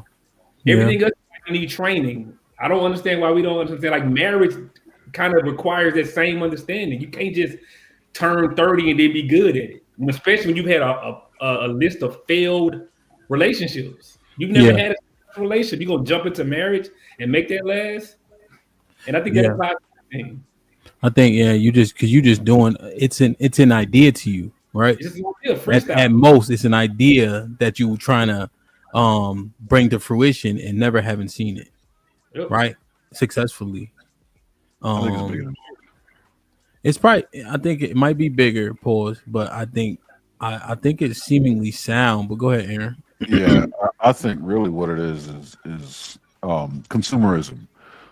We just don't have the fiscal, the economic prowess, what we do with our money. Because here's the thing. Black people, if there's one thing we're good at, is the hustle. There's always a side hustle, and then there's the gray market and black market and all that kind of thing, which a lot of it follows the same principles as traditional businesses, but it's what we do with our money, how we prioritize our money, and without economic prowess, you can't have real life business acumen.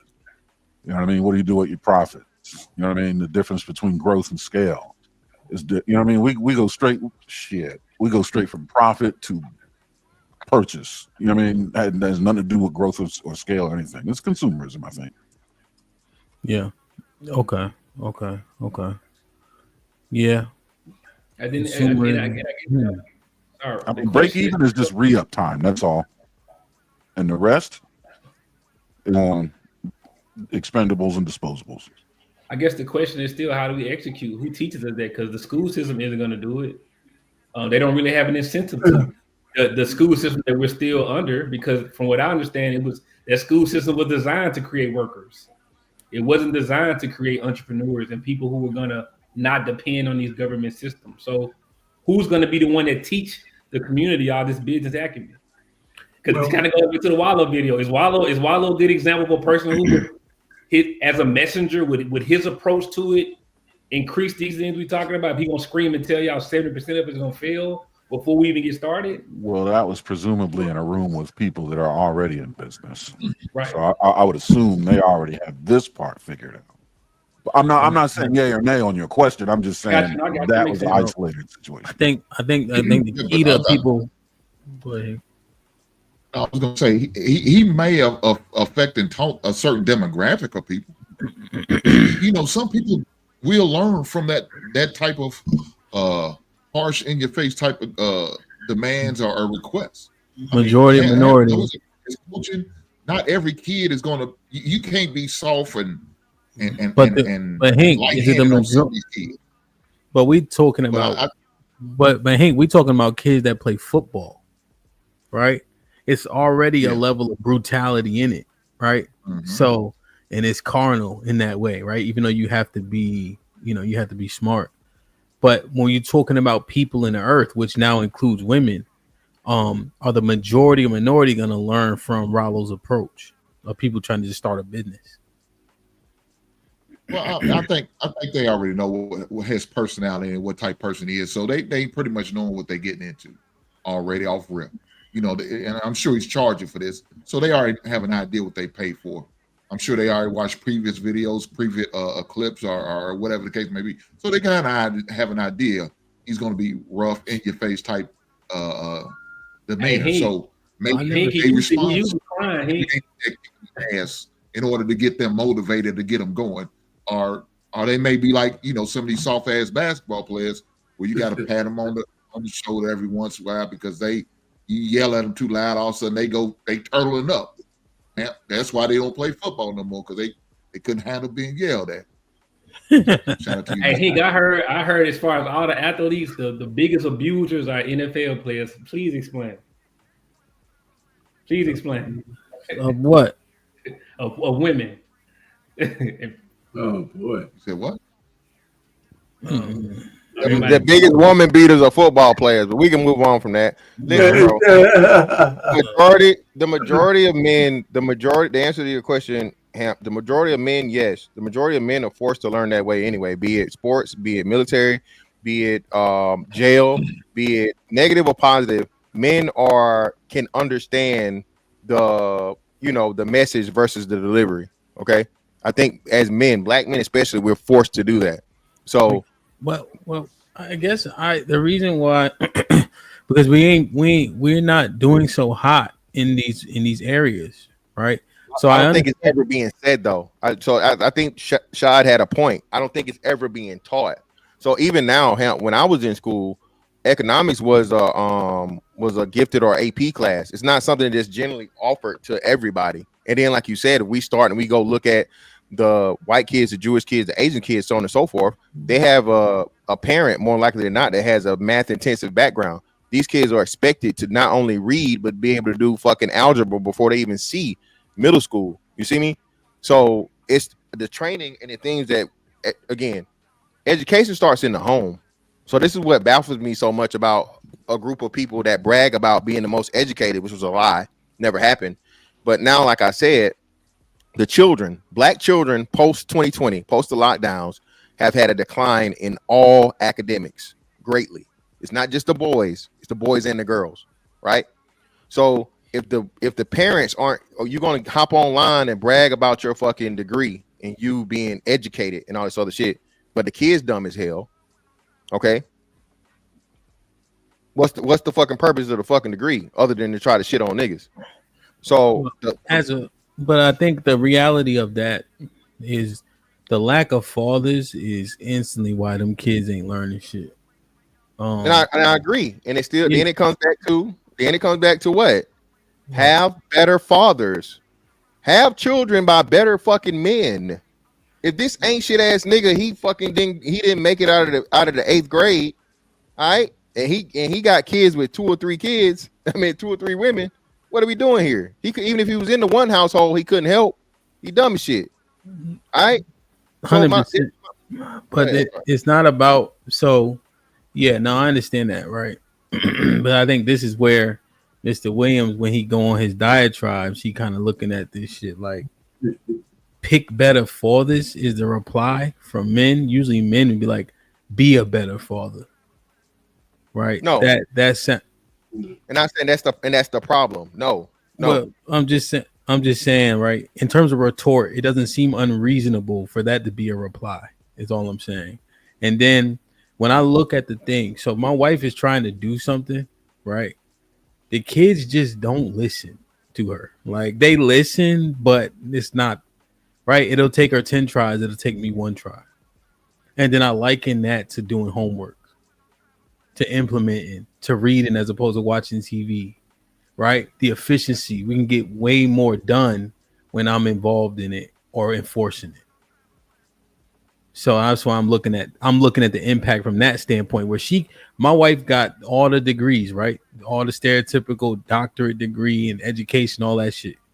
But if I'm not there to make sure it goes seamlessly, it'll go, but it'll take much longer to get there. Yeah, and HAMP, that's what I'm saying. So even in that instance, the man is the equalizer, right? And you would definitely be the right man, as women have said over and over and over again. So if women choose the right man, this solves so many issues and so many problems from internal to external. And this is why I say no one wants to have this conversation. So when we say, so just to record, I want to cut you off. You said it earlier. It shouldn't be better fathers. It should be pick better fathers in the first place. You're having to be better fathers because it's niggas that ain't shit and they grow into manhood, they grow into fatherhood. Versus if we go back to the 60s, everybody was good dads. The majority were good dads, and then you had a few ain't shit niggas, right? Now it's still the majority are still going to be good dads, but the problem is it's way more ain't shit niggas. And the women constantly focus on the ain't shit niggas and proclaim to the world that they're more ancient dads than the good dads. You see what I'm saying? When again, we have more ancient dads because they open up their legs and letting more ancient dads make them mothers in the first place. Mm.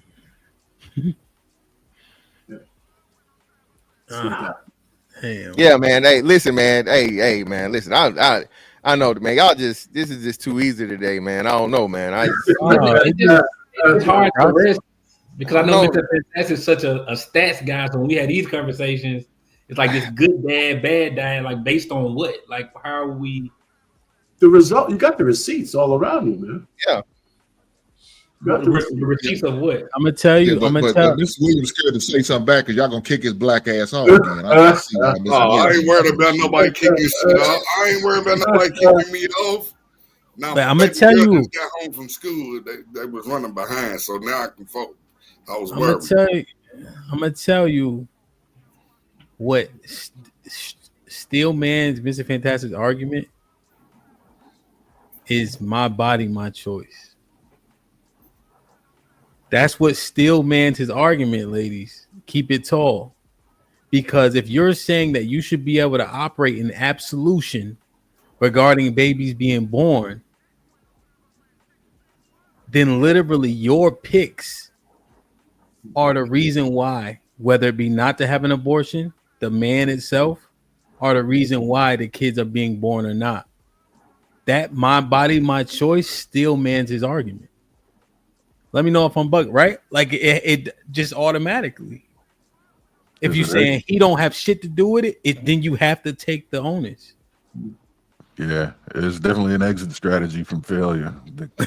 Yeah, like when you say it out loud, like my body, my choice. That's it. Then you literally pick the dad because the nigga can't say shit about it. That's very good. Look at it, yeah. That's why I said we need to stop. How much longer we got on this show, man? I'm ready to go. Are we at the hour? He keep winning. On the dot. The wonderful thing, let me get my little so the wonderful thing about this, and every now and again we're gonna have these days, man. I still love having the conversation.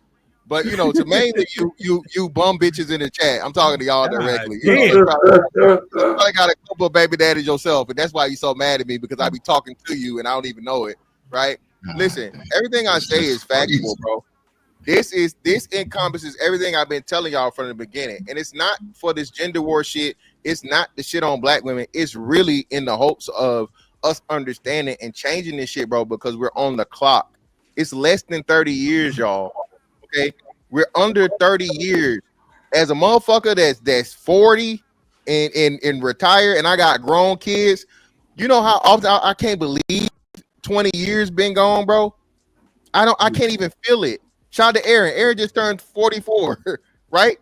Damn. When I tell you, you look back and you don't understand just how quick time flies by, bro. 30 years, and especially with the advancement of technology and all these different things that's going on, that shit's more likely going to be pushed up instead of pushed back. Okay, so 30 years really might be 25 or even 20, depending. We're still on a pretty much inevitable economic crash, be it fucking recession or depression, one of the two. That shit's gonna happen, okay? And more likely than not, that's gonna move things a whole lot further up than push it back. So as much as y'all get mad at me, bro, as much as y'all claim, and again, a lot of y'all in this chat, bro, it ain't my fault, baby. It's the sorry ass nigga you let nut in you, okay? Blame him, not me. I take care of all my kids, okay? And again, y'all keep bringing up my kids that was made, my sperm was stolen. That's how motherfucking fantastic I am. You know, some niggas couldn't pay a bitch to have your baby. So again, man, please understand, we not the same. All right, that's all I got. Fantastic. Was that your final thought with your bullshit? God damn.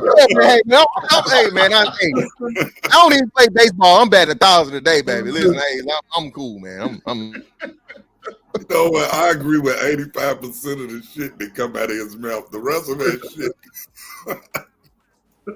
Hey, you know, and here's the thing, right? Because when it's drummed up like this, like it is what it is seemingly, because those things coincide, right? If you want absolute control over what babies are being born, right, then you have to by proxy that choose better.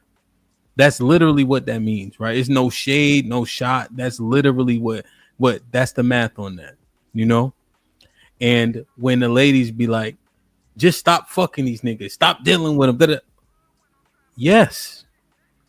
That should be the reply from the brothers. Yes. Stop. because nigga gonna try to get some cheeks. Hella hot water.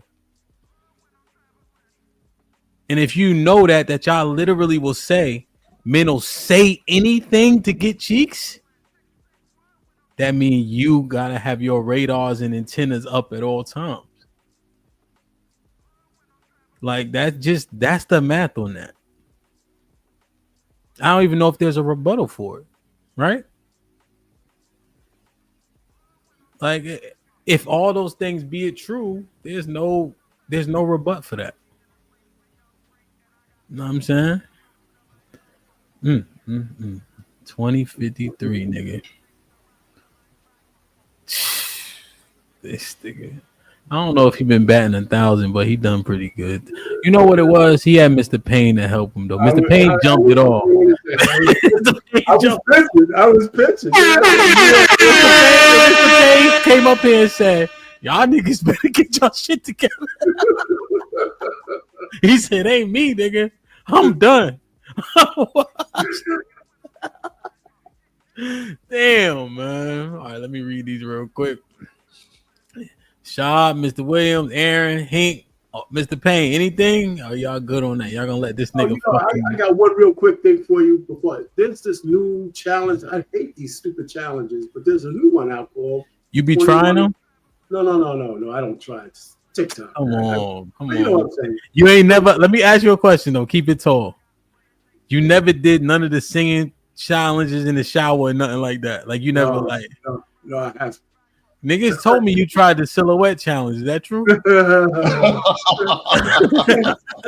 was trying to debut for the new Halloween movie, baby. That was the silhouette challenge shit. You know, but nah, man. No, I don't know. What I'm gonna say real quick. They got this 21 with no kids challenge out there because there's some rapper made a song 10 years ago. And now all the women are coming up saying, you know, they're 21 with no kids. And as far as I'm concerned, that's the best challenge I've heard in a long time, because all the women are testifying that they reach 21 and they don't have any kids, and they're getting ragged over TikTok for it. And there's other women coming out and saying that's the best thing they've heard, and they have tell their little stories. But if there's a challenge telling women, you know what, I'm not going to have kids out of wedlock until either I get married or I'm later on in life, that's something I can lean into, as opposed to the way the numbers are now. Yeah, no, 100%. And I think the better challenge would simply be not better. I mean, right. We don't need to shit on it. Pause. But I think the overarching challenge is don't have kids until you get married, right? Because I think that'll fix a couple other things, right? Essentially, I just wish that divorce laws would change, so that men could see a benefit, because we conflate marriage with divorce. We had that conversation before. It's like divorce is inevitable, so now we don't get married, And when you look at rates of divorce, and right, you can't say those brothers don't have a point for being apprehensive about getting married, but those things are often conflated together, No, that's a good point. I didn't even see that challenge, man. I never go on TikTok. Yeah, TikTok is a big one now. I'm getting ready to dip. So, gentlemen, take care of yourselves. Great conversation. Appreciate it. And remember, your biomechanical vehicle, your decision. Indeed. Cali Bed with the $2 says, why are we acting like niggas are sole provider? I read that one already? Yeah, she's double dipping. Oh, Gun was popping with the $2 says, Hank, what is engine? Engine given by not. Indian given by not bringing the whip. Matt P with the $10 says, black people don't care about the economic process. Aaron O doesn't. It does it on a low scale, and in my experience, when we talk about it, people say, oh, okay, that's what's up. LOL. I think that when we present it, Matt, we have to first help people understand it. A lot of the times we assume people understand the baseline of what we're presenting, and the truth is that shit is rocket science to them. But we've been doing something for so long, we assume people understand the basics. And that's why it's very important when you get a new group of people, you go back to the basics to see where the baseline actually is. We used to get these kids from one particular program, and you literally have to teach them how to tackle from scratch. And then there's another program across the water where you can teach them kids a little bit more advanced techniques because they had a good baseline from the program they came from. Right? So you literally got to assess each group as they come, I would say. Matt with the $2 says, does it? Oh, yeah, you corrected it. I think I corrected it. Andre Miller with the $5 says, a social security number is the same as a TIN or EIN. You're a business whether you like it or not. You might as well open business until you succeed. No excuses. I think that's fair, generally speaking, right? I think people will open LLCs and then they almost double tax themselves when they don't pay themselves and things of that nature. And they need to understand that the LLC is to protect you from liability in case of suit and things of that nature. So for certain businesses, if your liability is rather low, right, your risk is rather low, you may or may not need to use that, and you can use your social security number for sure.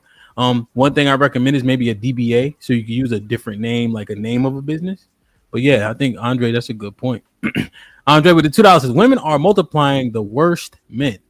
Nikasu with the $2 says, sperm stolen in Halo announcer voice. I don't know what's Halo. The video game? Yeah, video game. Yeah. Oh. Cool Ray, what's up? Cool Ray with the $5 says, can we cut the blame game out and focus on the individual? Women choosing pookies are wrong. Men nutting in lecanoshis are wrong. Cut it out. That's a crazy thing, bro. Hey, Miller. Perfect. The more freedom women have, the worse choices they. Wow. Shit like that. Put him in the fucking bedroom. Get him out of here. Come on. Like, share, subscribe, tell a friend to tell a friend. Hit that like button right now if you can. That helps the channel the most.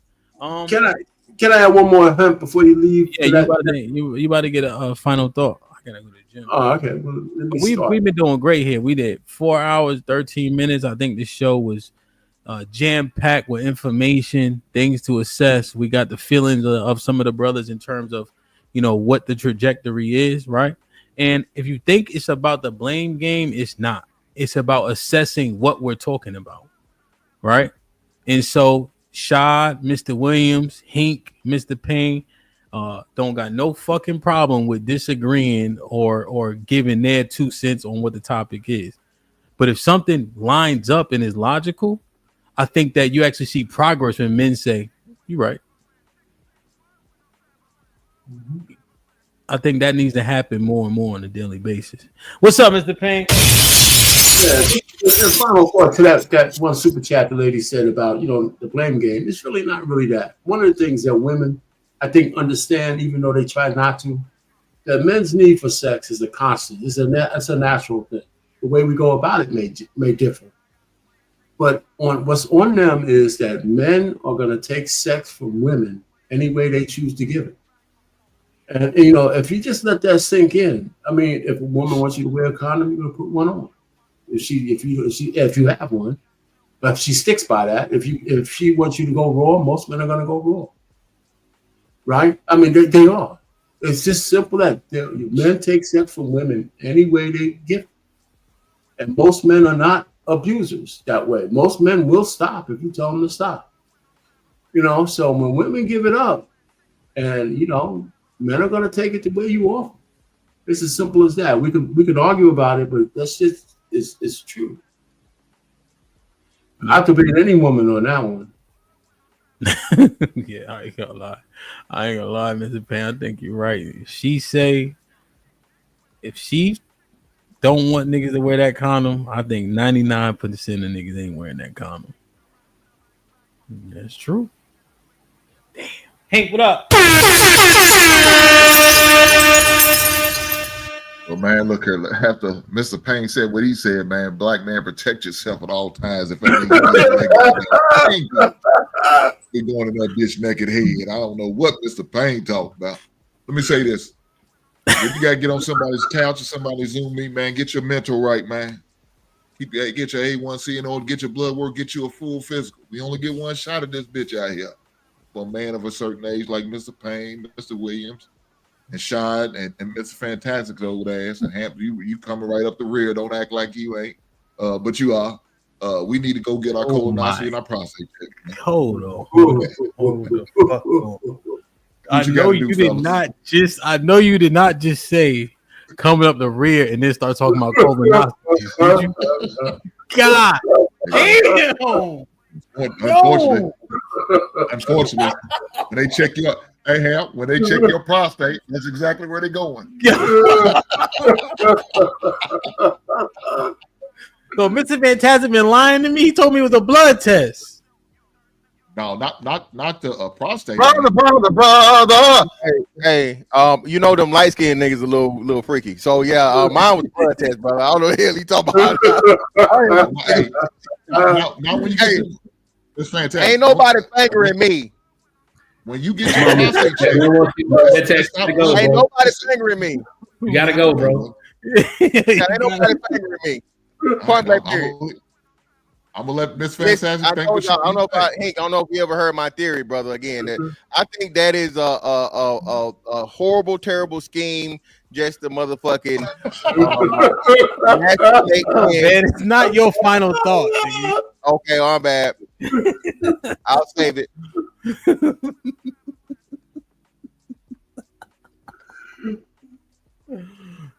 Go ahead, Hank. You can finish, man. Pause. No, that's it, man. That's all I got, brother. Hey, let me say one more thing. It is Autism Awareness Month, man. So shout out to all the parents, the guardians, the teachers, the instructors, man, who deal with kids with autism, man. It's a blessing, man, for those individuals who work with kids with autism, man. It's a challenge. I don't know if any of y'all have any family members or any people you ever dealt with autism. It's not easy, but I feel like everybody who does that, man, there's a special place in heaven for those type of people. So right on. Yeah, man. My wife was watching Dating on the Spectrum. That shit is interesting as hell. I watched the episode. Crazy. It's crazy, bro. He don't got no cut cards, nigga. Is that the one on Netflix? Hamp? Yeah, one on Netflix? Yeah. She was watching this shit. She's like, "Look, this code. You always act like you don't want to watch. You know what I'm saying?" Now she was watching one show. This shit be trash, but that show I was like, one time I watched. She told me about it. They was kissing so much. I'm like, yo, they get stuck. Bro, I'm like, what the hell going on? You know, everybody's sitting there like, yo, what the fuck? Yo, so, but they give you a definitely some insight, right? Because it's just a way. It's from what I think those people is mostly social, but they think well, they smart, you know. But it's just how they come across, you know. So definitely interesting, man, for sure. Mr. Williams.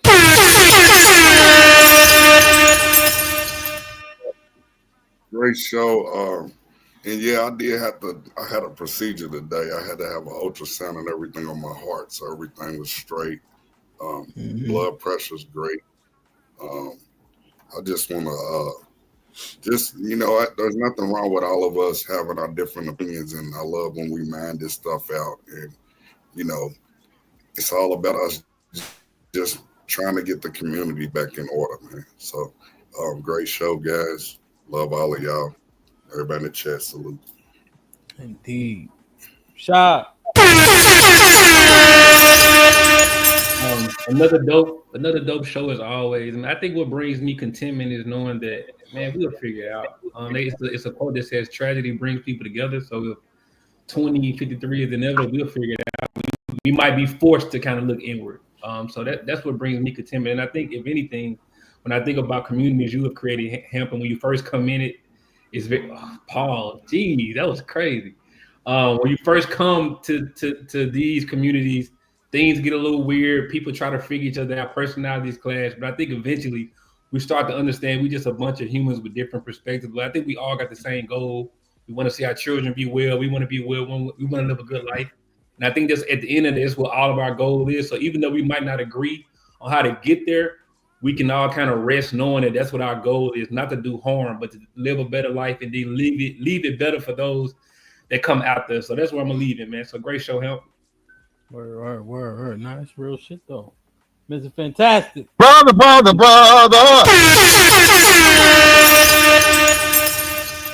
Hey man, great show. As usual, you niggas didn't like it because we move away from the DNP, as y'all say, and we talk about some good economics. My man HAMP got a business. I think he got a business degree. We had brothers come up here and give a lot of perspective and introspect, right, on the process of what we need to do in order to get prepared for the fast approaching, 28 years that we got left, right? 28 years we have left to get our stuff right and in order. Ultimately, man, like I said, the children being had needs to be had by quality men and women, okay? But more importantly, quality men, because the men are the leaders, as Mr. Williams so aptly says, and I agree with. I never push back on men being the leaders, but if women are choosing horrible leaders to have children with, now you're forcing the good leaders to focus on children that aren't theirs and take away from imparting those things, and it's just fucked up, man, and it's enabling bad behavior. At the end of the day, though, man, great combo as always. Like I said, hey, shout out to Hink for all that shit he talk about, but don't let nobody finger you, dog. All right, you get that motherfucking blood test back, and they say it's something wrong, put you in the MRI. Ain't no need of that finger. All right, hey, that shit there, it's a psyop. And you know, that's what they got. MRI. You being funny, Mr. Fantastic, or serious? Because I never heard of it. I'm being dead serious. Ain't nobody ever put no finger in me, brother. I got good enough insurance to where, hey, look here, that blood test say something wrong, you putting the finger in there and go motherfucking justify shit else. You better throw me in an MRI, or hey, it is what it is. Fuck it. Sway with the $2 says, so at 45, you pretty much die as a man. No, son. John Henry with the $5 says, if she says hit it raw or not at all, I'm out. Ain't that much temptation in the world. Nah, I hear niggas talking, nigga. Hear you talking, nigga. Yeah, I did a quick Google. He right. It is a new test. It's new, so I guess we'll see. I just had it, Shane. I wouldn't lie to you. It's I had it. That's all I know. Shy, nigga, shy. Shy, brother. My bad, brother. I wouldn't lie to you. But he keep messing up because I gotta be like you when they say it wrong. You gotta stop talking to him. I gotta be like you, man. Yeah, you got. Yo, he keeps saying shit. And then he apologized every time he call you. Shad, Nigga, shot. I'm fish. I'm sorry. He's a Mississippi nigga. Tell him to put an extra A on there. I'm reading it as I see it. Shad, think about. It's his fault. You might got to put 2 A's. I might have to, bro, for the public school kids. You're right. I'm gonna put 2 A's. Yo, man, I think this is super interesting, man. You know, I think I've seen Wallow more times than I haven't, and I haven't seen that delivery previously. You know, usually it's very like inspirational in a way, right? He seems to calculate decently well. He's usually trying to speak life, if that's what you would call it, right? That's why I'm wondering about the context. So we take it as is, and then we assume. I could understand if we assume the context is he been asked repetitively, right? But I think we have to be very careful with the messaging. Hank is 100% accurate, and yo, you gotta be tough, right? It's a tough world, you know. It's not gonna give you no picks. You gonna have to deal with everything that come your way 100%. You know, I think that there's overwhelmingly more than one way to skin a cat, right? And that tough, I think the word that gotta follow it is love, right? And I think don't cuss them if you don't love them. So when I coached the kids, I used to be on their ass, pause. But also after practice, you know, we the best of friends, right? Unless I got to lock back in on them for doing something foolish, right? Go ahead, Sean. I just want to say, him, my bad. I love that quote, man. That might be a great conversation to have. You don't love them, don't cuss them, because I think that applies to a lot of different things a lot of conversations we have. Yeah, real shit. So, yeah, man, I've been saying it for a while. There was a particular situation that happened that kind of conjured that in my head, man. But when we minded through this conversation, right, there was no agenda to place blame somewhere, right? But we assessing the different facets of 2053, right? We started with Wallow and his messaging about black businesses, and then we ended with dynamics that affect how we will show up in 2053, right? So heed the information, right? Go put it on your whiteboard and then disprove it. If you can't disprove it, you got to accept it at that point, right? Do the due diligence. Because this shit getting real fast, man. 28 years. Think about that. When you're a permanent underclass. That's nasty work. Nasty work, man. For sure. So John Henry with the 5,000. I'm Gen X, Hamp. We had AIDS, clap, gonorrhea, hepatitis. I ain't bullshitting. Well, why? I got you. We had a lot of that shit too, man. Like,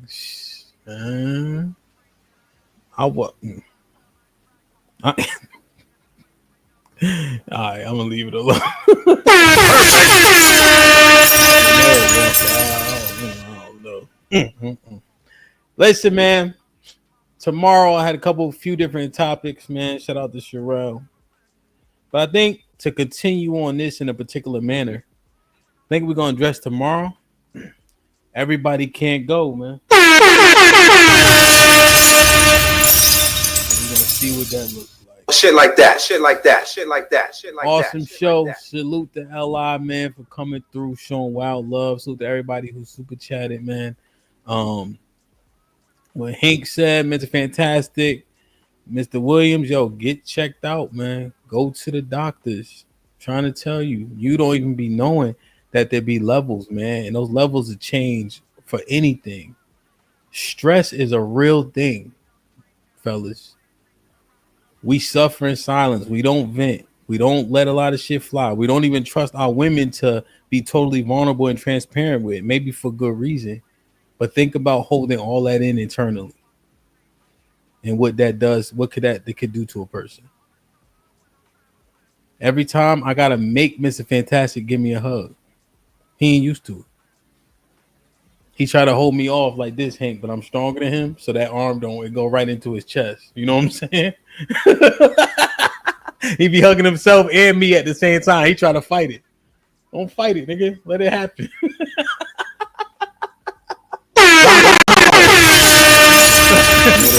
Fantastic. Let it happen. Happen, baby. I love y'all. I appreciate you. Let it happen is crazy. I love y'all. I appreciate y'all. Be safe and do the right thing. Like, share, subscribe. Tell a friend to tell a friend. And we out.